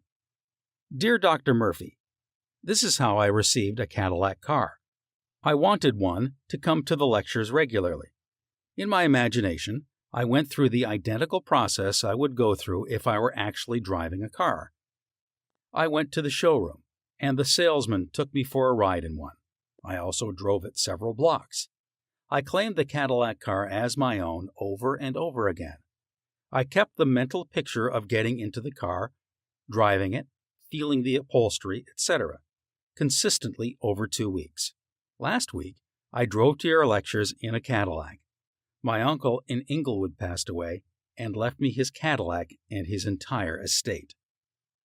A success technique employed by many outstanding executives and businessmen. There are many prominent businessmen who quietly use the abstract term success over and over many times a day until they reach a conviction that success is theirs. They know that the idea of success contains all the essential elements of success. Likewise, you can begin now to repeat the word success to yourself with faith and conviction. Your subconscious mind will accept it as true of you, and you will be under a subconscious compulsion to succeed. You are compelled to express your subjective beliefs, impressions, and convictions. What does success imply to you? You want undoubtedly to be successful in your home life and in your relationship with others. You wish to be outstanding in your chosen work or profession. You wish to possess a beautiful home and all the money you need to live comfortably and happily. You want to be successful in your prayer life and in your contact with the powers of your subconscious mind. You are a businessman also because you are in the business of living. Become a successful businessman by imagining yourself doing what you long to do and possessing the things you long to possess. Become imaginative. Mentally participate in the reality of the successful state. Make a habit of it. Go to sleep feeling successful every night and perfectly satisfied, and you will eventually succeed in implanting the idea of success in your subconscious mind. Believe you were born to succeed, and wonders will happen as you pray. Profitable pointers. 1. Success means successful living. When you are peaceful, happy, joyous, and doing what you love to do, you are successful. 2. Find out what you love to do, then do it. If you don't know your true expression, ask for guidance and the lead will come. 3. Specialize in your particular field and try to know more about it than anyone else. 4.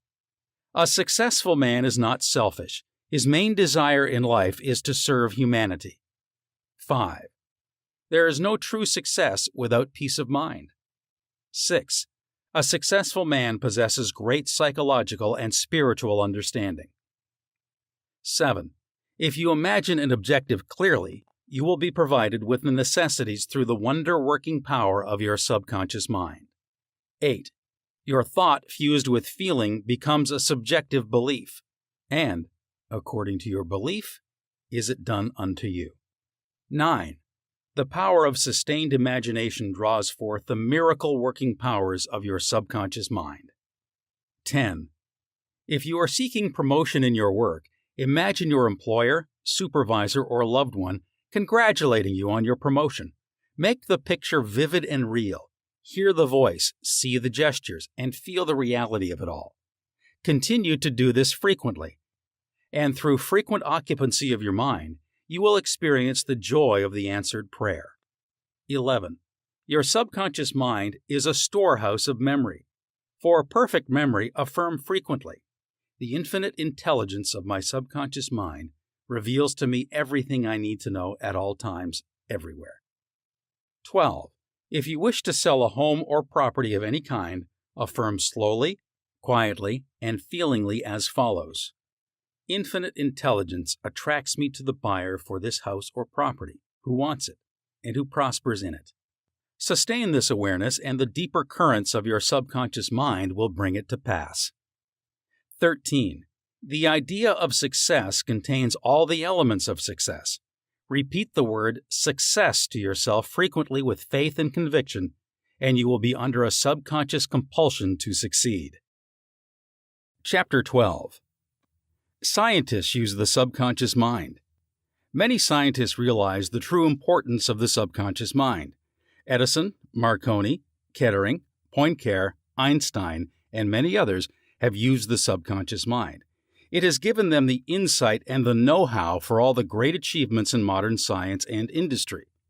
Research has shown that the ability to bring into action the subconscious power has determined the success of all the great scientific and research workers.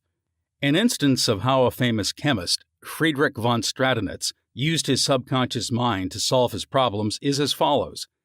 He had been working laboriously for a long time trying to rearrange the 6 carbon and the 6 hydrogen atoms of the benzene formula, and he was constantly perplexed and unable to solve the matter.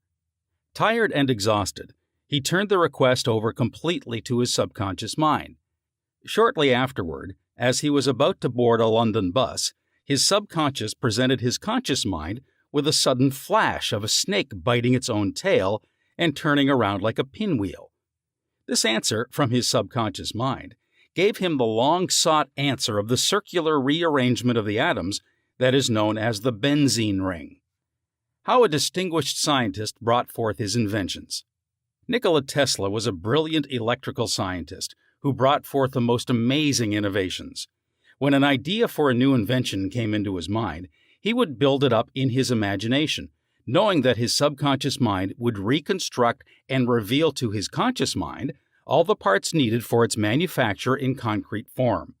Through quietly contemplating every possible improvement, he spent no time in correcting defects and was able to give the technicians the perfect product of his mind. He said, "Invariably, my device works as I imagined it should. In 20 years, there has not been a single exception." How a famous naturalist solved his problem.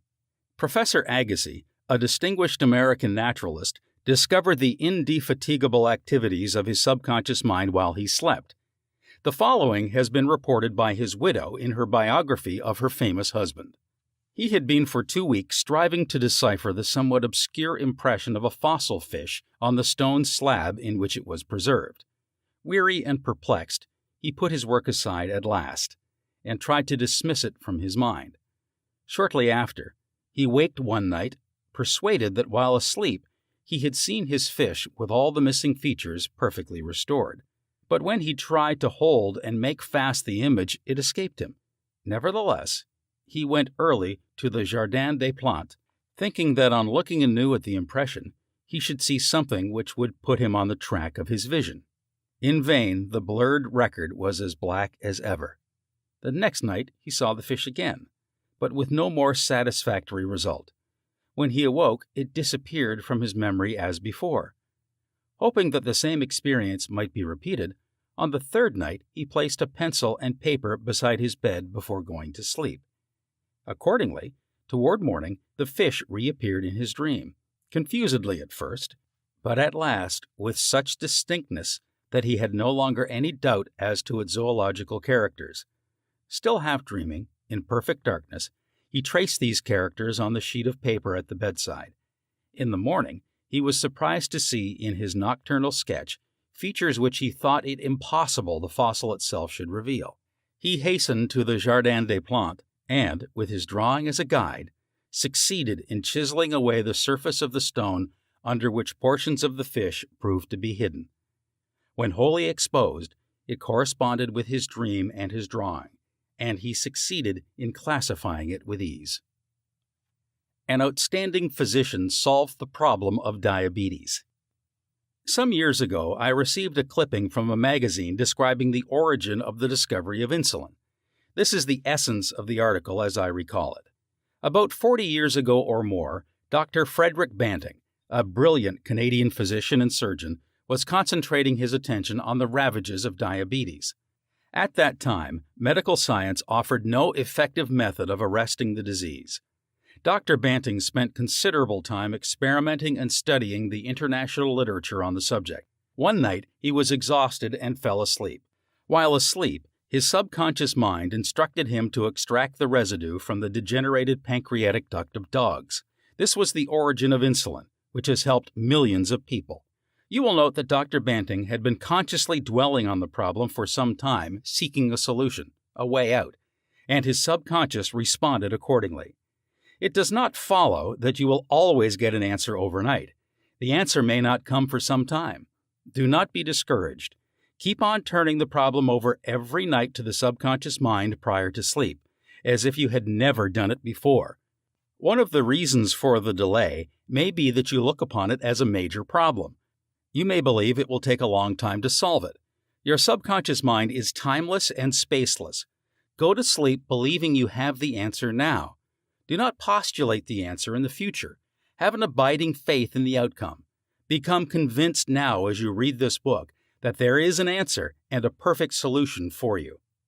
How a famous scientist and physicist escaped from a Russian concentration camp. Dr. Lothar von Blank-Schmidt, a member of the Rocket Society and an outstanding research electronic engineer, gives the following condensed summary of how he used his subconscious mind to free himself from certain death at the hands of brutal guards in a Russian prison camp coal mine. He states as follows: I was a prisoner of war in a coal mine in Russia, and I saw men dying all around me in that prison compound. We were watched over by brutal guards, arrogant officers, and sharp, fast-thinking commissars. After a short medical checkup, a quota of coal was assigned to each person. My quota was 300 pounds per day. In case any man did not fill his quota, his small food ration was cut down, and in a short time he was resting in the cemetery. I started concentrating on my escape. I knew that my subconscious mind would somehow find a way. My home in Germany was destroyed, my family wiped out. All my friends and former associates were either killed in the war or were in concentration camps. I said to my subconscious mind, I want to go to Los Angeles, and you will find the way. I had seen pictures of Los Angeles, and I remembered some of the boulevards very well as some of the buildings. Every day and night I would imagine I was walking down Wilshire Boulevard with an American girl whom I met in Berlin prior to the war. She is now my wife. In my imagination, we would visit the stores, ride buses, and eat in the restaurants. Every night, I made it a special point to drive my imaginary American automobile up and down the boulevards of Los Angeles. I made all this vivid and real. These pictures in my mind were as real and as natural to me as one of the trees outside the prison camp. Every morning, the chief guard would count the prisoners as they were lined up. He would call out 1, 2, 3, etc. And when 17 was called out, which was my number in sequence, I stepped aside. In the meantime, the guard was called away for a minute or so, and on his return, he started my mistake on the next man as 17. When the crew returned in the evening, the number of men was the same, and I was not missed, and the discovery would take a long time. I walked out of the camp undetected and kept walking for 24 hours, resting in a deserted town the next day. I was able to live by fishing and killing some wildlife. I found coal trains going to Poland and traveled on them by night, until finally I reached Poland. With the help of friends, I made my way to Lucerne, Switzerland. One evening at the Palace Hotel, Lucerne, I had a talk with a man and his wife from the United States of America. This man asked me if I would care to be a guest at his home in Santa Monica, California. I accepted, and when I arrived in Los Angeles, I found that their chauffeur drove me along Wilshire Boulevard and many other boulevards which I had imagined so vividly in the long months in the Russian coal mines. I recognized the buildings which I had seen in my mind so often. It actually seemed as if I had been in Los Angeles before. I had reached my goal.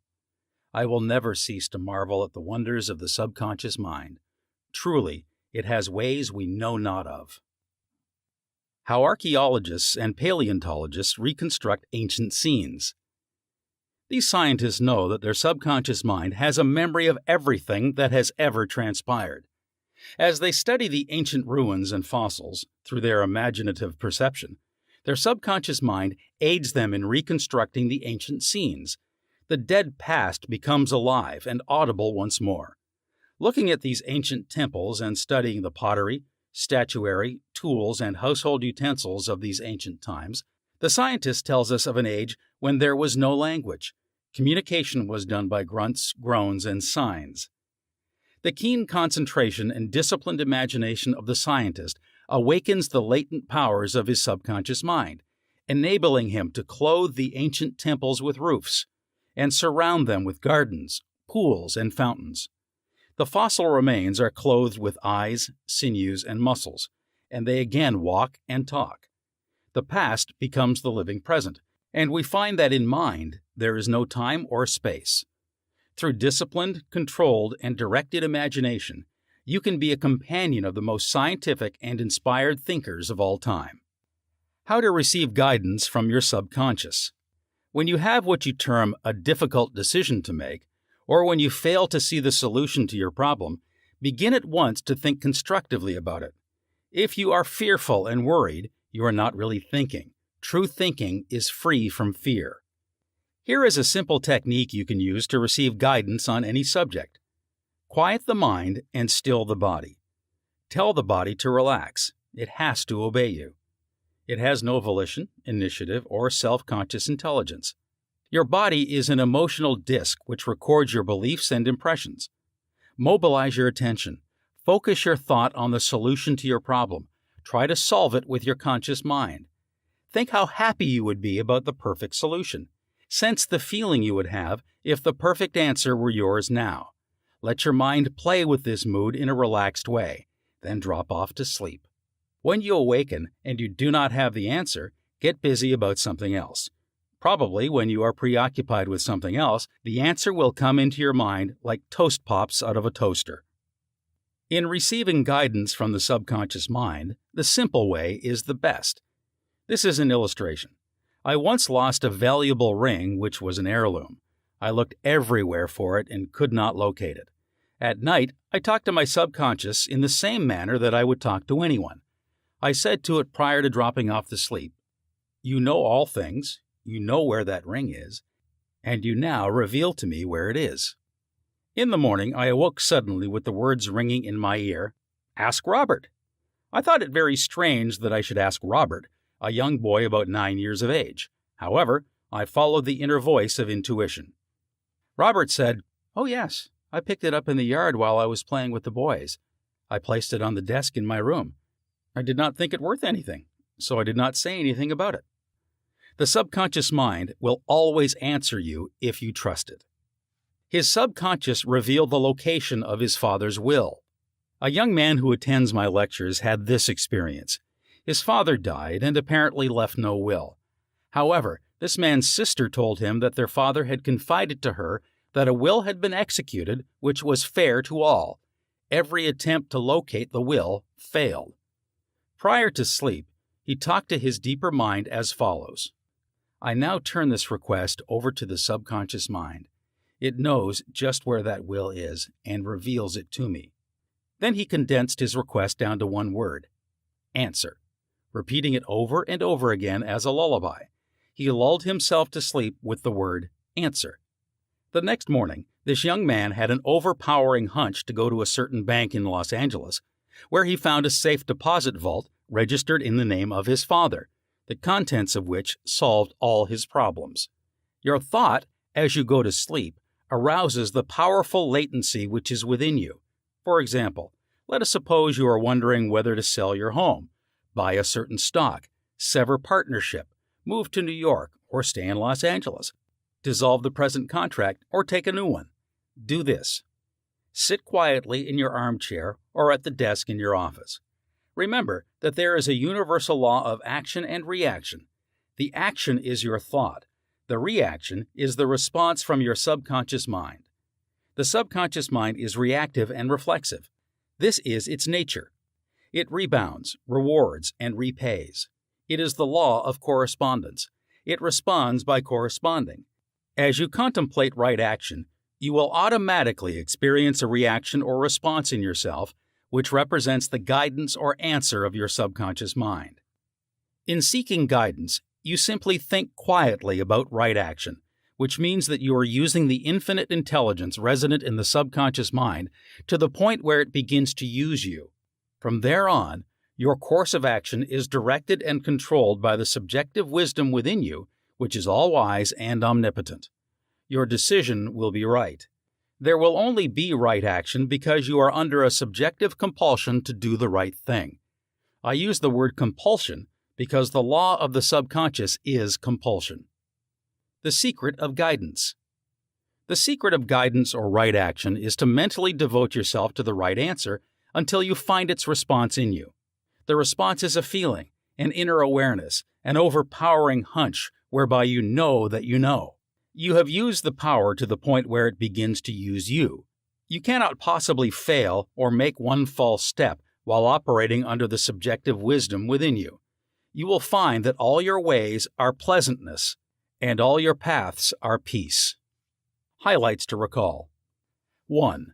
Remember that the subconscious mind has determined the success and wonderful achievements of all great scientific workers. 2. By giving your conscious attention and devotion to the solution of a perplexing problem, your subconscious mind gathers all the necessary information and presents it full-blown to the conscious mind. 3. If you are wondering about the answer to a problem, try to solve it objectively. Get all the information you can from research and also from others. If no answer comes, turn it over to your subconscious mind prior to sleep, and the answer always comes. It never fails. 4. You do not always get the answer overnight. Keep on turning your request over to your subconscious until the day breaks and the shadows flee away. 5. You delay the answer by thinking it will take a long time or that it is a major problem. Your subconscious has no problem. It knows only the answer. 6. Believe that you have the answer now. Feel the joy of the answer and the way you would feel if you had the perfect answer. Your subconscious will respond to your feeling. 7. Any mental picture, backed by faith and perseverance, will come to pass through the miracle-working power of your subconscious. Trust it, believe in its power, and wonders will happen as you pray. 8. Your subconscious is the storehouse of memory, and within your subconscious are recorded all your experiences since childhood. 9.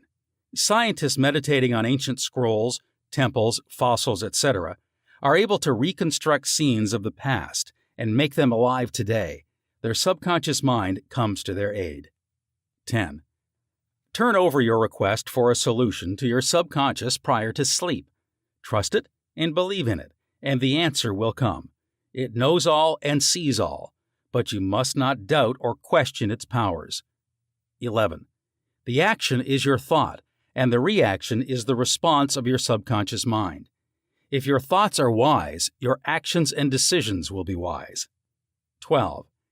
Guidance comes as a feeling, an inner awareness, an overpowering hunch whereby you know that you know. It is an inner sense of touch. Follow it. Chapter 13. Your Subconscious and the Wonders of Sleep. You spend about 8 out of every 24 hours, or 1/3 of your entire life, in sleep. This is an inexorable law of life. This also applies to the animal and vegetable kingdoms. Sleep is a divine law, and many answers to our problems come to us when we are sound asleep upon the bed.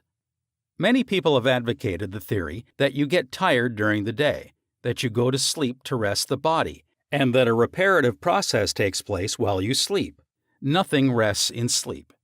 Your heart, lungs, and all your vital organs function while you are asleep. If you eat prior to sleep, the food is digested and assimilated. Also, your skin secretes perspiration, and your nails and hair continue to grow. Your subconscious mind never rests or sleeps. It is always active, controlling all your vital forces. The healing process takes place more rapidly while you are asleep, as there is no interference from your conscious mind. Remarkable answers are given to you while you are asleep. Why we sleep. Dr. John Bigelow, a famous research authority on sleep, demonstrated that at night, while asleep, you receive impressions showing that the nerves of the eyes, ears, nose, and taste buds are active during sleep, and also that the nerves of your brain are quite active. He says that the main reason we sleep is because, quote, the nobler part of the soul is united by abstraction to our higher nature, and becomes a participant in the wisdom and foreknowledge of the gods." Unquote. Dr. Bigelow states also, quote, "The results of my studies have not only strengthened my convictions that the supposed exemption from customary toils and activities was not the final purpose of sleep, but have also made clearer to my mind the conviction that no part of a man's life deserves to be considered more indispensable to its symmetrical and perfect spiritual development than the while he is separated from the phenomenal world of sleep." Unquote. Prayer, a form of sleep. Your conscious mind gets involved with vexations, strife, and contentions of the day, and it is very necessary to withdraw periodically from sense evidence and the objective world, and commune silently with the inner wisdom of your subconscious mind. By claiming guidance, strength, and greater intelligence in all phases of your life, you will be enabled to overcome all difficulties and solve your daily problems. This regular withdrawal from sense evidence and the noise and confusion of everyday living is also a form of sleep. For example, you become asleep to the world of the senses and alive to the wisdom and power of your subconscious mind. Startling effects of sleep deprivation. Lack of sleep can cause you to become irritable, moody, and depressed. Dr. George Stevenson of the National Association of Mental Health says, quote, "I believe it can safely be said that all human beings need a minimum of 6 hours sleep to be healthy. Most people need more. Those who think they can get along on less are fooling themselves." Unquote. Medical research scholars investigating sleep processes and deprivation of sleep point out that severe insomnia has preceded psychotic breakdown in some instances. Remember, you are spiritually recharged during sleep, and adequate sleep is essential to produce joy and vitality in life. You need more sleep. Robert O'Brien, in an article, "Maybe You Need More Sleep," in an issue of the Reader's Digest, reports the following experiment on sleep.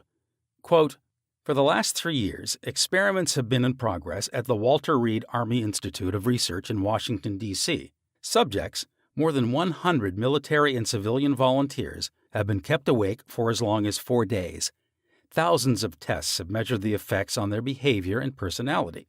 Results of these tests have given scientists astonishingly new insights into the mysteries of sleep.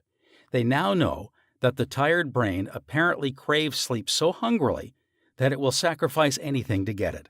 After only a few hours of sleep loss, fleeting stolen naps, called lapses, or microsleep, occurred at the rate of 3 or 4 an hour. As in real sleep, eyelids drooped, heartbeat slowed. Each lapse lasted just a fraction of a second. Sometimes the lapses were periods of blankness. Sometimes they were filled with images, wisps of dreams. As hours of sleep loss mounted, the lapses took place more often and lasted longer, perhaps 2 or 3 seconds. Even if the subjects had been piloting an airliner in a thunderstorm, they still couldn't have resisted microsleeps for those few priceless seconds. And it can happen to you, as many who have fallen asleep at the wheel of a car can testify. Another startling effect of sleep deprivation was its attack on human memory and perception. Many sleep-deprived subjects were unable to retain information long enough to relate it to the task they were supposed to perform. They were totally befuddled in situations requiring them to hold several factors in mind and act on them, as a pilot must when he skillfully integrates wind direction, airspeed, altitude, and glide path to make a safe landing." Unquote. Sleep brings counsel. A young lady in Los Angeles who listens to my morning radio talks told me that she had been offered a lucrative position in New York City at twice her present salary. She was wondering whether to accept or not and prayed prior to sleep as follows: "The creative intelligence of my subconscious mind knows what is best for me. Its tendency is always lifeward, and it reveals to me the right decision which blesses me and all concerned. I give thanks for the answer which I know will come to me." She repeated this simple prayer over and over again as a lullaby prior to sleep, and in the morning she had a persistent feeling that she should not accept the offer. She rejected the offer, and subsequent events verified her inward sense of knowing, because the company went bankrupt in a few months following their offer of employment to her. The conscious mind may be correct on the facts objectively known, but the intuitive faculty of her subconscious mind saw the failure of the concern in question and prompted her accordingly. Saved from certain disaster. I will illustrate how the wisdom of your subconscious mind can instruct you and protect you relative to your request for right action as you go to sleep. Many years ago, before the Second World War, I was offered a very lucrative assignment in the Orient, and I prayed for guidance and the right decision as follows. Infinite intelligence within me knows all things, and the right decision is revealed to me in divine order. I will recognize the answer when it comes. I repeated this simple prayer over and over again as a lullaby prior to sleep, and in a dream came the vivid realization of things to come 3 years hence. An old friend appeared in the dream and said, "Read these headlines. Don't go." The headlines of the newspaper which appeared in the dream related to war and the attack on Pearl Harbor. Occasionally, the writer dreams literally. The aforementioned dream was undoubtedly a dramatization of the subconscious mind, which projected a person whom I trusted and respected. To some, a warning may come in the form of a mother who appears in a dream. She tells the person not to go here or there, and the reason for the warning. Your subconscious mind is all-wise. It knows all things. Oftentimes, it will speak to you only in a voice that your conscious mind will immediately accept as true. Sometimes, your subconscious will warn you in a voice which sounds like that of your mother or some loved one, which may cause you to stop on the street, and you find, if you had gone another foot, a falling object from a window might have struck you on the head. My subconscious mind is one with the universal subconscious, and it knew the Japanese were planning a war, and it also knew when the war would start. Dr. Rhine, director of the Department of Psychology at Duke University, has gathered together a vast amount of evidence showing that a great number of people all over the world see events before they happen, and in many instances are, therefore, able to avoid the tragic event which was foreseen vividly in a dream. The dream which I had showed clearly the headlines in the New York Times about 3 years prior to the tragedy of Pearl Harbor. In consequence of this dream, I immediately canceled the trip as I felt a subconscious compulsion to do so. 3 years later, the Second World War proved the truth of the inner voice of intuition. Your future is in your subconscious mind. Remember that the future, the result of your habitual thinking, is already in your mind, except when you change it through prayer. The future of a country, likewise, is in the collective subconscious of the people of that nation. There's nothing strange in the dream I had, wherein I saw the headlines of the New York newspapers long before the war began. The war had already taken place in my mind, and all the plans of attack were already engraved on that great recording instrument, the subconscious mind, or collective unconscious of the universal mind. Tomorrow's events are in your subconscious mind. So are next week's and next month's, and they may be seen by a highly psychic or clairvoyant person. No disaster or tragedy can happen to you if you decide to pray. Nothing is predetermined or foreordained. Your mental attitude, for example, the way you think, feel, and believe, determines your destiny. You can, through scientific prayer, which is explained in a previous chapter, mold, fashion, and create your own future. Whatsoever a man soweth, that shall he also reap. A cat nap nets him $15,000. One of my students mailed me a newspaper clipping 3 or 4 years ago about a man called Ray Hammerstrom, a roller at the steelworks in Pittsburgh operated by Jones and Laughlin Steel Corporation. He received $15,000 for his dream. According to the article, the engineers could not fix a faulty switch in a newly installed bar mill, which controlled the delivery of straight bars to the cooling beds. The engineers worked on the switch about 11 or 12 times to no avail. Hammerstrom thought a lot about the problem and tried to figure out a new design which might work. Nothing worked. One afternoon, he lay down for a nap, and prior to sleep, he began to think about the answer to the switch problem. He had a dream in which a perfect design for the switch was portrayed.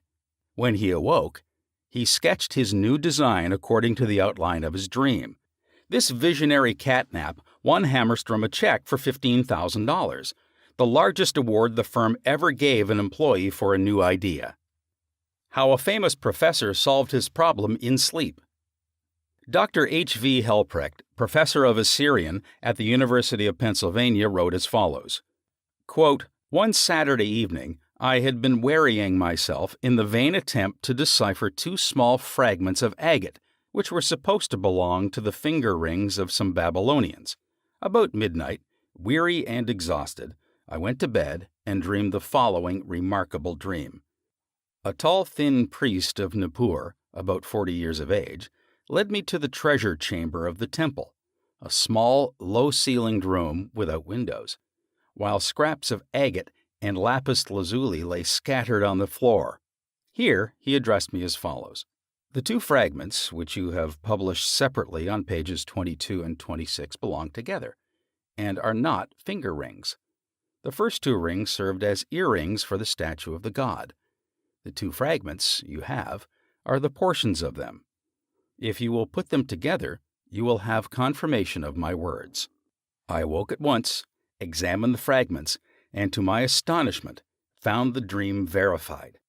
The problem was then at last solved." Unquote. This demonstrates clearly the creative manifestation of his subconscious mind, which knew the answer to all his problems. How the subconscious worked for a famous writer while he slept. Robert Louis Stevenson, in one of his books, Across the Plains, devotes a whole chapter to dreams.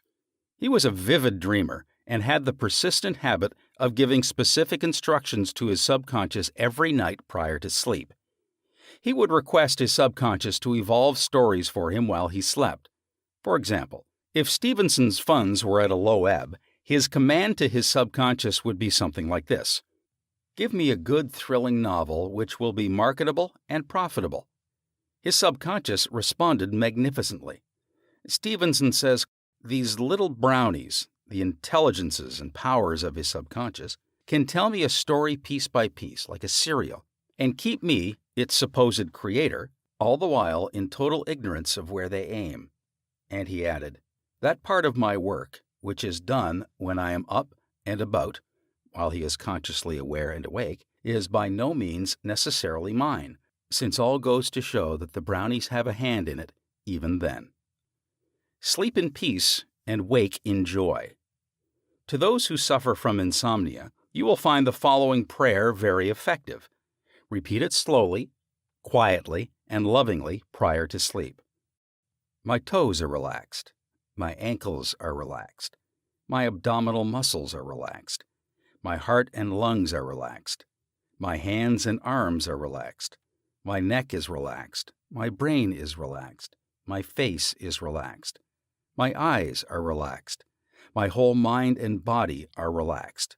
I fully and freely forgive everyone, and I sincerely wish for them harmony, health, peace, and all the blessings of life. I am at peace. I am poised, serene, and calm. I rest in security and in peace.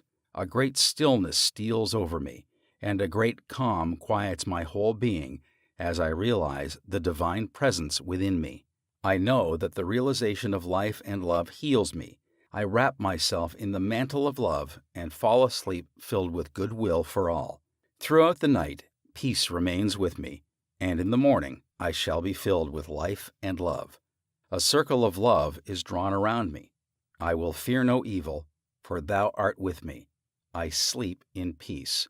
I awake in joy, and in him I live, move, and have my being. Summary of your aids to the wonders of sleep. 1.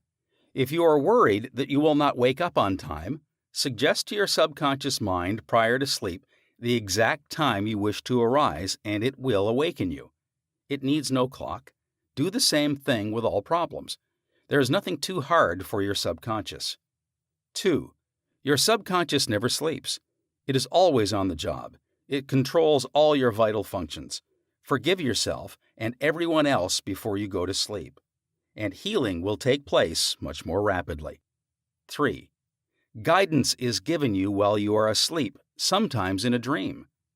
The healing currents are also released, and in the morning you feel refreshed and rejuvenated. 4. When troubled by the vexations and strife of the day, still the wheels of your mind and think about the wisdom and intelligence lodged in your subconscious mind, which is ready to respond to you. This will give you peace, strength, and confidence. 5. Sleep is essential for peace of mind and health of body. Lack of sleep can cause irritation, depression, and mental disorders. You need 8 hours sleep. 6. Medical research scholars point out that insomnia precedes psychotic breakdowns. 7. You are spiritually recharged during sleep. Adequate sleep is essential for joy and vitality in life. 8. Your tired brain craves sleep so hungrily that it will sacrifice anything to get it. Many who have fallen asleep at the wheel of an automobile can testify to this. 9. Many sleep-deprived people have poor memories and lack proper coordination. They become befuddled, confused, and disoriented. 10. Sleep brings counsel. Prior to sleep, claim that the infinite intelligence of your subconscious mind is guiding and directing you. Then, watch for the lead which comes, perhaps on awakening. 11. Trust your subconscious completely. Know that its tendency is always lifeward. Occasionally, your subconscious answers you in a very vivid dream and a vision in the night. You can be forewarned in a dream in the same way as the author of this book was warned. 12. Your future is in your mind now, based on your habitual thinking and beliefs. Claiming infinite intelligence leads and guides you, and that all good is yours, and your future will be wonderful. Believe it and accept it. Expect the best, and invariably the best will come to you. 13. If you are writing a novel, play, or book, or are working on an invention, speak to your subconscious mind at night and claim boldly that its wisdom, intelligence, and power are guiding, directing, and revealing to you the ideal play, novel, book, or revealing the perfect solution, whatever it may be. Wonders will happen as you pray this way. Chapter 14. Your subconscious mind and marital problems. Ignorance of the functions and powers of the mind is the cause of all marital trouble. Friction between husband and wife can be solved by each using the law of mind correctly. By praying together, they stay together. The contemplation of divine ideals, the study of the laws of life, the mutual agreement on a common purpose and plan, and the enjoyment of personal freedom bring about that harmonious marriage, that wedded bliss, that sense of oneness where the two become one. The best time to prevent divorce is before marriage. It is not wrong to try to get out of a very bad situation. But why get into the bad situation in the first place? Would it not be better to give attention to the real cause of marital problems? In other words, to really get at the root of the matter involved? As with all other problems of men and women, the problems of divorce, separation, annulment, and endless litigation are directly traceable to lack of knowledge of the working and interrelationship of the conscious and subconscious mind. The meaning of marriage. Marriage, to be real, must first be on a spiritual basis. It must be of the heart, and the heart is the chalice of love. Honesty, sincerity, kindness, and integrity are also forms of love. Each partner should be perfectly honest and sincere with the other.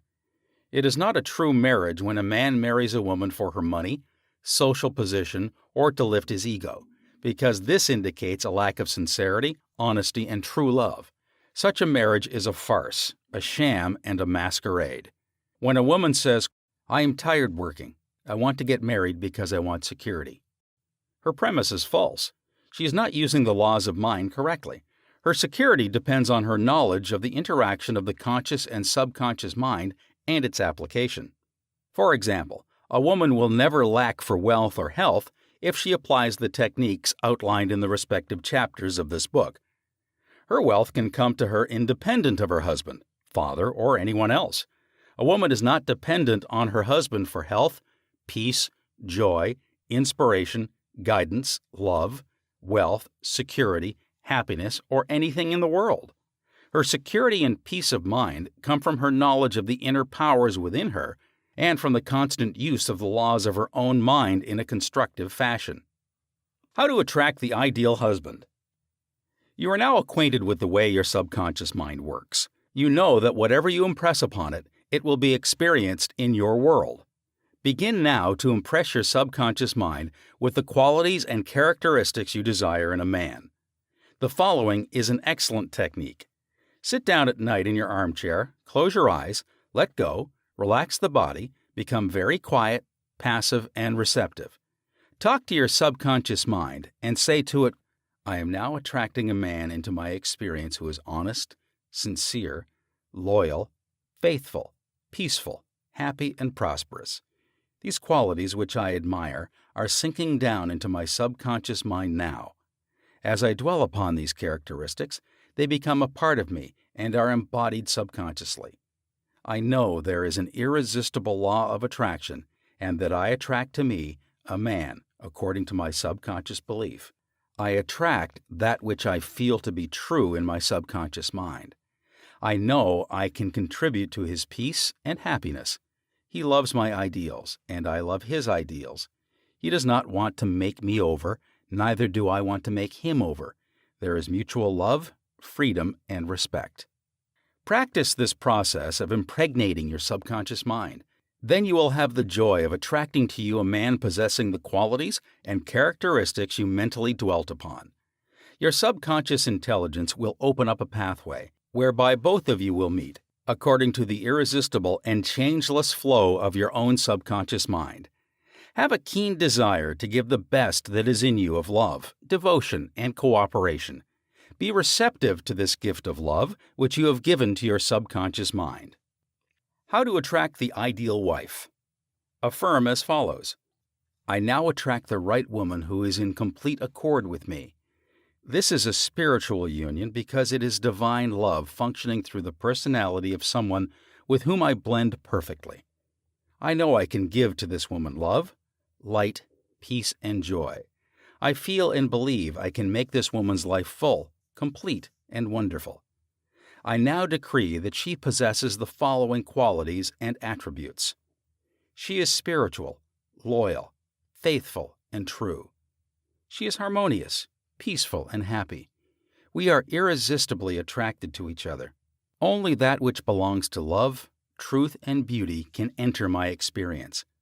I accept my ideal companion now. As you think quietly and with interest on the qualities and attributes which you admire in the companion you seek, you will build the mental equivalent into your mentality. Then, the deeper currents of your subconscious mind will bring both of you together in divine order. No need for third mistake.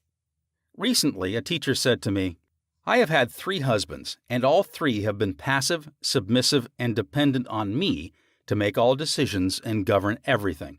Why do I attract such type men? I asked her whether she had known that her second husband was the effeminate type, and she replied, Of course not, I would not have married him. Apparently, she had not learned anything from the first mistake. The trouble was with her own personality makeup. She was very masculine, domineering, and unconsciously wanted someone who would be submissive and passive so that she could play the dominant role.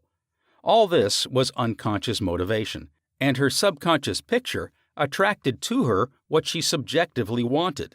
She had to learn to break the pattern by adopting the right prayer process. How she broke the negative pattern. The above-mentioned woman learned a simple truth. When you believe you can have the type of man you idealize, it is done unto you as you believe. The following is the specific prayer she used to break the old subconscious pattern and attract to her the ideal mate. I am building into my mentality the type of man I deeply desire. The man I attract for a husband is strong, powerful, loving, very masculine, successful, honest, loyal, and faithful. He finds love and happiness with me. I love to follow where he leads. I know he wants me, and I want him. I am honest, sincere, loving, and kind. I have wonderful gifts to offer him. They are goodwill, a joyous heart, and a healthy body. He offers me the same. It is mutual. I give and I receive. Divine intelligence knows where this man is, and the deeper wisdom of my subconscious mind is now bringing both of us together in its own way, and we recognize each other immediately. I release this request to my subconscious mind, which knows how to bring my request to pass. I give thanks for the perfect answer." She prayed in the above manner night and morning, affirming these truths and knowing that through frequent occupation of the mind, she would reach the mental equivalent of that which she sought. The answer to her prayer. Several months went by. She had a great number of dates and social engagements, none of which was agreeable to her. When she was about to question, waver, doubt, and vacillate, she reminded herself that the infinite intelligence was bringing it to pass in its own way, and that there was nothing to be concerned about. Her final decree in her divorce proceedings was granted, which brought her a great sense of release and mental freedom. Shortly afterward, she went to work as a receptionist in a doctor's office. She told me that the minute she saw the physician, she knew he was the man she was praying about. Apparently he knew it too, because he proposed to her the first week she was in the office, and their subsequent marriage was ideally happy. This physician was not the passive or submissive type, but was a real man, a former football player, an outstanding athlete, and was a deeply spiritual man, though he was completely devoid of any sectarian or denominational affiliation.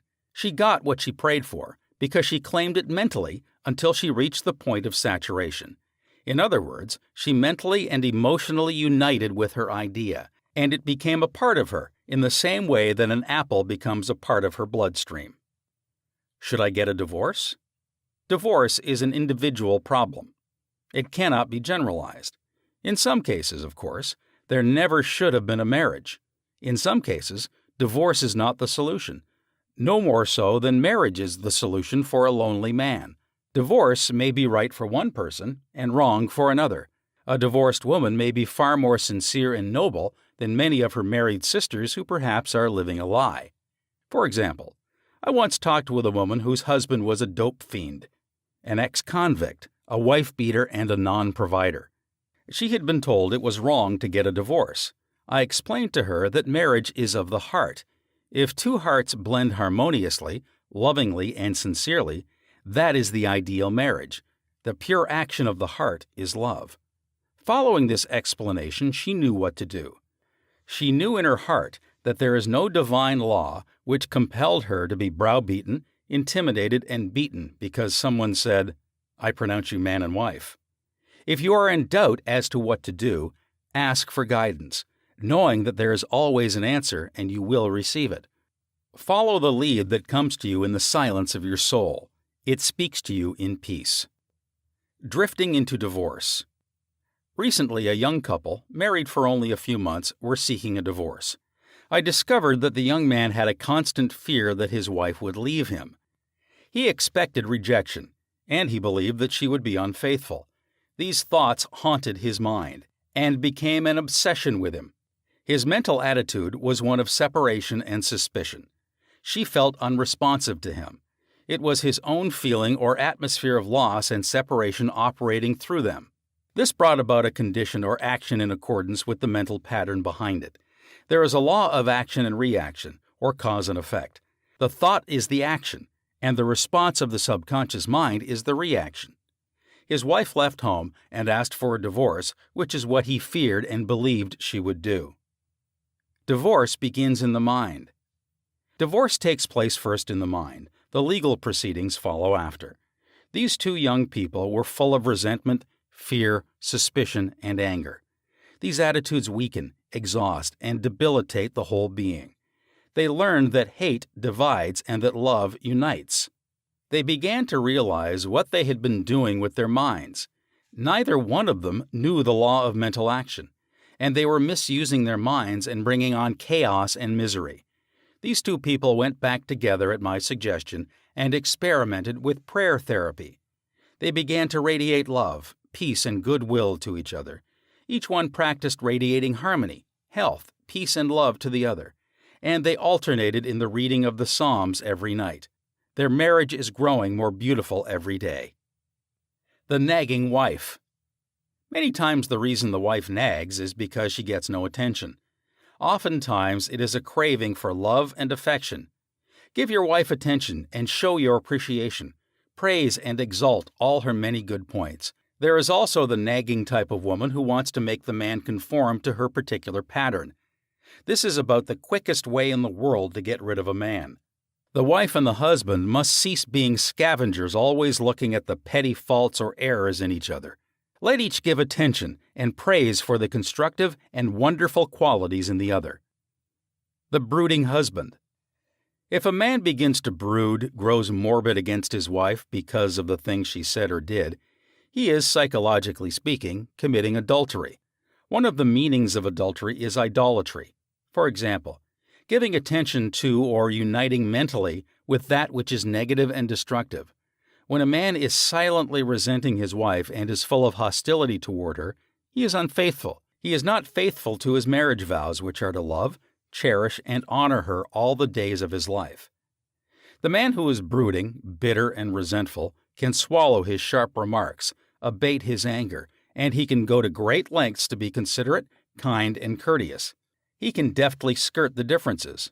Through praise and mental effort, he can get out of the habit of antagonism. Then, he will be able to get along better, not only with his wife, but with business associates also. Assume the harmonious state, and eventually you will find peace and harmony. The great mistake. A great mistake is to discuss your marital problems or difficulties with neighbors and relatives. Suppose, for example, a wife says to the neighbor, "John never gives me any money. He treats my mother abominably, drinks to excess, and is constantly abusive and insulting." Now this wife is degrading and belittling her husband in the eyes of all the neighbors and relatives. He no longer appears as the ideal husband to them. Never discuss your marital problems with anyone except a trained counselor. Why cause numerous people to think negatively of your marriage? Moreover, as you discuss and dwell upon these shortcomings of your husband, you are actually creating these states within yourself. Who is thinking and feeling it? You are. As you think and feel, so are you. Relatives will usually give you the wrong advice. It is usually biased and prejudiced because it is not given in an impersonal way. Any advice you receive which violates the golden rule, which is a cosmic law, is not good or sound. It is well to remember that no two human beings ever live beneath the same roof without clashes of temperament, periods of hurts and strain. Never display the unhappy side of your marriage to your friends. Keep your quarrels to yourself. Refrain from criticism and condemnation of your partner. Don't try to make your wife over. A husband must not try to make his wife over into a second edition of himself. The tactless attempt to change her in many ways is foreign to her nature. These attempts are always foolish, and many times result in a dissolution of the marriage. These attempts to alter her destroy her pride and self-esteem, and arouse a spirit of contrariness and resentment that proves fatal to the marriage bond. Adjustments are needed, of course, but if you have a good look inside your own mind and study your character and behavior, you will find so many shortcomings, and they will keep you busy the rest of your life. If you say, "I will make him over into what I want," you're looking for trouble and the divorce court. You're asking for misery. You will have to learn the hard way that there is no one to change but yourself. Pray together and stay together through steps in prayer. The first step. Never carry over from one day to another accumulated irritations arising from little disappointments. Be sure to forgive each other for any sharpness before you retire at night. The moment you awaken in the morning, claim infinite intelligence is guiding you in all your ways, sending out loving thoughts of peace, harmony, and love to your marriage partner, to all members of the family, and to the whole world. The second step. Say grace at breakfast. Give thanks for the wonderful food, for your abundance, and for all your blessings. Make sure that no problems, worries, or arguments shall enter into the table conversation. The same applies at dinner time. Say to your wife or husband, "I appreciate all you're doing, and I radiate love and goodwill to you all day long." The third step. The husband and wife should alternate in praying each night. Do not take your marriage partner for granted. Show your appreciation and love. Think appreciation and goodwill rather than condemnation, criticism, and nagging. The way to build a peaceful home and a happy marriage is to use a foundation of love, beauty, harmony, mutual respect, faith in God, and all things good. Read the 23rd, 27th, and 91st Psalms, the 11th chapter of Hebrews, the 13th chapter of 1 Corinthians, and other great texts of the Bible before going to sleep. As you practice these truths, your marriage will grow more and more blessed through the years. Review your actions. 1. Ignorance of mental and spiritual laws is the cause of all marital unhappiness. By praying scientifically together, you stay together. 2. The best time to prevent divorce is before marriage. If you learn how to pray in the right way, you will attract the right mate for you. 3. Marriage is the union of a man and woman who are bound together by love. Their hearts beat as one, and they move onward, upward, and Godward. 4. Marriage does not bequeath happiness. People find happiness by dwelling on the eternal truths of God and the spiritual values of life. Then the man and woman can contribute to each other's happiness and joy. 5. You attract the right mate by dwelling on the qualities and characteristics you admire in a woman or man, and then your subconscious mind will bring you together in divine order. 6. You must build into your mentality the mental equivalent of what you want in a marriage partner. If you want to attract an honest, sincere, and loving partner in life, you must be honest, sincere, and loving yourself. 7. You do not have to repeat mistakes in marriage. When you really believe you can have the type of man or woman you idealize, it is done unto you as you believe. To believe is to accept something as true. Accept your ideal companion now mentally. 8. Do not wonder how, why, or where you will meet the mate you are praying for. Trust implicitly the wisdom of your subconscious mind. It has the know-how, and you don't have to assist it. 9. You are mentally divorced when you indulge in peeves, grudges, ill will, and hostility toward your marriage partner. You are mentally dwelling with error in the bed of your mind. Adhere to your marriage vows. I promise to cherish, love, and honor him or her all the days of my life. 10. Cease projecting fears to your marriage partner. Project love, peace, harmony, and goodwill, and your marriage will grow more beautiful and more wonderful through the years. 11. Radiate love, peace, and goodwill to each other. These vibrations are picked up by the subconscious mind, resulting in mutual trust, affection, and respect. 12. A nagging wife is usually seeking attention and appreciation. She is craving for love and affection. Praise and exalt her many good points. Show her that you love her and appreciate her. 13. A man who loves his wife does not do anything unloving or unkind in word, manner, or action. Love is what love does. 14. In marital problems, always seek expert advice. You would not go to a carpenter to pull a tooth. Neither should you discuss your marriage problems with relatives or friends. You should go to a trained person for counsel. 15. Never try to make your wife or husband over. These attempts are always foolish and tend to destroy the pride and self-esteem of the other. Moreover, it arouses a spirit of resentment that proves fatal to the marriage bond. Cease trying to make the other a second edition of yourself. 16. Pray together and you will stay together. Scientific prayer solves all problems. Mentally picture your wife as she ought to be: joyous, happy, healthy, and beautiful. See your husband as he ought to be: strong, powerful, loving, harmonious, and kind. Maintain this mental picture, and you will experience the marriage made in heaven, which is harmony and peace. Chapter 15. Your Subconscious Mind and Your Happiness. William James, father of American psychology, said that the greatest discovery of the 19th century was not in the realm of physical science. The greatest discovery was the power of the subconscious touched by faith. In every human being is that limitless reservoir of power which can overcome any problem in the world. True and lasting happiness will come into your life the day you get the clear realization that you can overcome any weakness, the day you realize that your subconscious can solve your problems, heal your body, and prosper you beyond your fondest dream.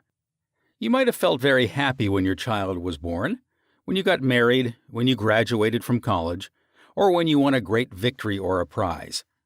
You might have been very happy when you became engaged to the loveliest girl or the most handsome man. You could go on and list innumerable experiences which have made you happy. However, no matter how marvelous these experiences are, they do not give real lasting happiness. They are transitory. The book of Proverbs gives the answer. Whosoever trusteth in the Lord, happy is he. When you trust in the Lord, the power and wisdom of your subconscious mind, to lead, guide, govern, and direct all your ways, you will become poised, serene, and relaxed. As you radiate love, peace, and goodwill to all, you are really building a superstructure of happiness for all the days of your life. You must choose happiness. Happiness is a state of mind. There is a phrase in the Bible which says, "Choose ye this day whom ye will serve." You have the freedom to choose happiness. This may seem extraordinarily simple, and it is. Perhaps this is why people stumble over the way to happiness. They do not see the simplicity of the key to happiness. The great things of life are simple, dynamic, and creative. They produce well-being and happiness. St. Paul reveals to you how you can think your way into a life of dynamic power and happiness in these words. Finally, brethren, whatsoever things are true, whatsoever things are honest, whatsoever things are just, whatsoever things are pure, whatsoever things are lovely, whatsoever things are of good report. If there be any virtue, and if there be any praise, think on these things. Philippians chapter 4, verse 8. How to choose happiness. Begin now to choose happiness. This is how you do it. When you open your eyes in the morning, say to yourself, "Divine order takes charge of my life today and every day. All things work together for good for me today. This is a new and wonderful day for me. There will never be another day like this one.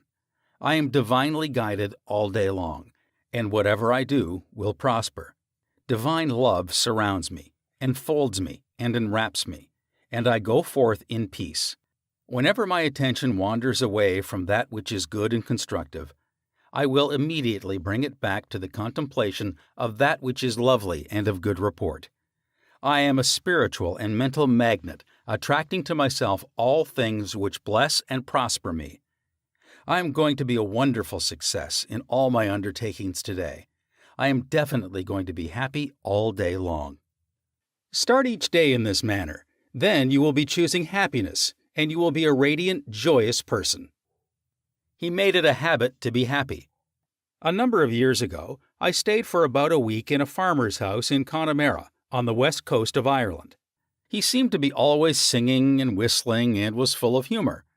I asked him the secret to his happiness, and his reply was, "It is a habit of mine to be happy. Every morning when I awaken, and every night before I go to sleep, I bless my family, the crops, the cattle, and I thank God for the wonderful harvest." This farmer has made a practice of this for over 40 years. As you know, thoughts repeated regularly and systematically sink into the subconscious mind and become habitual. He discovered that happiness is a habit. You must desire to be happy. There is one very important point about being happy. You must sincerely desire to be happy. There are people who have been depressed, dejected, and unhappy so long that were they suddenly made happy by some wonderful, good, joyous news, they would actually be like the woman who said to me, "It is wrong to be so happy." They have been so accustomed to the old mental patterns that they do not feel at home being happy. They long for the former depressed, unhappy state. I knew a woman in England who had rheumatism for many years. She would pat herself on the knee and say, "My rheumatism is bad today. I cannot go out. My rheumatism keeps me miserable." This dear elderly lady got a lot of attention from her son, daughter, and the neighbors. She really wanted her rheumatism. She enjoyed her misery, as she called it. This woman did not really want to be happy. I suggested a curative procedure to her. I wrote down some biblical verses and told her that if she gave attention to these truths, her mental attitude would undoubtedly change and would result in her faith and confidence in being restored to health. She was not interested. There seems to be a peculiar, mental, morbid streak in many people. whereby they seem to enjoy being miserable and sad. Why choose unhappiness? Many people choose unhappiness by entertaining these ideas. Today is a black day, everything is going to go wrong. I'm not going to succeed. Everyone is against me. Business is bad and it is going to get worse. I'm always late. I never get the breaks. He can, but I can't. If you have this attitude in mind the first thing in the morning, you will attract all these experiences to you, and you will be very unhappy. Begin to realize the world you live in is determined largely by what goes on in your mind. Marcus Aurelius, the great Roman philosopher and sage, said, quote, "A man's life is what his thoughts make of it." Unquote. Emerson, America's foremost philosopher, said, quote, "A man is what he thinks all day long." Unquote. The thoughts you habitually entertain in your mind have the tendency to actualize themselves in physical conditions. Make certain you do not indulge in negative thoughts, defeatist thoughts, or unkind, depressing thoughts.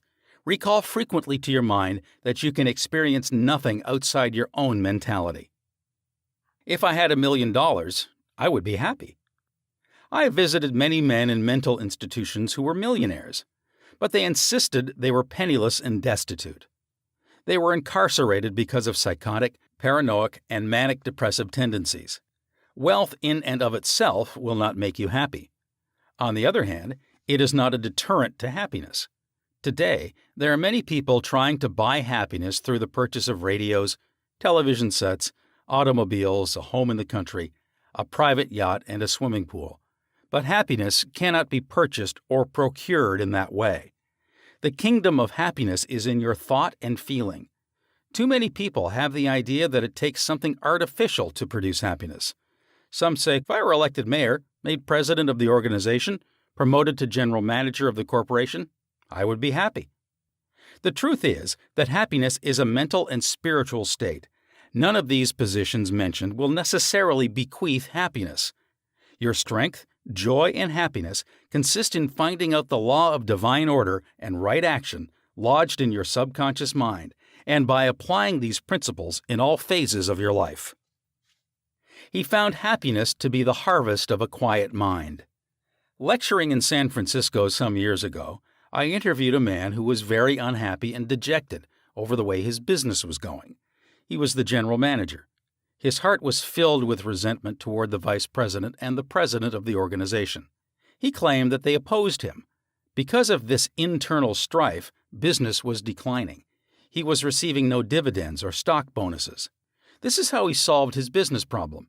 The first thing in the morning, he affirmed quietly as follows: "All those working in our corporation are honest, sincere, cooperative, faithful, and full of goodwill to all.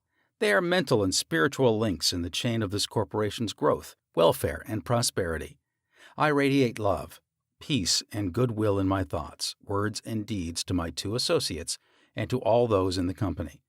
The president and the vice president of our company are divinely guided in all their undertakings. The infinite intelligence of my subconscious mind makes all decisions through me. There is only right action in all our business transactions and in our relationship with each other. I send the messengers of peace, love, and goodwill before me to the office. Peace and harmony reign supreme in the minds and hearts of all those in the company, including myself. I now go forth into a new day, full of faith, confidence, and trust." This business executive repeated the above meditation slowly 3 times in the morning, feeling the truth of what he affirmed. When fearful or angry thoughts came into his mind during the day, he would say to himself, "Peace, harmony, and poise govern my mind at all times." As he continued disciplining his mind in this manner, all the harmful thoughts ceased to come, and peace came into his mind. He reaped the harvest. Subsequently, he wrote me to the effect that at the end of about 2 weeks of reordering his mind, the president and the vice president called him into the office, praised his operations and his new constructive ideas, and remarked how fortunate they were in having him as general manager. He was very happy in discovering that man finds happiness within himself. The block or stump is not really there.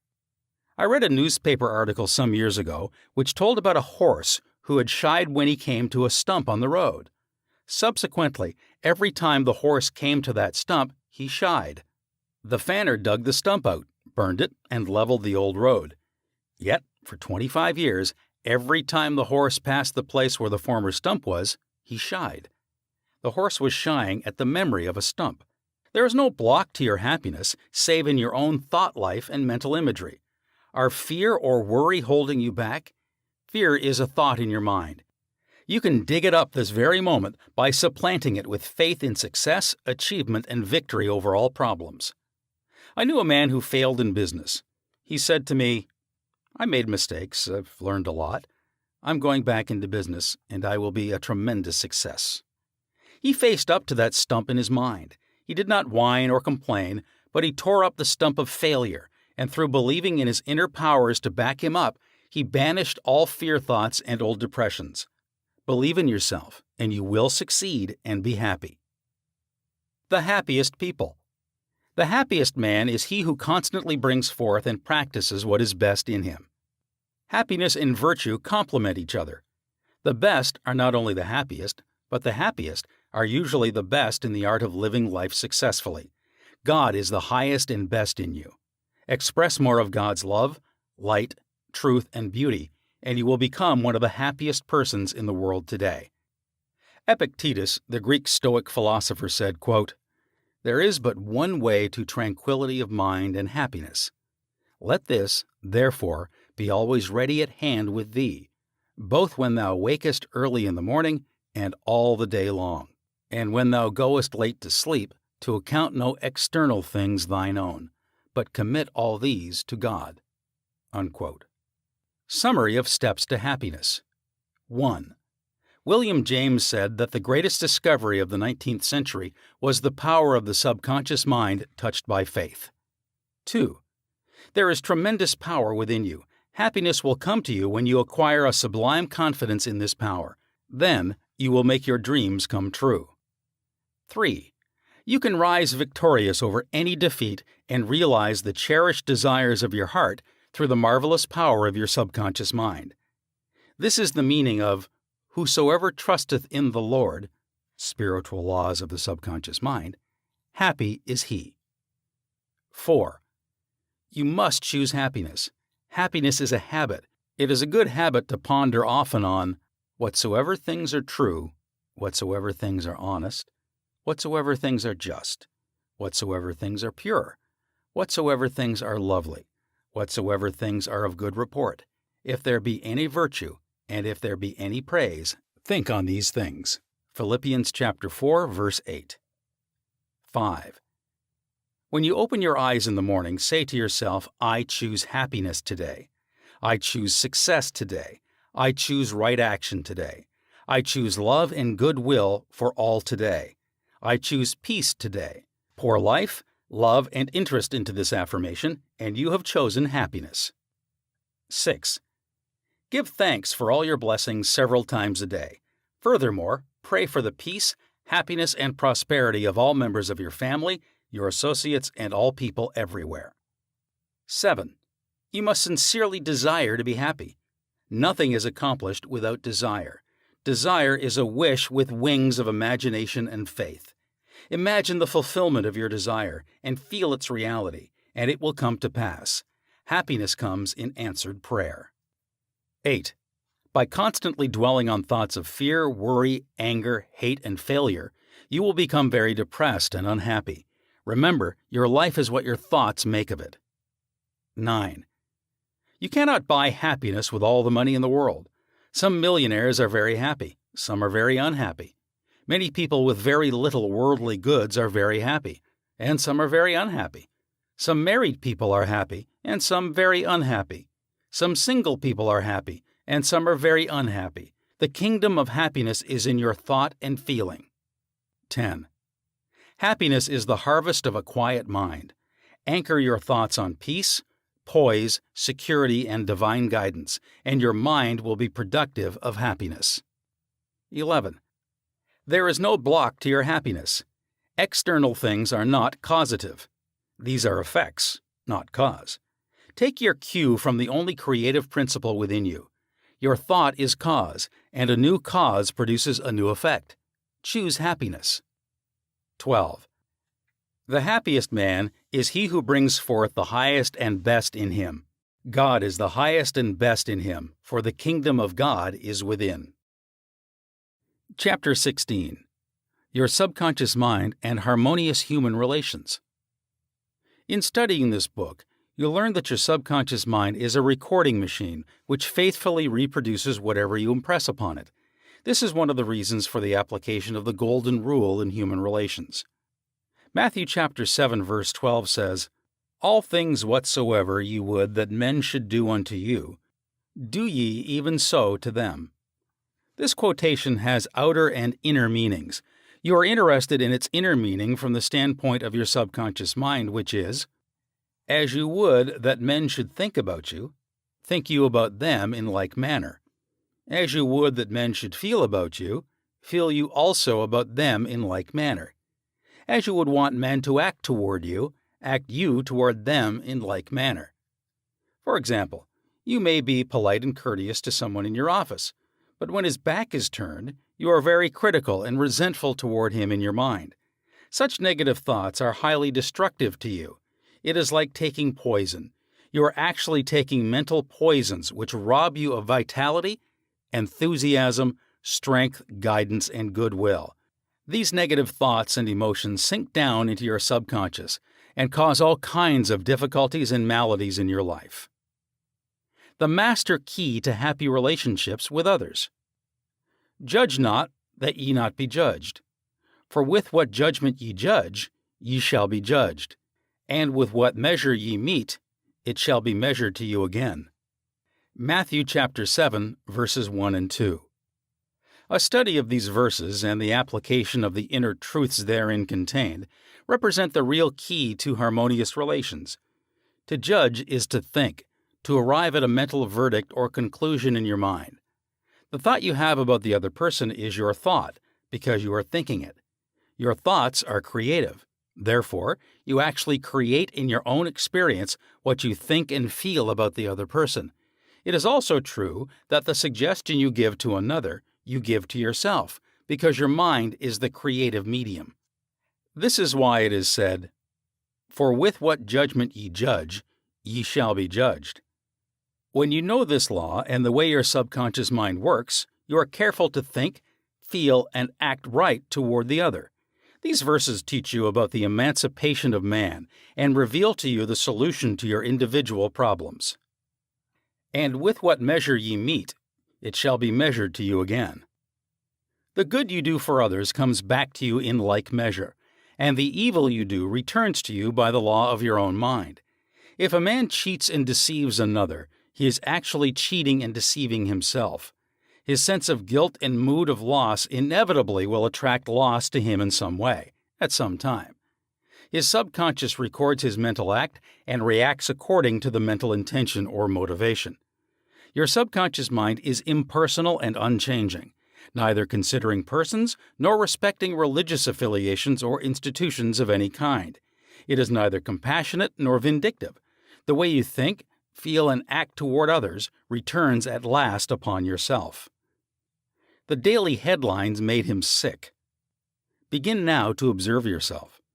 Observe your reactions to people, conditions, and circumstances. How do you respond to the events and news of the day? It makes no difference if all the other people were wrong and you alone were right. If the news disturbs you, it is your evil because your negative emotions robbed you of peace and harmony. A woman wrote me about her husband, saying that he goes into a rage when he reads what certain newspaper columnists write in the newspaper. She added that this constant reaction of anger and suppressed rage on his part brought on bleeding ulcers, and his physician recommended an emotional reconditioning. I invited this man to see me, and I explained to him the way his mind functions, indicating how emotionally immature it was to get angry when others write articles with which he disapproves or disagrees. He began to realize that he should give the newspaper man freedom to express himself, even though the latter disagreed with him politically, religiously, or in any other way. In the same manner, the newspaper man would give him the freedom to write a letter to the newspaper disagreeing with his published statements. He learned that he could disagree without being disagreeable. He awakened to the simple truth that it is never what a person says or does that affects him, it is his reaction to what is said or done that matters. This explanation was the cure for this man, and he realized that with a little practice he could master his morning tantrums. His wife told me subsequently that he laughed at himself and also at what the columnists say. They no longer have power to disturb, annoy, and irritate him. His ulcers have disappeared due to his emotional poise and serenity. I hate women, but I like men. A private secretary was very bitter towards some of the girls in her office because they were gossiping about her, and as she said, spreading vicious lies about her. She admitted that she did not like women. She said, "I hate women, but I like men." I discovered also that she spoke to the girls who were under her in the office in a very haughty, imperious, and irritable tone of voice. She pointed out that they took a delight in making things difficult for her. There was a certain pomposity in her way of speaking, and I could see where her tone of voice would affect some people unpleasantly. If all the people in the office or factory annoy you, isn't it a possibility that the vibration, annoyance, and turmoil may be due to some subconscious pattern or mental projection from you? We know that a dog will react ferociously if you hate or fear dogs. Animals pick up your subconscious vibrations and react accordingly. Many undisciplined human beings are just as sensitive as dogs, cats, and other animals. I suggested a process of prayer to this private secretary who hated women, explaining to her that when she began to identify herself with spiritual values and commenced to affirm the truths of life, her voice, mannerisms, and hatred of women would completely disappear. She was surprised to know that the emotion of hatred shows up in a person's speech, actions, in his writings, and in all phases of his life. She ceased reacting in the typical resentful and angry way. She established a pattern of prayer, which she practiced regularly, systematically, and conscientiously in the office. The prayer was as follows: I think, speak, and act lovingly, quietly, and peacefully. I now radiate love, peace, tolerance, and kindliness to all the girls who criticized me and gossiped about me. I anchor my thoughts on peace, harmony, and goodwill to all. Whenever I am about to react negatively, I say firmly to myself, I'm going to think, speak, and act from the standpoint of the principle of harmony, health, and peace within myself. Creative intelligence leads, rules, and guides me in all my ways. The practice of this prayer transformed her life, and she found that all criticism and annoyance ceased. The girls became co-workers and friends along life's journey. She discovered that there is no one to change but myself. His inner speech held back his promotion. One day, a salesman came to see me and described his difficulties in working with the sales manager of his organization. He had been with the company 10 years and had received no promotion or recognition of any kind. He showed me his sales figures, which were greater proportionately than the other men in the territory. He said that the sales manager did not like him, that he was unjustly treated, and that at conferences the manager was rude to him and at times ridiculed his suggestions. I explained that undoubtedly the cause was to a great degree within himself, and that his concept and belief about his superior bore witness to the reaction of this man. The measure we meet shall be measured to us again.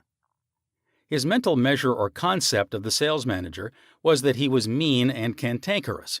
He was filled with bitterness and hostility toward the executive. On his way to work, he conducted a vigorous conversation with himself filled with criticism, mental arguments, recriminations, and denunciations of his sales manager. What he gave out mentally, he was inevitably bound to get back. This salesman realized that his inner speech was highly destructive because the intensity and force of his silent thoughts and emotions and personally conducted mental condemnation and vilification of the sales manager entered into his own subconscious mind. This brought about the negative response from his boss, as well as creating many other personal, physical, and emotional disorders. He began to pray frequently as follows: I am the only thinker in my universe. I am responsible for what I think about my boss. My sales manager is not responsible for the way I think about him.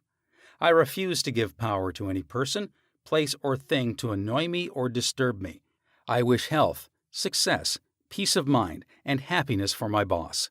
I sincerely wish him well, and I know he is divinely guided in all his ways." He repeated this prayer out loud slowly, quietly, and feelingly, knowing that his mind is like a garden, and that whatever he plants in the garden will come forth like seeds after their kind. I also taught him to practice mental imagery prior to sleep in this way. He imagined that his sales manager was congratulating him on his fine work, on his zeal and enthusiasm, and on his wonderful response from customers. He felt the reality of all this, felt his hand shake, heard the tone of his voice, and saw him smile. He made a real mental movie, dramatizing it to the best of his ability. Night after night, he conducted his mental movie, knowing that his subconscious mind was the receptive plate on which his conscious imagery would be impressed. Gradually, by a process of what may be termed mental and spiritual osmosis, the impression was made on his subconscious mind, and the expression automatically came forth. The sales manager subsequently called him up to San Francisco, congratulated him, and gave him a new assignment as division sales manager over 100 men with a big increase in salary. He changed his concept and estimate of his boss, and the latter responded accordingly. Becoming emotionally mature. What the other person says or does cannot really annoy or irritate you except you permit him to disturb you. The only way he can annoy you is through your own thought. For example, if you get angry, you have to go through 4 stages in your mind. You begin to think about what he said. You decide to get angry and generate an emotion of rage. Then you decide to act. Perhaps you talk back and react in kind.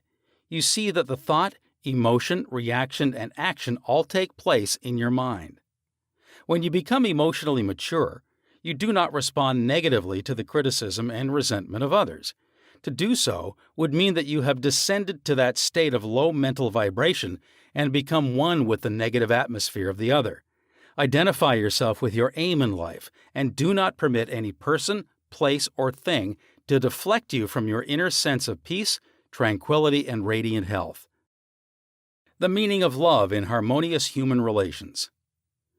Sigmund Freud, the Austrian founder of psychoanalysis, said that unless the personality has love, it sickens and dies.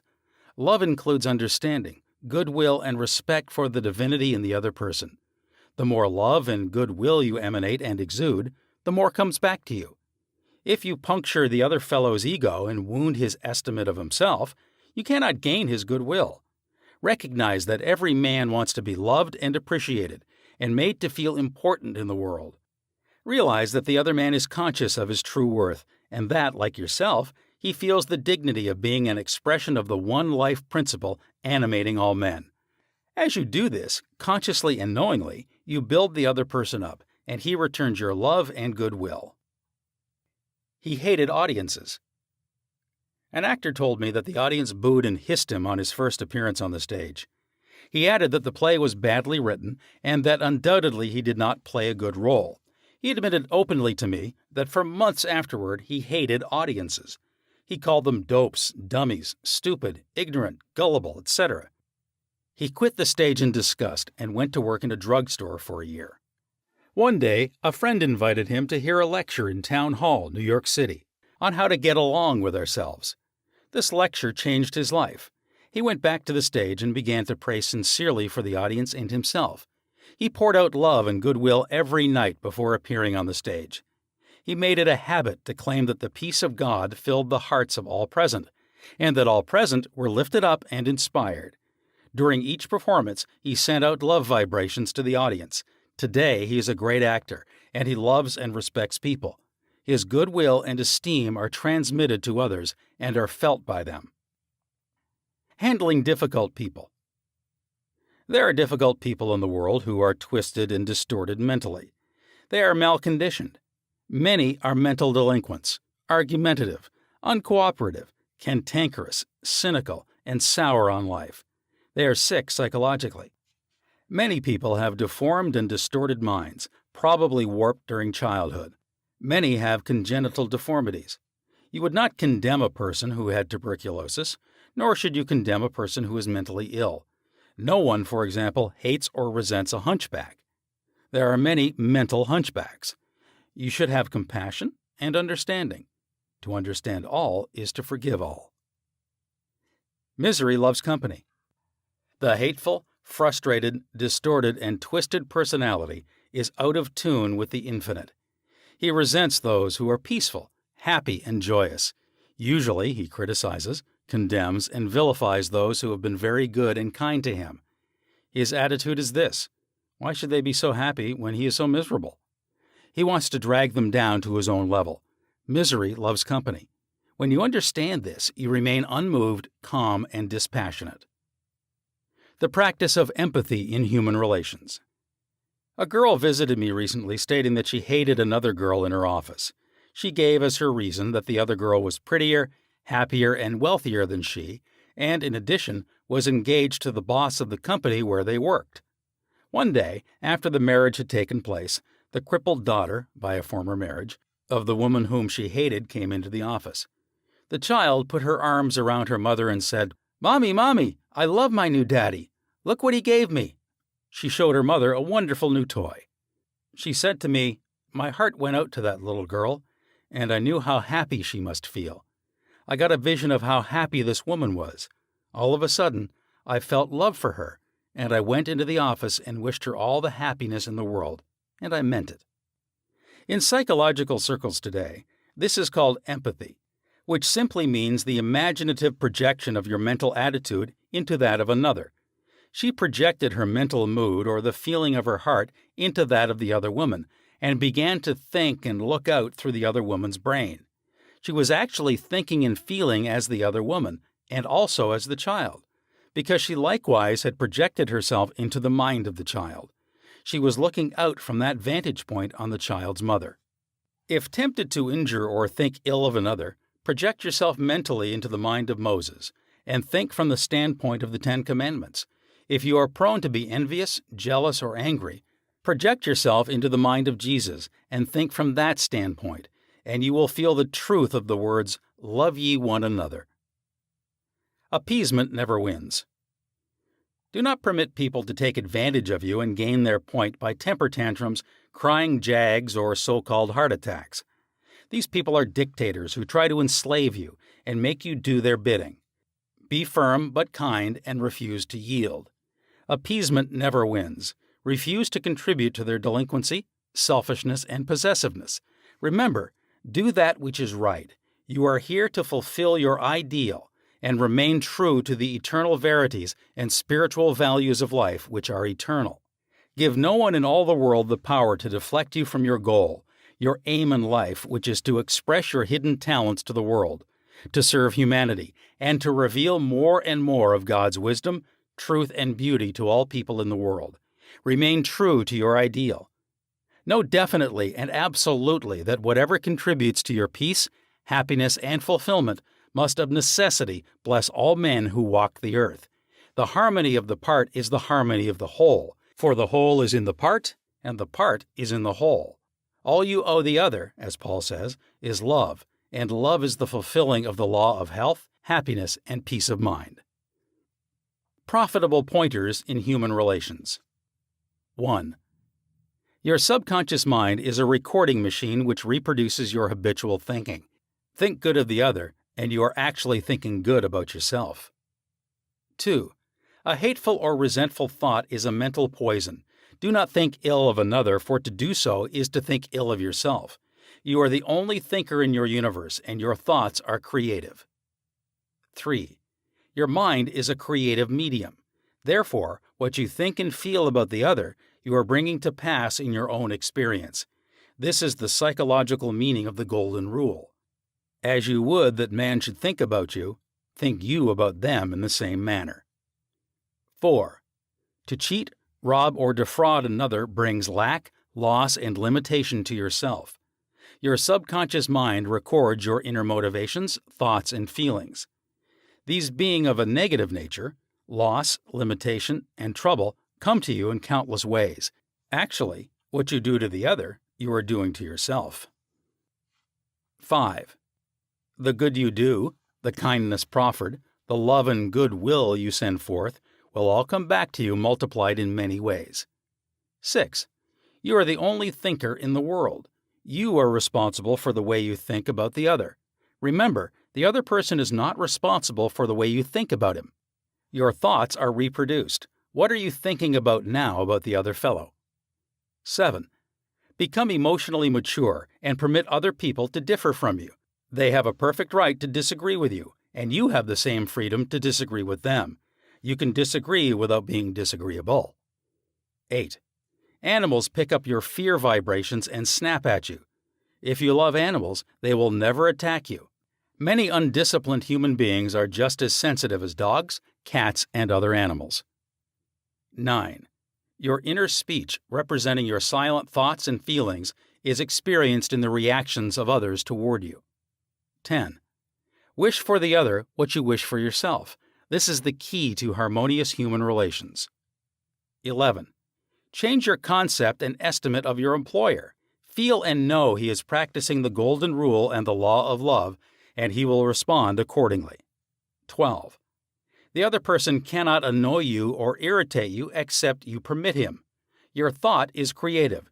You can bless him. If someone calls you a skunk, you have the freedom to say to the other, God's peace fills your soul.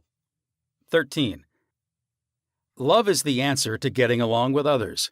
Love is understanding, goodwill, and respecting the divinity of the other. 14. You would not hate a hunchback or cripple. You would have compassion. Have compassion and understanding for mental hunchbacks who have been conditioned negatively. To understand all is to forgive all. 15. Rejoice in the success, promotion, and good fortune of the other. In doing so, you attract good fortune to yourself. 16. Never yield to emotional scenes and tantrums of others. Appeasement never wins. Do not be a doormat. Adhere to that which is right. Stick to your ideal, knowing that the mental outlook which gives you peace, happiness, and joy is right, good, and true. What blesses you blesses all. 17. All you owe any person in the world is love, and love is wishing for everyone what you wish for yourself: health, happiness, and all the blessings of life. Chapter 17. How to use your subconscious for forgiveness. Life plays no favorites. God is life, and this life principle is flowing through you this moment. God loves to express himself as harmony, peace, beauty, joy, and abundance through you. This is called the will of God or the tendency of life. If you set up resistance in your mind to the flow of life through you, this emotional congestion will get snarled up in your subconscious mind and cause all kinds of negative conditions. God has nothing to do with unhappy or chaotic conditions in the world. All these conditions are brought about by man's negative and destructive thinking. Therefore, it is silly to blame God for your trouble or sickness. Many persons habitually set up mental resistance to the flow of life by accusing and reproaching God for the sin, sickness, and suffering of mankind. Others cast the blame on God for their pains, aches, loss of loved ones, personal tragedies, and accidents. They are angry at God, and they believe He is responsible for their misery. As long as people entertain such negative concepts about God, they will experience the automatic negative reactions from their subconscious minds. Actually, such people do not know that they are punishing themselves. They must see the truth, find release, and give up all condemnation, resentment, and anger against anyone or any power outside themselves. Otherwise, they cannot go forward into a healthy, happy, or creative activity. The minute these people entertain a God of love in their minds and hearts, and when they believe that God is their loving Father who watches over them, cares for them, guides them, sustains and strengthens them, this concept and belief about God, or the life principle, will be accepted by their subconscious mind, and they will find themselves blessed in countless ways. Life always forgives you. Life forgives you when you cut your finger. The subconscious intelligence within you sets about immediately to repair it. New cells build bridges over the cut. Should you take some tainted food by error, life forgives you and causes you to regurgitate it in order to preserve you. If you burn your hand, the life principle reduces the edema and congestion and gives you new skin, tissue, and cells. Life holds no grudges against you, and it is always forgiving you. Life brings you back to health, vitality, harmony, and peace if you cooperate by thinking in harmony with nature. Negative, hurtful memories, bitterness, and ill will clutter up and impede the free flow of the life principle in you. How he banished that feeling of guilt. I knew a man who worked every night until about 1 o'clock in the morning. He paid no attention to his 2 boys or his wife. He was always too busy working hard. He thought people should pat him on the back because he was working so arduously and persistently past midnight every night. He had a blood pressure over 200 and was full of guilt. Unconsciously, he proceeded to punish himself by hard work, and he completely ignored his children. A normal man does not do that. He is interested in his boys and in their development. He does not shut his wife out of his world. I explained to him why he was working so arduously. There is something eating you inside. Otherwise, you would not act this way. You are punishing yourself, and you have to learn to forgive yourself. He did have a deep sense of guilt. It was toward a brother. I explained to him that God was not punishing him, that he was punishing himself. For example, if you misuse the laws of life, you will suffer accordingly. If you put your hand on a naked charged wire, you will get burned. The forces of nature are not evil. It is your use of them that determines whether they have good or evil effect. Electricity is not evil. It depends on how you use it, whether to burn down a structure or light up a home. The only sin is ignorance of the law, and the only punishment is the automatic reaction of man's misuse of the law. If you misuse the law of chemistry, you may blow up the office or the factory. If you strike your hand on a board, you may cause your hand to bleed. The board is not for that purpose. Its purpose may be to lean upon or to support your feet. This man realized that God does not condemn or punish anyone, and that all his suffering was due to the reaction of his subconscious mind to his own negative and destructive thinking. He had cheated his brother at one time, and the brother had now passed on. Still, he was full of remorse and guilt. I asked him, "Would you cheat your brother now?" He said no. "Did you feel you were justified at the time?" His reply was yes. "But you would not do it now." He added, "No, I'm helping others to know how to live." I added the following comment. You have a greater reason and understanding now. Forgiveness is to forgive yourself. Forgiveness is getting your thoughts in line with the divine law of harmony. Self-condemnation is called hell, bondage and restriction. Forgiveness is called heaven, harmony and peace. The burden of guilt and self-condemnation was lifted from his mind, and he had a complete healing. The doctor tested his blood pressure, and it had become normal. The explanation was the cure. A murderer learned to forgive himself. A man who murdered his brother in Europe visited me many years ago. He was suffering from great mental anguish and torture, believing that God must punish him.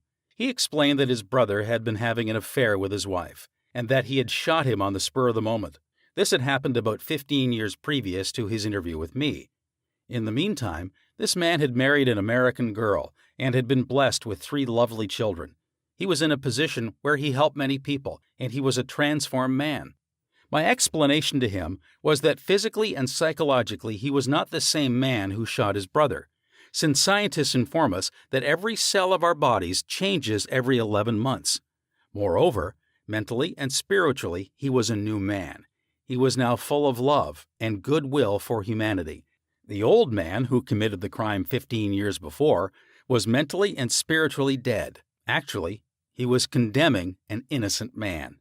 This explanation had a profound effect on him, and he said it was as if a great weight had been lifted from his mind. He realized the significance of the following truth in the Bible. "Come now, let us reason together, saith the Lord. Though your sins be as scarlet, they shall be as white as snow. Though they be red like crimson, they shall be as wool." Isaiah chapter 1, verse 18. Criticism cannot hurt you without your consent. A school teacher told me that one of her associates criticized a speech she had given, saying to her that she spoke too fast. She swallowed some of her words.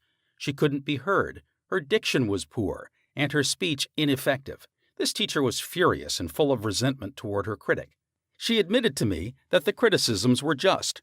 Her first reaction was really childish, and she agreed that the letter was really a blessing and a marvelous corrective. She proceeded immediately to supplement her deficiencies in her speech by enrolling in a course in public speaking at City College. She wrote and thanked the writer of the note for her interest, expressing appreciation for her conclusions and findings, which enabled the teacher to correct the matter at once. How to be compassionate. Suppose none of the things mentioned in the letter had been true of the teacher. The latter would have realized that her class material had upset the prejudices, superstitions, or narrow sectarian beliefs of the writer of the note, and that a psychologically ill person was simply pouring forth her resentment because a psychological boil had been hurt. To understand this fact is to be compassionate. The next logical step would be to pray for the other person's peace, harmony, and understanding. You cannot be hurt when you know that you are master of your thoughts, reactions, and emotions. Emotions follow thoughts, and you have the power to reject all thoughts which may disturb or upset you. Left at the altar. Some years ago I visited a church to perform a marriage ceremony. The young man did not appear, and at the end of 2 hours, the bride-to-be shed a few tears and then said to me, "I prayed for divine guidance. This might be the answer, for he never faileth." That was her reaction. Faith in God and all things good. She had no bitterness in her heart because, as she said, it must not have been right action because my prayer was for right action for both of us. Someone else having a similar experience would have gone into a tantrum, have had an emotional fit, required sedation, and perhaps needed hospitalization. Tune in with the infinite intelligence within your subconscious depths, trusting the answer in the same way that you trusted your mother when she held you in her arms. This is how you can acquire poise and mental and emotional health. It is wrong to marry. Sex is evil, and I am evil. Some time ago, I talked to a young lady aged 22. She was taught that it was a sin to dance, to play cards, to swim, and to go out with men. She was threatened by her mother, who told her she would burn eternally in hellfire if she disobeyed her will and her religious teachings. This girl wore a black dress and black stockings. She wore no rouge, lipstick, or any form of makeup because her mother said that these things were sinful. Her mother told her that all men were evil and that sex was of the devil and simply diabolic debauchery. This girl had to learn how to forgive herself as she was full of guilt. To forgive means to give for. She had to give up all these false beliefs for the truths of life and a new estimate of herself. When she went out with young men in the office where she worked, she had a deep sense of guilt and thought that God would punish her. Several eligible young men proposed to her, but she said, "It is wrong to marry. Sex is evil, and I am evil." This was her conscience or early conditioning speaking.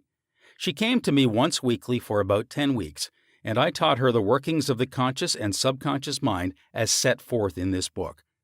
This young girl gradually came to see that she had been completely brainwashed, mesmerized, and conditioned by an ignorant, superstitious, bigoted, and frustrated mother. She broke away completely from her family and started to live a wonderful life. At my suggestion, she dressed up and had her hair attended to. She took lessons in dancing from a man, and she also took driving lessons. She learned to swim, play cards, and had a number of dates. She began to love life. She prayed for a divine companion by claiming that Infinite Spirit would attract her a man who harmonized with her thoroughly. Eventually, this came to pass. As she left my office one evening, there was a man waiting to see me, and I casually introduced them. They are now married and harmonize with each other perfectly. Forgiveness is necessary for healing. And when ye stand praying, forgive, if ye have aught against any. Mark chapter 11, verse 25. Forgiveness of others is essential to mental peace and radiant health. You must forgive everyone who has ever hurt you if you want perfect health and happiness. Forgive yourself by getting your thoughts in harmony with divine law and order. You cannot really forgive yourself completely until you have forgiven others first. To refuse to forgive yourself is nothing more or less than spiritual pride or ignorance. In the psychosomatic field of medicine today, it is being constantly stressed that resentment, condemnation of others, remorse, and hostility are behind a host of maladies ranging from arthritis to cardiac disease. They point out that these sick people who were hurt, mistreated, deceived, or injured were full of resentment and hatred for those who hurt them. This caused inflamed and festering wounds in their subconscious minds. There is only one remedy. They have to cut out and discard their hurts, and the one and only sure way is by forgiveness. Forgiveness is love in action. The essential ingredient in the art of forgiveness is the willingness to forgive. If you sincerely desire to forgive the other, you are 51% over the hurdle. I feel sure you know that to forgive the other does not necessarily mean that you like him or want to associate with him. You cannot be compelled to like someone, neither can a government legislate goodwill, love, peace, or tolerance. It is quite impossible to like people because someone in Washington issues an edict to that effect. We can, however, love people without liking them. The Bible says, "Love ye one another." This anyone can do who really wants to do it. Love means that you wish for the other health, happiness, peace, joy, and all the blessings of life. There is only one prerequisite, and that is sincerity. You're not being magnanimous when you forgive. You are really being selfish, because what you wish for the other, you are actually wishing for yourself. The reason is that you are thinking it and you are feeling it. As you think and feel, so are you. Could anything be simpler than that? Technique of forgiveness. The following is a simple method which works wonders in your life as you practice it. Quiet your mind, relax, and let go. Think of God and His love for you, and then affirm, "I fully and freely forgive." Mention the name of the offender. "I release him mentally and spiritually.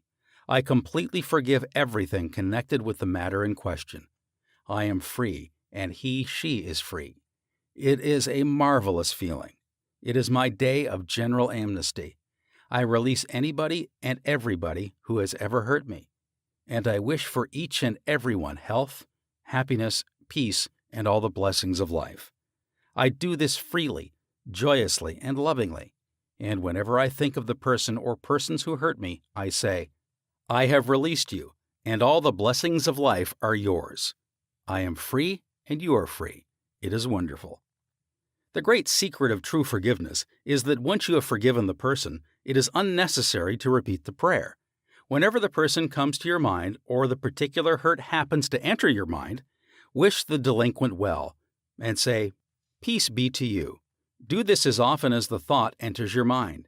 You will find that after a few days, the thought of the person or experience will return less and less often until it fades into nothingness. The acid test for forgiveness. There is an acid test for gold. There is also an acid test for forgiveness.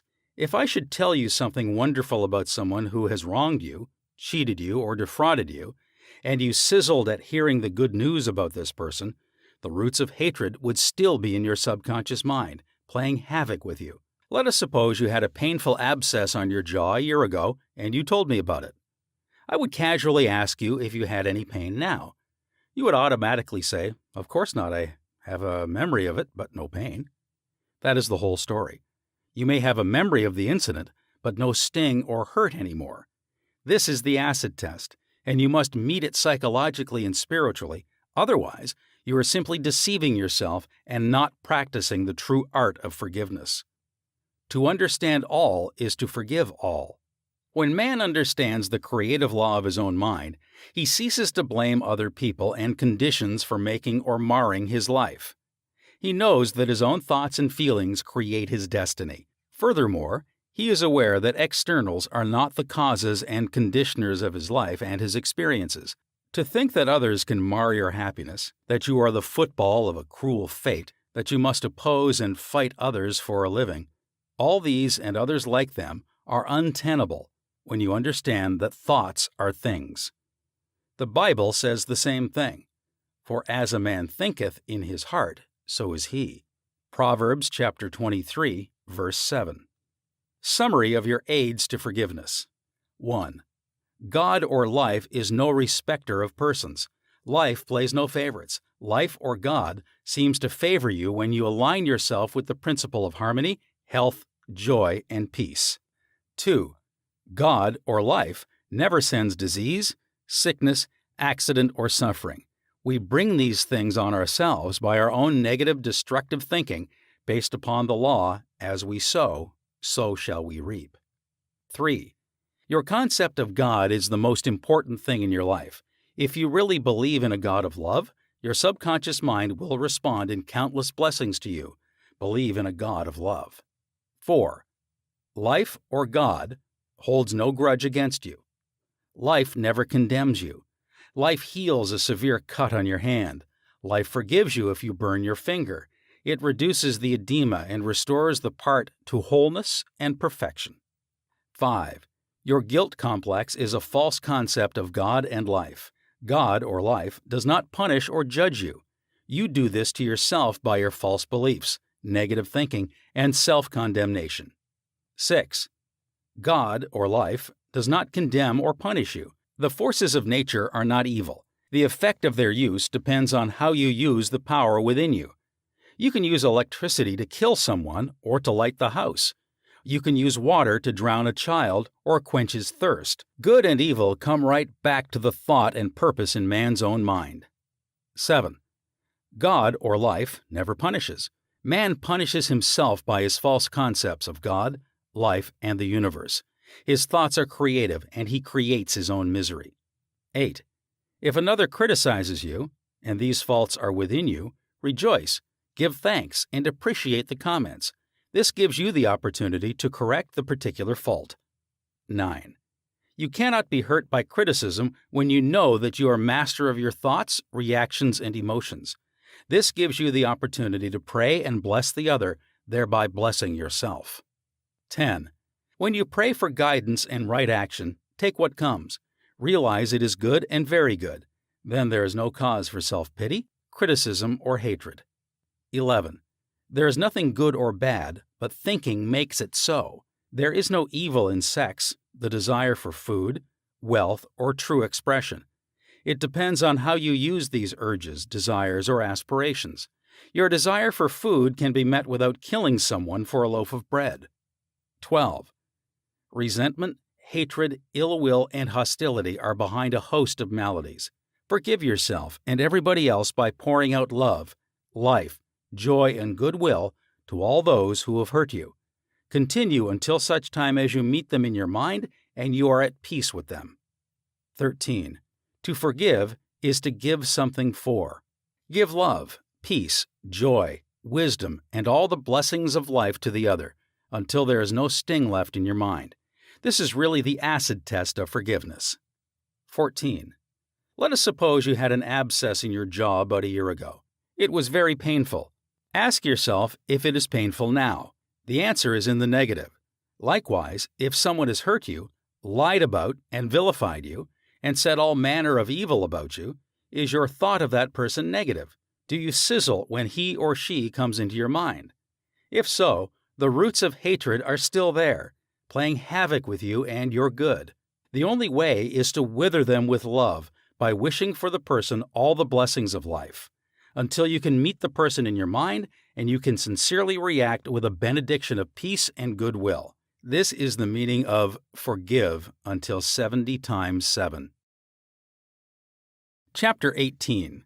How your subconscious removes mental blocks. The solution lies within the problem. The answer is in every question.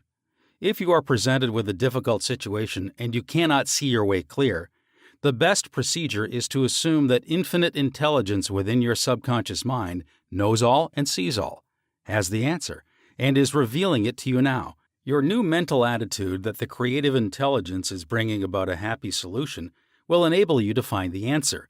Rest assured that such an attitude of mind will bring order, peace, and meaning to all your undertakings. How to break or build a habit. You are a creature of habit. Habit is the function of your subconscious mind. You'll learn to swim, ride a bicycle, dance, and drive a car by consciously doing these things over and over again until they establish tracks in your subconscious mind. Then, the automatic habit action of your subconscious mind took over. This is sometimes called second nature, which is a reaction of your subconscious mind to your thinking and acting. You are free to choose a good habit or a bad habit. If you repeat a negative thought or act over a period of time, you will be under the compulsion of a habit. The law of your subconscious is compulsion. How he broke a bad habit. Mr. Jones said to me, "An uncontrollable urge to drink seizes me, and I remain drunk for 2 weeks at a time. I can't give up this terrible habit." Time and time again, these experiences had occurred to this unfortunate man. He had grown into the habit of drinking to excess. Although he had started drinking of his own initiative, he also began to realize that he could change the habit and establish a new one. He said that while through his willpower he was able to suppress his desires temporarily, his continued efforts to suppress the many urges only made matters worse. His repeated failures convinced him that he was hopeless and powerless to control his urge or obsession. This idea of being powerless operated as a powerful suggestion to his subconscious mind and aggravated his weakness, making his life a succession of failures. I taught him to harmonize the functions of the conscious and subconscious mind. When these two cooperate, the idea or desire implanted in the subconscious mind is realized. His reasoning mind agreed that if the old habit path or track had carried him into trouble, he could consciously form a new path to freedom, sobriety, and peace of mind. He knew that his destructive habit was automatic, but since it was acquired through his conscious choice, he realized that if he had been conditioned negatively, he could also be conditioned positively. As a result, he ceased thinking of the fact that he was powerless to overcome the habit. Moreover, he understood clearly that there was no obstacle to his healing other than his own thought. Therefore, there was no occasion for great mental effort or mental coercion. The power of his mental picture. This man acquired a practice of relaxing his body and getting into a relaxed, drowsy, meditative state. Then, he filled his mind with the picture of the desired end, knowing his subconscious mind could bring it about the easiest way. He imagined his daughter congratulating him on his freedom and saying to him, "Daddy, it's wonderful to have you home." He had lost his family through drink. He was not allowed to visit them, and his wife would not speak to him. Regularly, systematically, he used to sit down and meditate in the way outlined. When his attention wandered, he made it a habit to immediately recall the mental picture of his daughter with her smile and the scene of his home enlivened by her cheerful voice. All this brought about a reconditioning of his mind. It was a gradual process. He kept it up. He persevered, knowing that sooner or later he would establish a new habit pattern in his subconscious mind. I told him that he could liken his conscious mind to a camera, that his subconscious mind was the sensitive plate on which he registered and impressed the picture. This made a profound impression on him, and his whole aim was to firmly impress the picture on his mind and develop it there. Films are developed in the dark. Likewise, mental pictures are developed in the dark room of the subconscious mind. Focused attention. Realizing that his conscious mind was simply a camera, he used no effort. There was no mental struggle. He quietly adjusted his thoughts and focused his attention on the scene before him until he gradually became identified with the picture. He became absorbed in the mental atmosphere, repeating the mental movie frequently. There was no room for doubt that a healing would follow. When there was any temptation to drink, he would switch his imagination from any reveries of drinking bouts to the feeling of being at home with his family. He was successful because he confidently expected to experience the picture he was developing in his mind.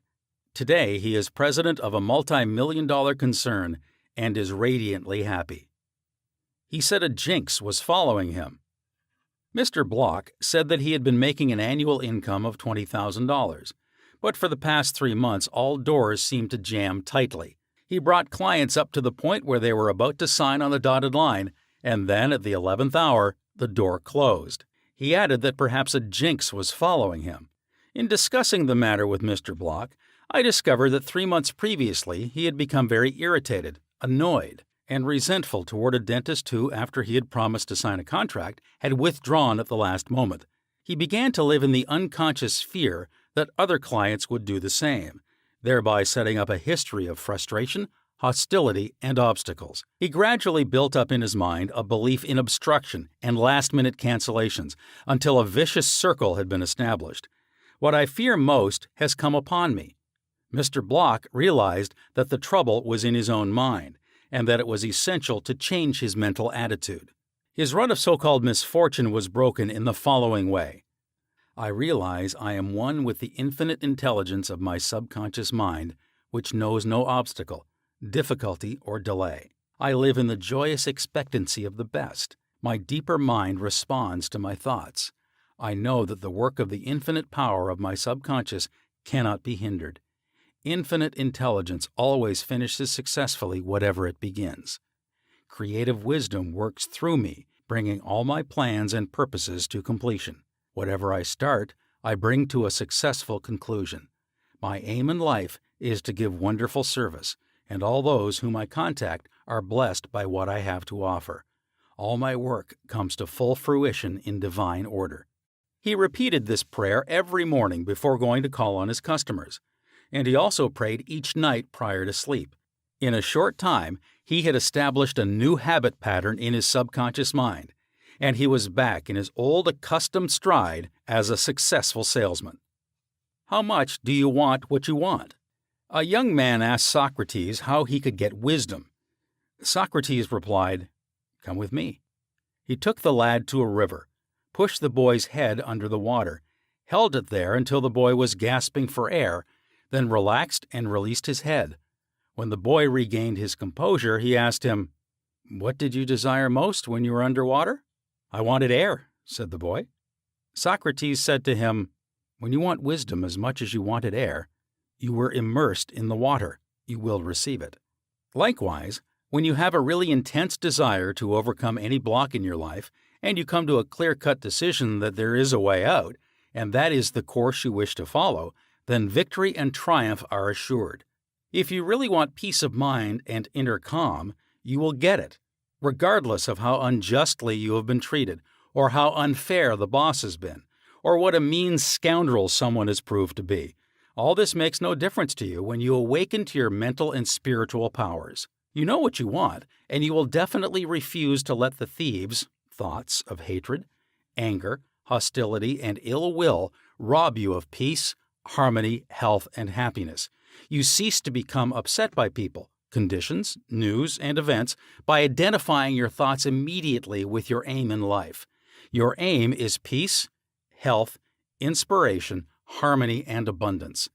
Feel a river of peace flowing through you now. Your thought is the immaterial and invisible power, and you choose to let it bless, inspire, and give you peace. Why he could not be healed. This is a case history of a married man with 4 children who was supporting and secretly living with another woman during his business trips. He was ill, nervous, irritable, and cantankerous, and he could not sleep without drugs. The doctor's medicine failed to bring down his high blood pressure of over 200. He had pains in numerous organs of his body, which doctors could not diagnose or relieve. To make matters worse, he was drinking heavily. The cause of all this was a deep unconscious sense of guilt. He had violated the marriage vows, and this troubled him. The religious creed he was brought up on was deeply lodged in his subconscious mind, and he drank excessively to heal the wound of guilt. Some invalids take morphine and codeine for severe pains. He was taking alcohol for the pain or wound in his mind. It was the old story of adding fuel to the fire. The explanation and the cure. He listened to the explanation of how his mind worked. He faced his problem, looked at it, and gave up his dual role. He knew that his drinking was an unconscious attempt to escape. The hidden cause lodged in his subconscious mind had to be eradicated. Then the healing would follow. He began to impress his subconscious mind 3 or 4 times a day by using the following prayer. My mind is full of peace, poise, balance, and equilibrium. The infinite lies stretched in smiling repose within me. I am not afraid of anything in the past, the present, or the future. The infinite intelligence of my subconscious mind leads, guides, and directs me in all ways. I now meet every situation with faith, poise, calmness, and confidence. I am now completely free from the habit. My mind is full of inner peace, freedom, and joy. I forgive myself. Then I am forgiven. Peace, sobriety, and confidence reign supreme in my mind. He repeated this prayer frequently as outlined, being fully aware of what he was doing and why he was doing it. Knowing what he was doing gave him the necessary faith and confidence. I explained to him that as he spoke these statements out loud, slowly, lovingly, and meaningfully, they would gradually sink down into his subconscious mind. Like seeds, they would grow after their kind. These truths, on which he concentrated, went in through his eyes, his ears heard the sound, and the healing vibrations of these words reached his subconscious mind and obliterated all the negative mental patterns which caused all the trouble. Light dispels darkness. The constructive thought destroys the negative thought. He became a transformed man within a month. Refusing to admit it. If you are an alcoholic or drug addict, admit it. Do not dodge the issue. Many people remain alcoholics because they refuse to admit it. Your disease is an instability, an inner fear. You are refusing to face life, and so you try to escape your responsibilities through the bottle. As an alcoholic, you have no free will, although you think you have, and you may even boast about your willpower. If you are a habitual drunkard and say bravely, "I will not touch it anymore," you have no power to make this assertion come true, because you do not know where to locate the power. You are living in a psychological prison of your own making, and you are bound by your beliefs, opinions, training, and environmental influences. Like most people, you are a creature of habit. You are conditioned to react the way you do. Building the idea of freedom. You can build the idea of freedom and peace of mind into your mentality so that it reaches your subconscious depths. The latter, being all-powerful, will free you from all desire for alcohol. Then, you will have the new understanding of how your mind works, and you can truly back up your statement and prove the truth to yourself. 51% healed. If you have a keen desire to free yourself from any destructive habit, you are 51% healed already. When you have a greater desire to give up the bad habit than to continue it, you will not experience too much difficulty in gaining complete freedom. Whatever thought you anchor the mind upon, the latter magnifies. If you engage the mind on the concept of freedom, freedom from the habit, and peace of mind, and if you keep it focused on this new direction of attention, you generate feelings and emotions which gradually emotionalize the concept of freedom and peace. Whatever idea you emotionalize is accepted by your subconscious and brought to pass. The law of substitution. Realize that something good can come out of your suffering. You have not suffered in vain. However, it is foolish to continue to suffer. If you continue as an alcoholic, it will bring about mental and physical deterioration and decay. Realize that the power in your subconscious is backing you up. Even though you may be seized with melancholia, you should begin to imagine the joy of freedom that is in store for you. This is the law of substitution. Your imagination took you to the bottle. Let it take you now to freedom and peace of mind. You will suffer a little bit, but it is for a constructive purpose. You will bear it like a mother in the pangs of childbirth, and you will, likewise, bring forth a child of the mind. Your subconscious will give birth to sobriety. Cause of alcoholism. The real cause of alcoholism is negative and destructive thinking. For as a man thinketh, so is he. The alcoholic has a deep sense of inferiority, inadequacy, defeat, and frustration, usually accompanied by a deep inner hostility. He has countless alibis as to his reason for drinking, but the sole reason is in his thought life. 3 magic steps. The first step: get still. Quiet the wheels of the mind. Enter into a sleepy, drowsy state. In this relaxed, peaceful, receptive state, you are preparing for the second step. The second step: take a brief phrase which can readily be graven on the memory and repeat it over and over as a lullaby. Use the phrase, "Sobriety and peace of mind are mine now, and I give thanks." To prevent the mind from wandering, repeat it aloud or sketch its pronunciation with the lips and tongue as you say it mentally. This helps its entry into the subconscious mind. Do this for 5 minutes or more. You will find a deep emotional response. The third step: just before going to sleep, practice what Johann von Goethe, German author, used to do. Imagine a friend, a loved one in front of you. Your eyes are closed. You are relaxed and at peace. The loved one or friend is subjectively present and is saying to you, "Congratulations, You see the smile. You hear the voice. You mentally touch the hand. It's all real and vivid. The word congratulations implies complete freedom. Hear it over and over again until you get the subconscious reaction which satisfies. Keep on keeping on. When fear knocks at the door of your mind, or when worry, anxiety, and doubt cross your mind, behold your vision, your goal. Think of the infinite power within your subconscious mind, which you can generate by thinking and imagining, and this will give you confidence, power, and courage. Keep on, persevere, until the day breaks and the shadows flee away. Review your thought power. 1. The solution lies within the problem. The answer is in every question. Infinite intelligence responds to you as you call upon it with faith and confidence. 2. Habit is the function of your subconscious mind. There is no greater evidence of the marvelous power of your subconscious than the force and sway habit holds in your life. You are a creature of habit. 3.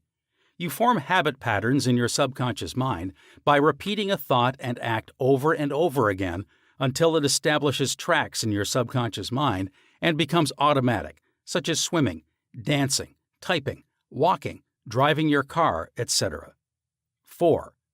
You have freedom to choose. You can choose a good habit or a bad habit. Prayer is a good habit. 5. Whatever mental picture backed by faith you behold in your conscious mind, your subconscious mind will bring to pass. 6. The only obstacle to your success and achievement is your own thought or mental image. 7. When your attention wanders, bring it back to the contemplation of your good or goal. Make a habit of this. This is called disciplining the mind. 8. Your conscious mind is the camera, and your subconscious mind is the sensitive plate on which you register or impress the picture. 9. The only jinx that follows anyone is a fear thought repeated over and over in the mind.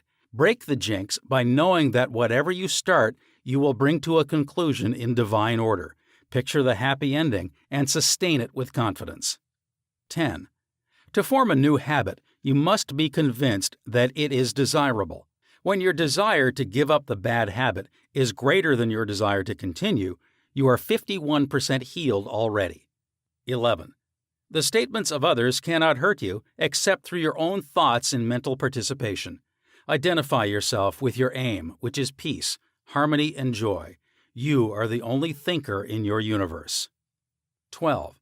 Excessive drinking is an unconscious desire to escape. The cause of alcoholism is negative and destructive thinking. The cure is to think of freedom, sobriety, and perfection, and to feel the thrill of accomplishment. 13. Many people remain alcoholics because they refuse to admit it. 14. The law of your subconscious mind, which held you in bondage and inhibited your freedom of action, will give you freedom and happiness. It depends on how you use it. 15. Your imagination took you to the bottle. Let it take you to freedom by imagining you are free. 16. The real cause of alcoholism is negative and destructive thinking. As a man thinketh in his heart, subconscious mind, so is he. 17. When fear knocks at the door of your mind, let faith in God and all things good open the door. Chapter 19. How to use your subconscious mind to remove fear. One of our students told me that he was invited to speak at a banquet. He said he was panic-stricken at the thought of speaking before 1,000 people. He overcame this fear this way. For several nights he sat down in an armchair for about 5 minutes and said to himself slowly, quietly, and positively, "I am going to master this fear. I am overcoming it now. I speak with poise and confidence. I am relaxed and at ease."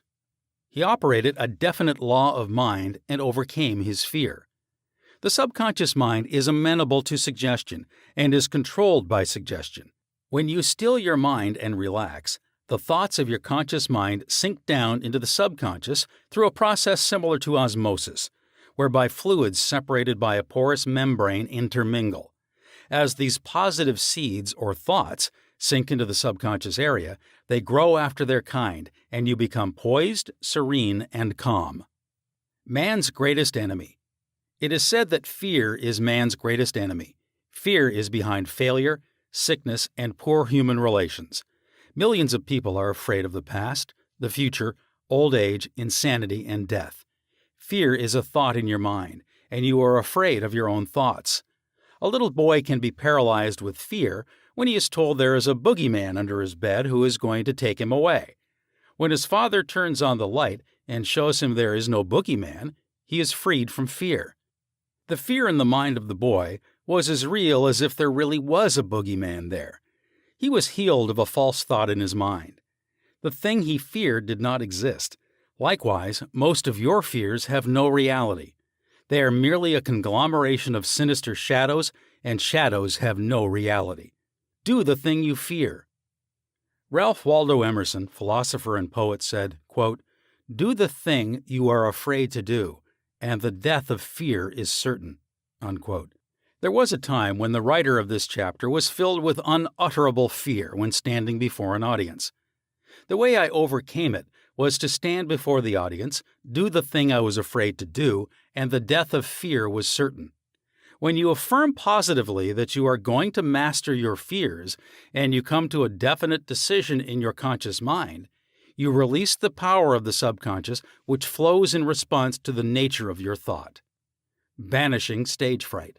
A young lady was invited to an audition. She had been looking forward to the interview.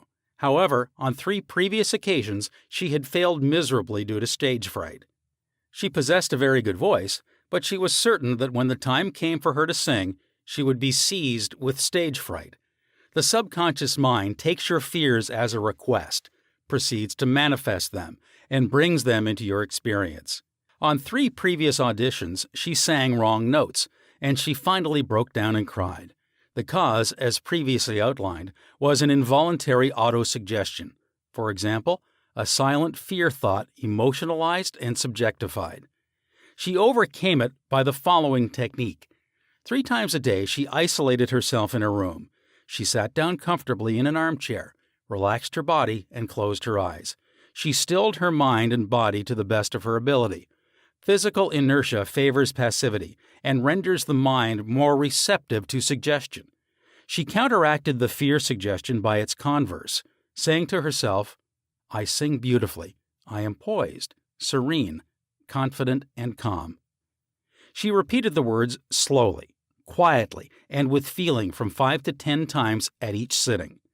She had 3 such sittings every day and 1 immediately prior to sleep at night. At the end of a week, she was completely poised and confident, and gave a definitely outstanding audition. Carry out the above procedure, and the death of fear is certain. Fear of failure. Occasionally, young men from the local university come to see me, as well as school teachers, who often seem to suffer from suggestive amnesia at examinations. The complaint is always the same. I know the answers after the examination is over, but I can't remember the answers during the examination. The idea, which realizes itself, is the one to which we invariably give concentrated attention. I find that each one is obsessed with the idea of failure. Fear is behind the temporary amnesia, and it is the cause of the whole experience. One young medical student was the most brilliant person in his class, yet he found himself failing to answer simple questions at the time of written or oral examinations. I explained to him that the reason was he had been worrying and was fearful for several days previous to the examination. These negative thoughts became charged with fear. Thoughts enveloped in the powerful emotion of fear are realized in the subconscious mind. In other words, this young man was requesting his subconscious mind to see to it that he failed, and that is exactly what it did. On the day of the examination, he found himself stricken with what is called, in psychological circles, suggestive amnesia. How he overcame the fear. He learned that his subconscious mind was the storehouse of memory, and that it had a perfect record of all he had heard and read during his medical training. Moreover, he learned that the subconscious mind was responsive and reciprocal. The way to be en rapport with it was to be relaxed, peaceful, and confident. Every night and morning he began to imagine his mother congratulating him on his wonderful record. He would hold an imaginary letter from her in his hand. As he began to contemplate the happy result, He called forth a corresponding or reciprocal response or reaction in himself. The all-wise and omnipotent power of the subconscious took over, dictated, and directed his conscious mind accordingly. He imagined the end, thereby willing the means to the realization of the end. Following this procedure, he had no trouble passing subsequent examinations. In other words, the subjective wisdom took over, compelling him to give an excellent account of himself. Fear of water, mountain, closed spaces, etc. There are many people who are afraid to go into an elevator, climb mountains, or even swim in the water. It may well be that the individual had unpleasant experiences in the water in his youth, such as having been thrown forcibly into the water without being able to swim. He might have been forcibly detained in an elevator which failed to function properly, causing resultant fear of closed places. I had an experience when I was about 10 years of age.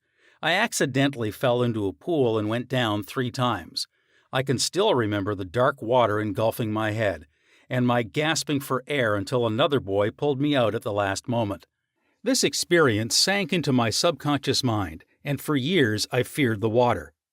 An elderly psychologist said to me, "Go down to the swimming pool, look at the water, and say out loud in strong tones, 'I am going to master you. I can dominate you.' Then go into the water, take lessons, and overcome it." This I did, and I mastered the water. Do not permit water to master you.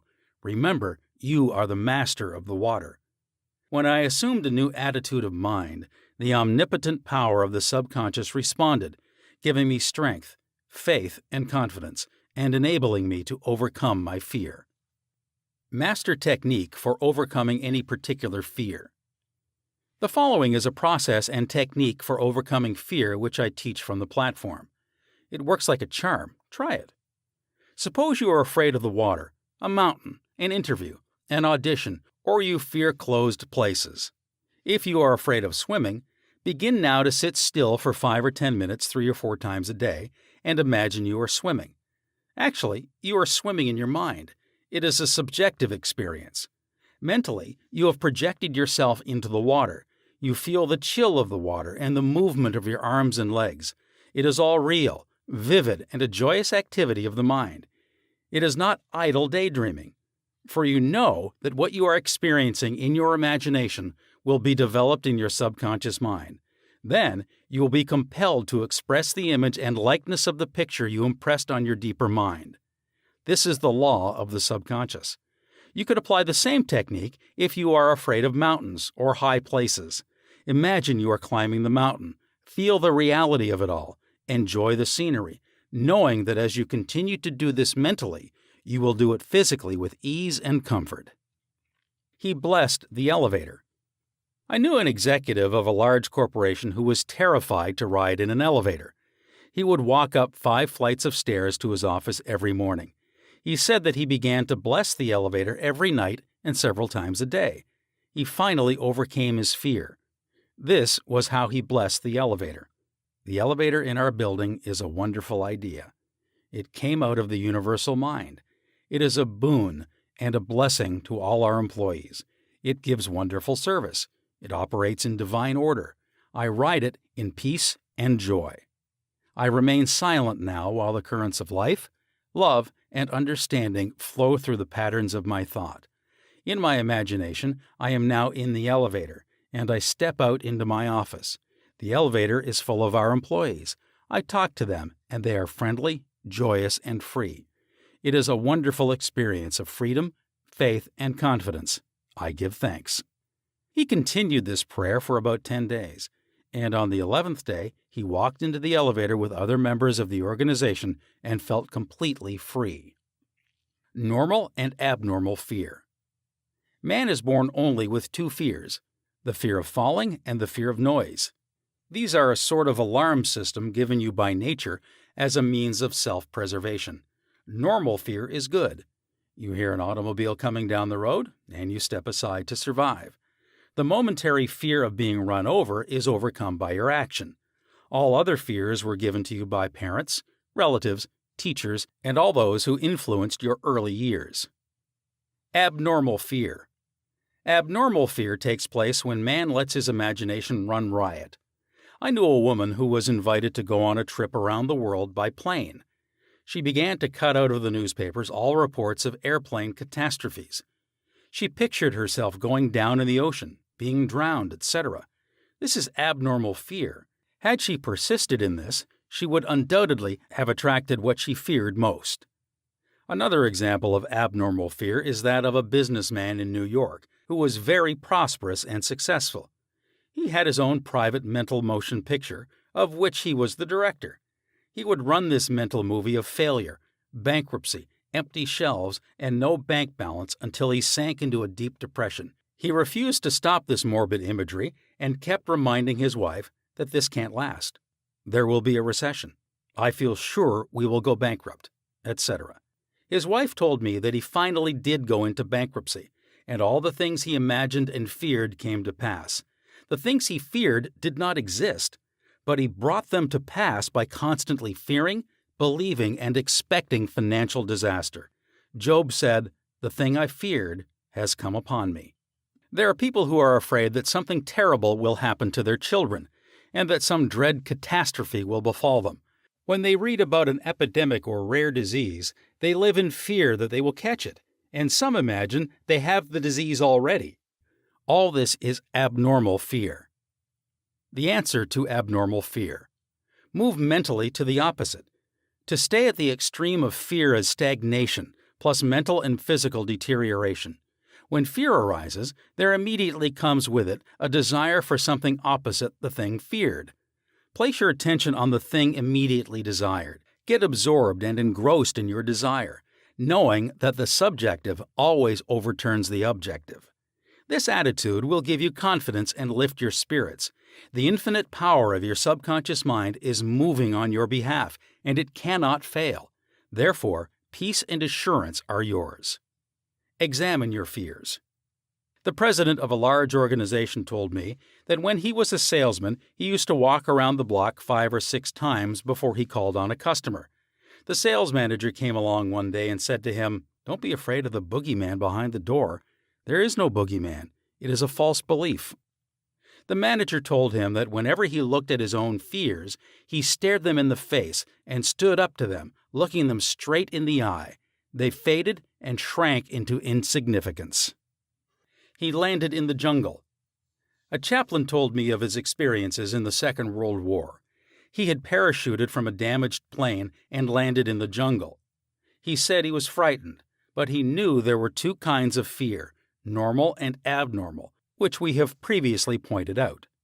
He decided to do something about the fear immediately and began to talk to himself, saying, "John, you can't surrender to your fear. Your fear is a desire for safety and security and a way out." He began to claim, "Infinite intelligence which guides the planets in their courses is now leading and guiding me out of this jungle." He kept saying this out loud to himself for 10 minutes or more. Then, he added, something began to stir inside me. A mood of confidence began to seize me, and I began to walk. After a few days, I miraculously came out of the jungle and was picked up by a rescue plane. His changed mental attitude saved him. His confidence and trust in the subjective wisdom and power within him was the solution to his problem. He said, "Had I begun to bemoan my fate and indulge my fears, I would have succumbed to the monster fear, and probably would have died of fear and starvation." He dismissed himself. The general manager of an organization told me that for 3 years he feared he would lose his position. He was always imagining failure. The thing he feared did not exist, save as a morbid, anxious thought in his own mind. His vivid imagination dramatized the loss of his job until he became nervous and neurotic. Finally, he was asked to resign. Actually, he dismissed himself. His constant negative imagery and fear suggestions to his subconscious mind caused the latter to respond and react accordingly. It caused him to make mistakes and foolish decisions which resulted in his failure as a general manager. His dismissal would never have happened if he had immediately moved to the opposite in his mind. They plotted against him. During a recent world lecture tour, I had a 2-hour conversation with a prominent government official. He had a deep sense of inner peace and serenity, He said that all the abuse he receives politically from newspapers and the opposition party never disturb him. His practice is to sit still for 15 minutes in the morning and realize that in the center of himself is a deep, still ocean of peace. Meditating in this way, he generates tremendous power which overcomes all manner of difficulties and fears. Sometime previously, a colleague called him at midnight and told him a group of people were plotting against him. This is what he said to his colleague: "I'm going to sleep now in perfect peace. You can discuss it with me at 10 a.m. tomorrow." He said to me, "I know that no negative thought can ever manifest except I emotionalize the thought and accept it mentally. I refuse to entertain their suggestion of fear. Therefore, no harm can come to me." Notice how calm he was, how cool, how peaceful. He did not start getting excited, tearing his hair, or wringing his hands. At his center he found the still water, an inner peace, and there was a great calm. Deliver yourself from all your fears. Use this perfect formula for casting out fear. I sought the Lord, and he heard me, and delivered me from all my fears. Psalm 34, verse 4. The Lord is an ancient word meaning law, the power of your subconscious mind. Learn the wonders of your subconscious and how it works and functions. Master the techniques given to you in this chapter. Put them into practice now, today. Your subconscious will respond, and you will be free of all fears. I sought the Lord, and he heard me, and delivered me from all my fears. Step this way to freedom from fear. 1. Do the thing you are afraid to do, and the death of fear is certain. Say to yourself, and mean it, I am going to master this fear, and you will. 2. Fear is a negative thought in your mind. Supplant it with a constructive thought. Fear has killed millions. Confidence is greater than fear. Nothing is more powerful than faith in God and the good. 3. Fear is man's greatest enemy. It is behind failure, sickness, and bad human relations. Love casts out fear. Love is an emotional attachment to the good things of life. Fall in love with honesty, integrity, justice, goodwill, and success. Live in the joyous expectancy of the best, and invariably the best will come to you. 4. Counteract the fear suggestions with the opposite, such as, I sing beautifully, I am poised, serene, and calm. It will pay fabulous dividends. 5. Fear is behind amnesia at oral and written examination time. You can overcome this by affirming frequently, I have perfect memory for everything I need to know. Or you can imagine a friend congratulating you on your brilliant success on the examination. Persevere, and you will win. 6. If you are afraid to cross water, swim. In your imagination, swim freely, joyously. Project yourself into the water mentally. Feel the chill and thrill of swimming across the pool. Make it vivid. As you do this subjectively, you will be compelled to go into the water and conquer it. This is the law of your mind. 7. If you are afraid of closed places, such as elevators, lecture halls, etc., mentally ride in an elevator, blessing all its parts and functions. You will be amazed how quickly the fear will be dissipated. 8. You were born with only 2 fears, the fear of falling and the fear of noise. All your other fears were acquired. Get rid of them. 9. Normal fear is good. Abnormal fear is very bad and destructive. To constantly indulge in fear thoughts results in abnormal fear, obsessions, and complexes. To fear something persistently causes a sense of panic and terror. 10. You can overcome abnormal fear when you know the power of your subconscious mind can change conditions and bring to pass the cherished desires of your heart. Give your immediate attention and devotion to your desire, which is the opposite of your fear. This is the love that casts out fear. 11. If you are afraid of failure, give attention to success. If you are afraid of sickness, dwell on your perfect health. If you are afraid of an accident, dwell on the guidance and protection of God. If you are afraid of death, dwell on eternal life. God is life, and that is your life now. 12. The great law of substitution is the answer to fear. Whatever you fear has its solution in the form of your desire. If you are sick, you desire health. If you are in the prison of fear, you desire freedom. Expect the good. Mentally, concentrate on the good, and know that your subconscious mind answers you always. It never fails. 13. The things you fear do not really exist except as thoughts in your mind. Thoughts are creative. This is why Job said, "The thing I feared has come upon me." Think good, and good follows. 14. Look at your fears. Hold them up to the light of reason. Learn to laugh at your fears. That is the best medicine. 15. Nothing can disturb you but your own thought.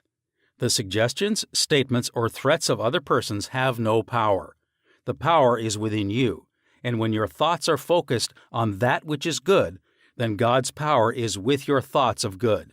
There is only one creative power, and it moves as harmony. There are no divisions of quarrels in it. Its source is love. This is why God's power is with your thoughts of good. Chapter 20. How to stay young in spirit forever. Your subconscious mind never grows old. It is timeless, ageless, and endless. It is a part of the universal mind of God, which was never born, and it will never die. Fatigue or old age cannot be predicated on any spiritual quality or power. Patience, kindness, veracity, humility, goodwill, peace, harmony, and brotherly love are attributes and qualities which never grow old. If you continue to generate these qualities here on this plane of life, you will always remain young in spirit.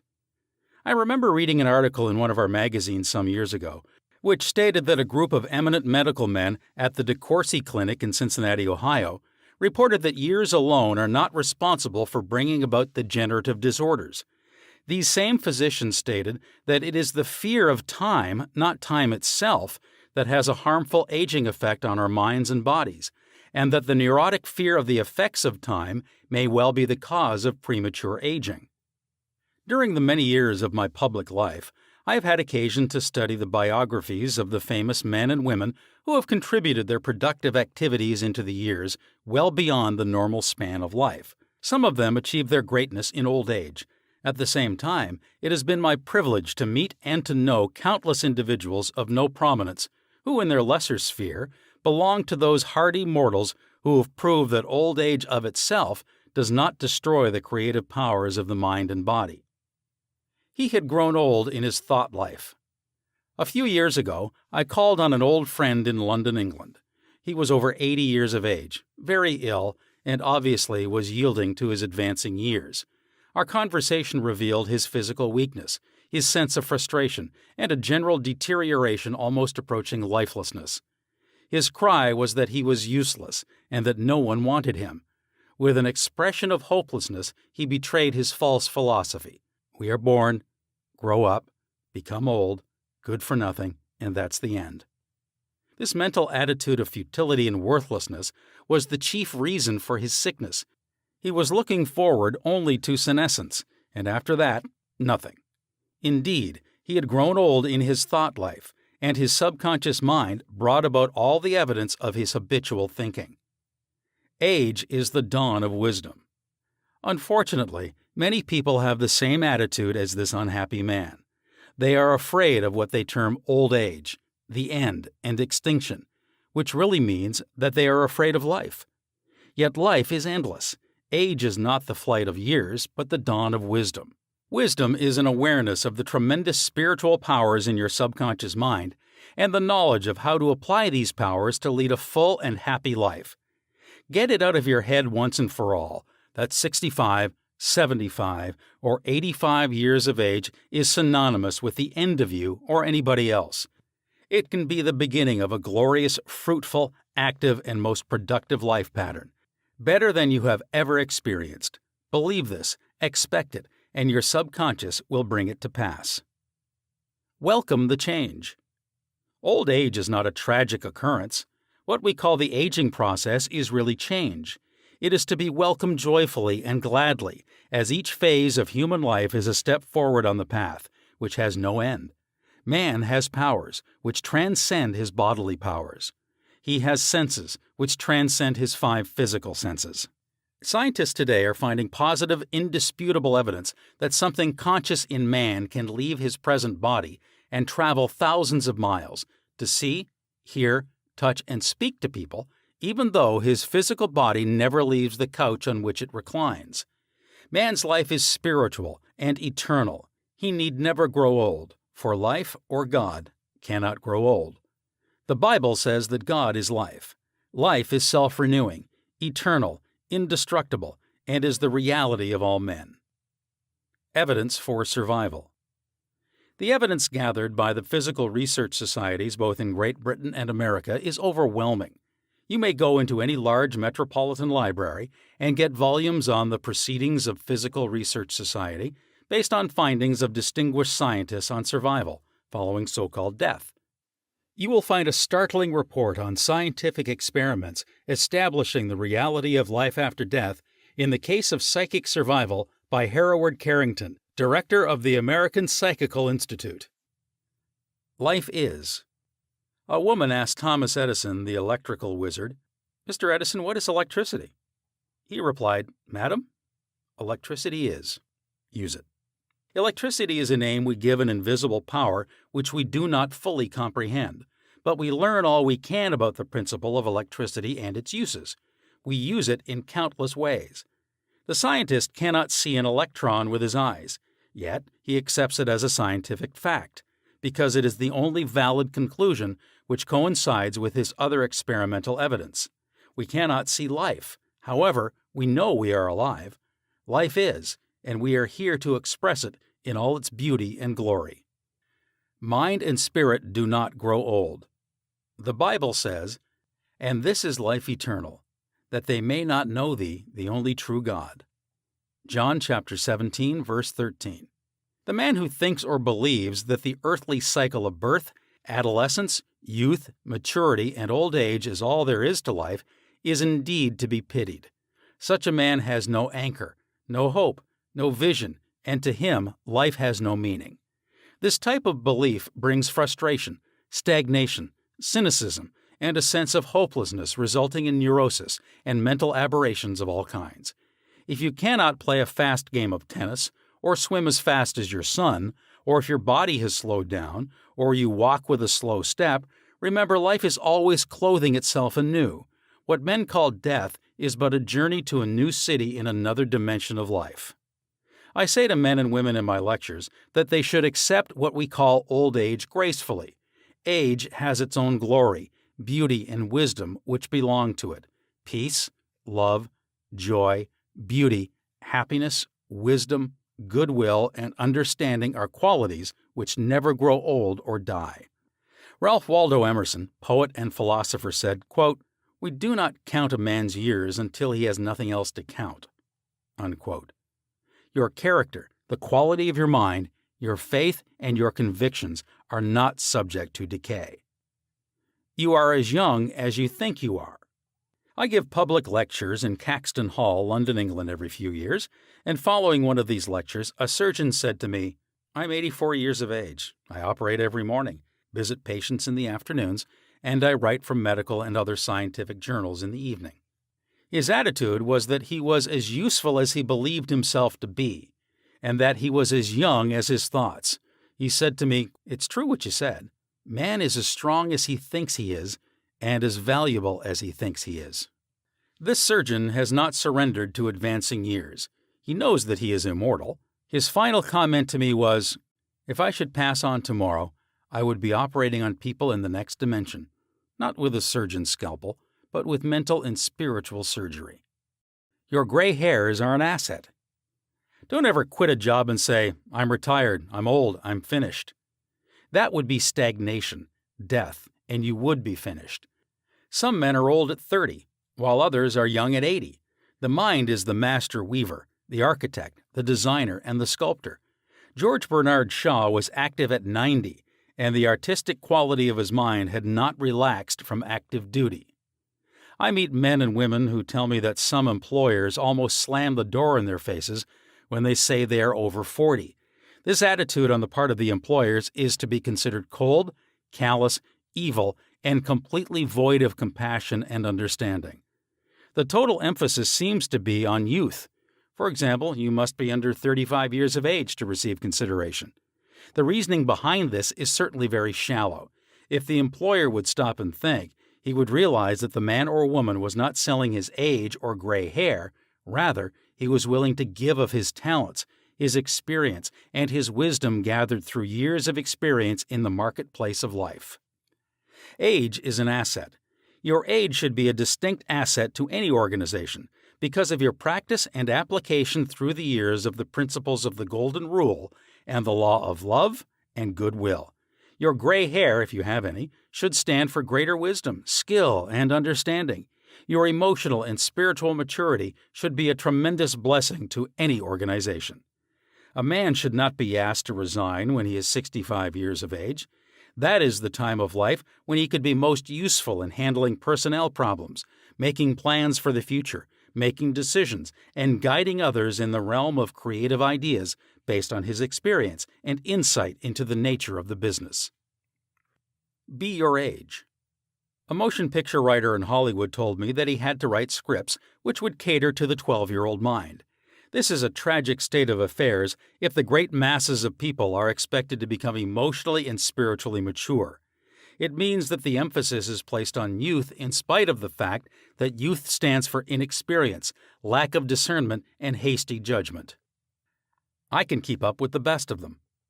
I am now thinking of a man 65 years of age who is trying frantically to keep young. He swims with young men every Sunday, goes on long hikes, plays tennis, and boasts of his prowess and physical power, saying, "Look, I can keep up with the best of them."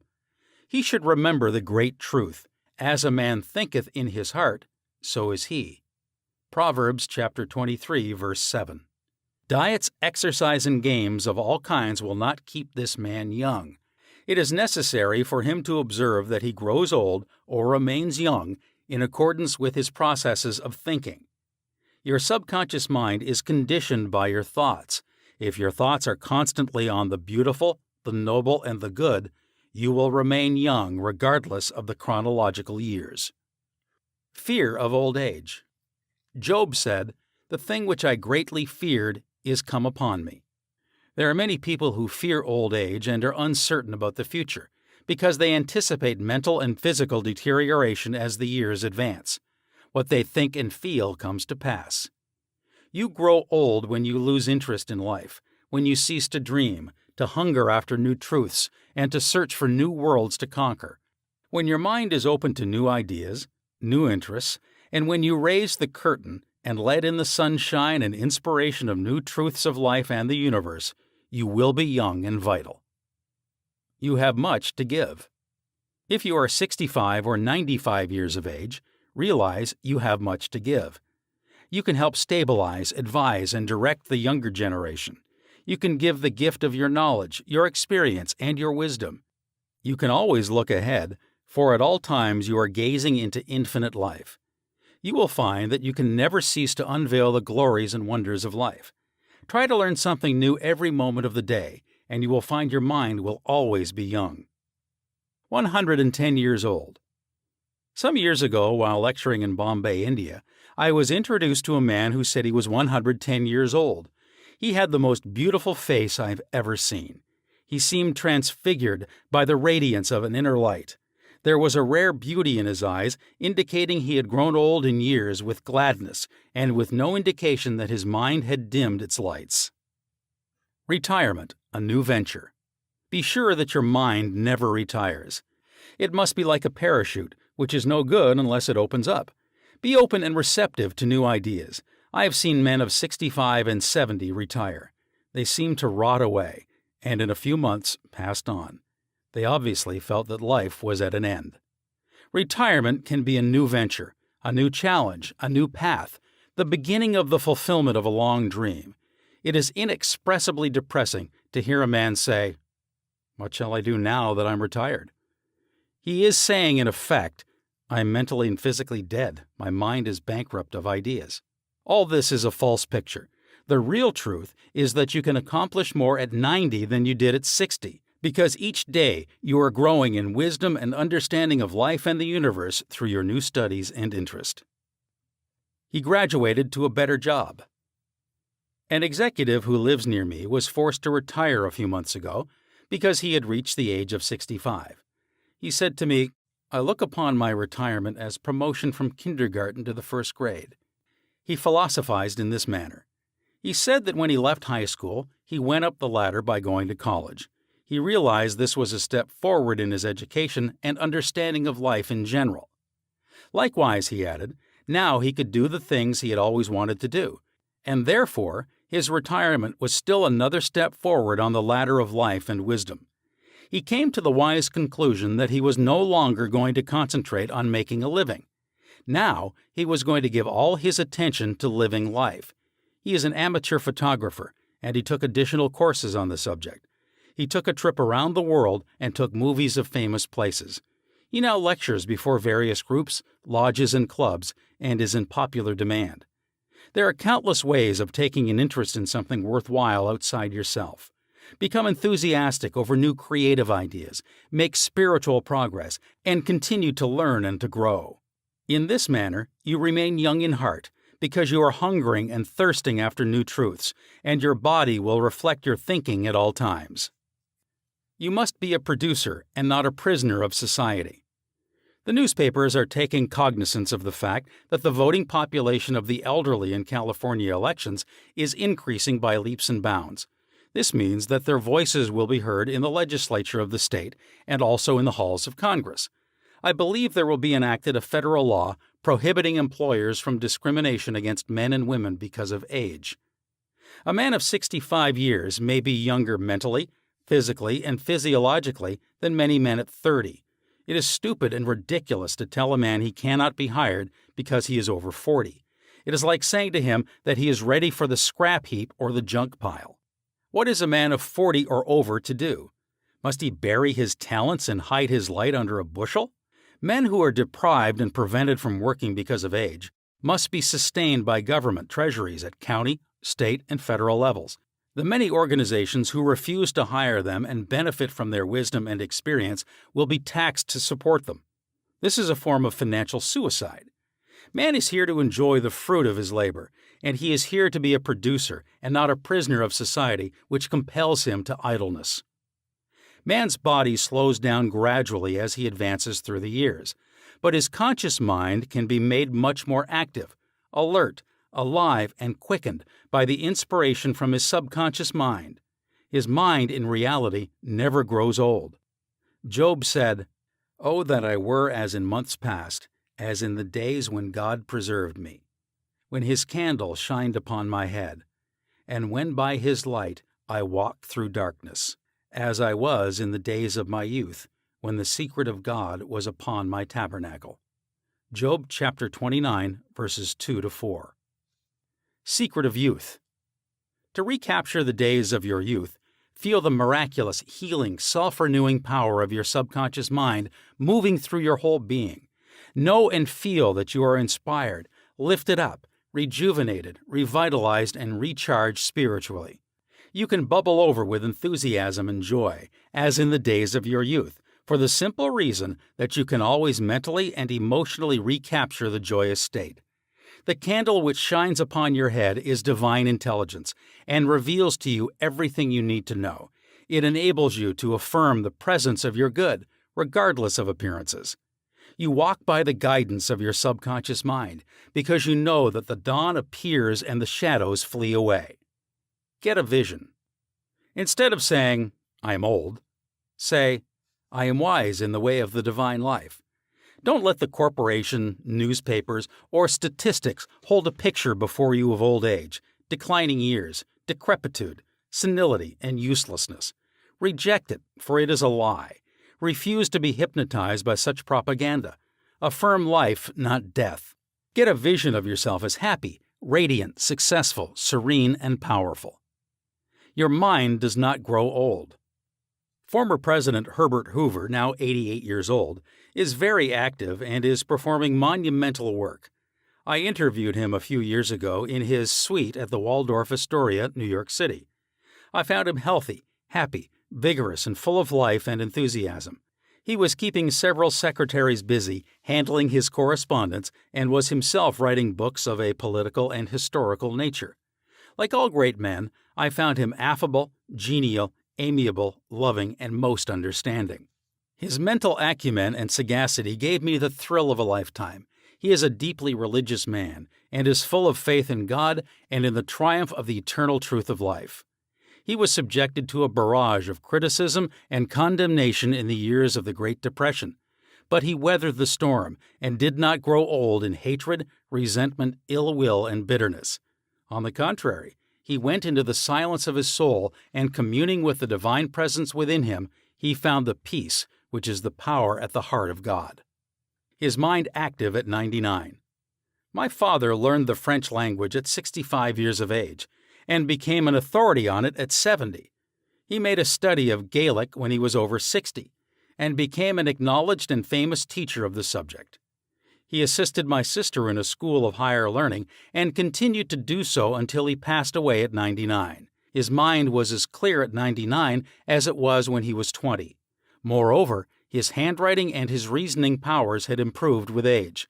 Truly, you are as old as you think and feel. We need our senior citizens. Marcus Porcius Cato, the Roman patriot, learned Greek at 80. Madame Ernestine Schumann-Heink, the great German-American contralto, reached the pinnacle of her musical success after she became a grandmother. It is wonderful to behold the accomplishments of the oldsters. General Douglas MacArthur, Harry S. Truman, General Dwight David Eisenhower, and American financier Bernard Baruch are interesting, active, and contributing their talents and wisdom to the world. The Greek philosopher Socrates learned to play musical instruments when he was 80 years old. Michelangelo was painting his greatest canvases at 80. At 80, Sios Simonides won the prize for poetry. Johann von Goethe finished Faust, and Leopold von Ranke commenced his History of the World, which he finished at 92. Alfred Tennyson wrote a magnificent poem, Crossing the Bar, at 83. Isaac Newton was hard at work close to 85. At 88, John Wesley was directing, preaching, and guiding Methodism. We have several men of 95 years who come to my lectures, and they tell me they are in better health now than they were at 20. Let us place our senior citizens in high places and give them every opportunity to bring forth the flowers of paradise. If you are retired, get interested in the laws of life and the wonders of your subconscious mind. Do something you have always wanted to do. Study new subjects and investigate new ideas. Pray as follows. As the hart panteth after the water brooks, so panteth my soul after thee, O God. Psalm 42, chapter 1. The fruits of old age. His flesh shall be fresher than a child's. He shall return to the days of his youth. Job chapter 33, verse 25. Old age really means the contemplation of the truths of God from the highest standpoint. Realize that you are on an endless journey, a series of important steps in the ceaseless, tireless, endless ocean of life. Then, with the psalmist, you will say, "They shall still bring forth fruit in old age. They shall be fat and flourishing." Psalm 92, chapter 14. But the fruit of the Spirit is love, joy, peace, patience, gentleness, goodness, faith, meekness, temperance. Against such there is no law. Galatians chapter 5, verses 22 to 23. You are a child, son of infinite life, which knows no end, and you are a child of eternity. Profitable pointers. 1. Patience, kindness, love, goodwill, joy, happiness, wisdom, and understanding are qualities which never grow old. Cultivate them and express them, and remain young in mind and body. 2. Some research physicians say that the neurotic fear of the effects of time may well be the cause of premature aging. 3. Age is not the flight of years, it is the dawn of wisdom in the mind of man. 4.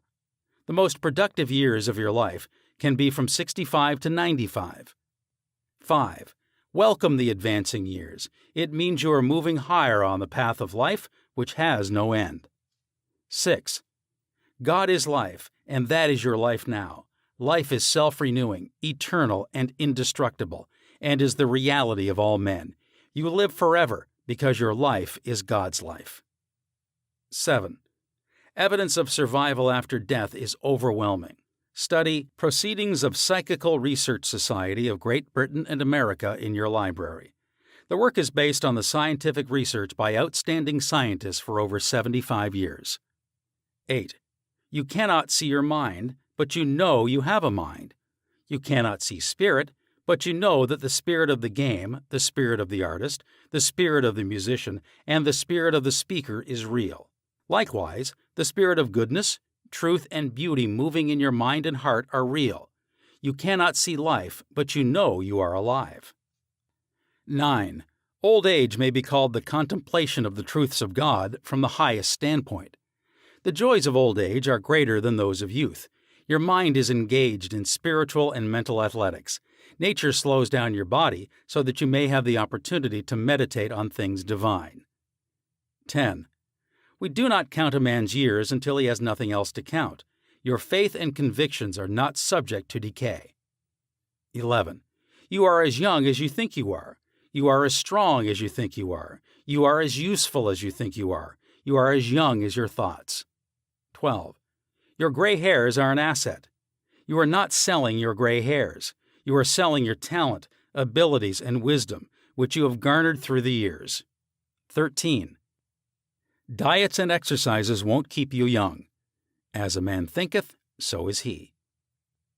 14. Fear of old age can bring about physical and mental deterioration. The thing I greatly feared has come upon me. 15. You grow old when you cease to dream, and when you lose interest in life. You grow old if you are irritable, crotchety, petulant, and cantankerous.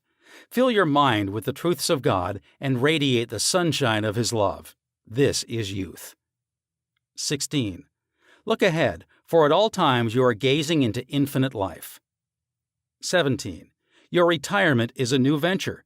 Take up new studies and new interests. You can now do the things you always wanted to do when you were so busy making a living. Give your attention to living life. 18. Become a producer and not a prisoner of society. Don't hide your light under a bushel. 19. The secret of youth is love, joy, inner peace, and laughter. In Him there is fullness of joy. In Him there is no darkness at all. 20. You are needed. Some of the great philosophers, artists, scientists, writers, and others accomplished their greatest work after they were 80 years old. 21. The fruits of old age are love, joy, peace, patience, gentleness, goodness, faith, meekness, and temperance. 22. You are a son of infinite life, which knows no end. You are a child of eternity. You are wonderful.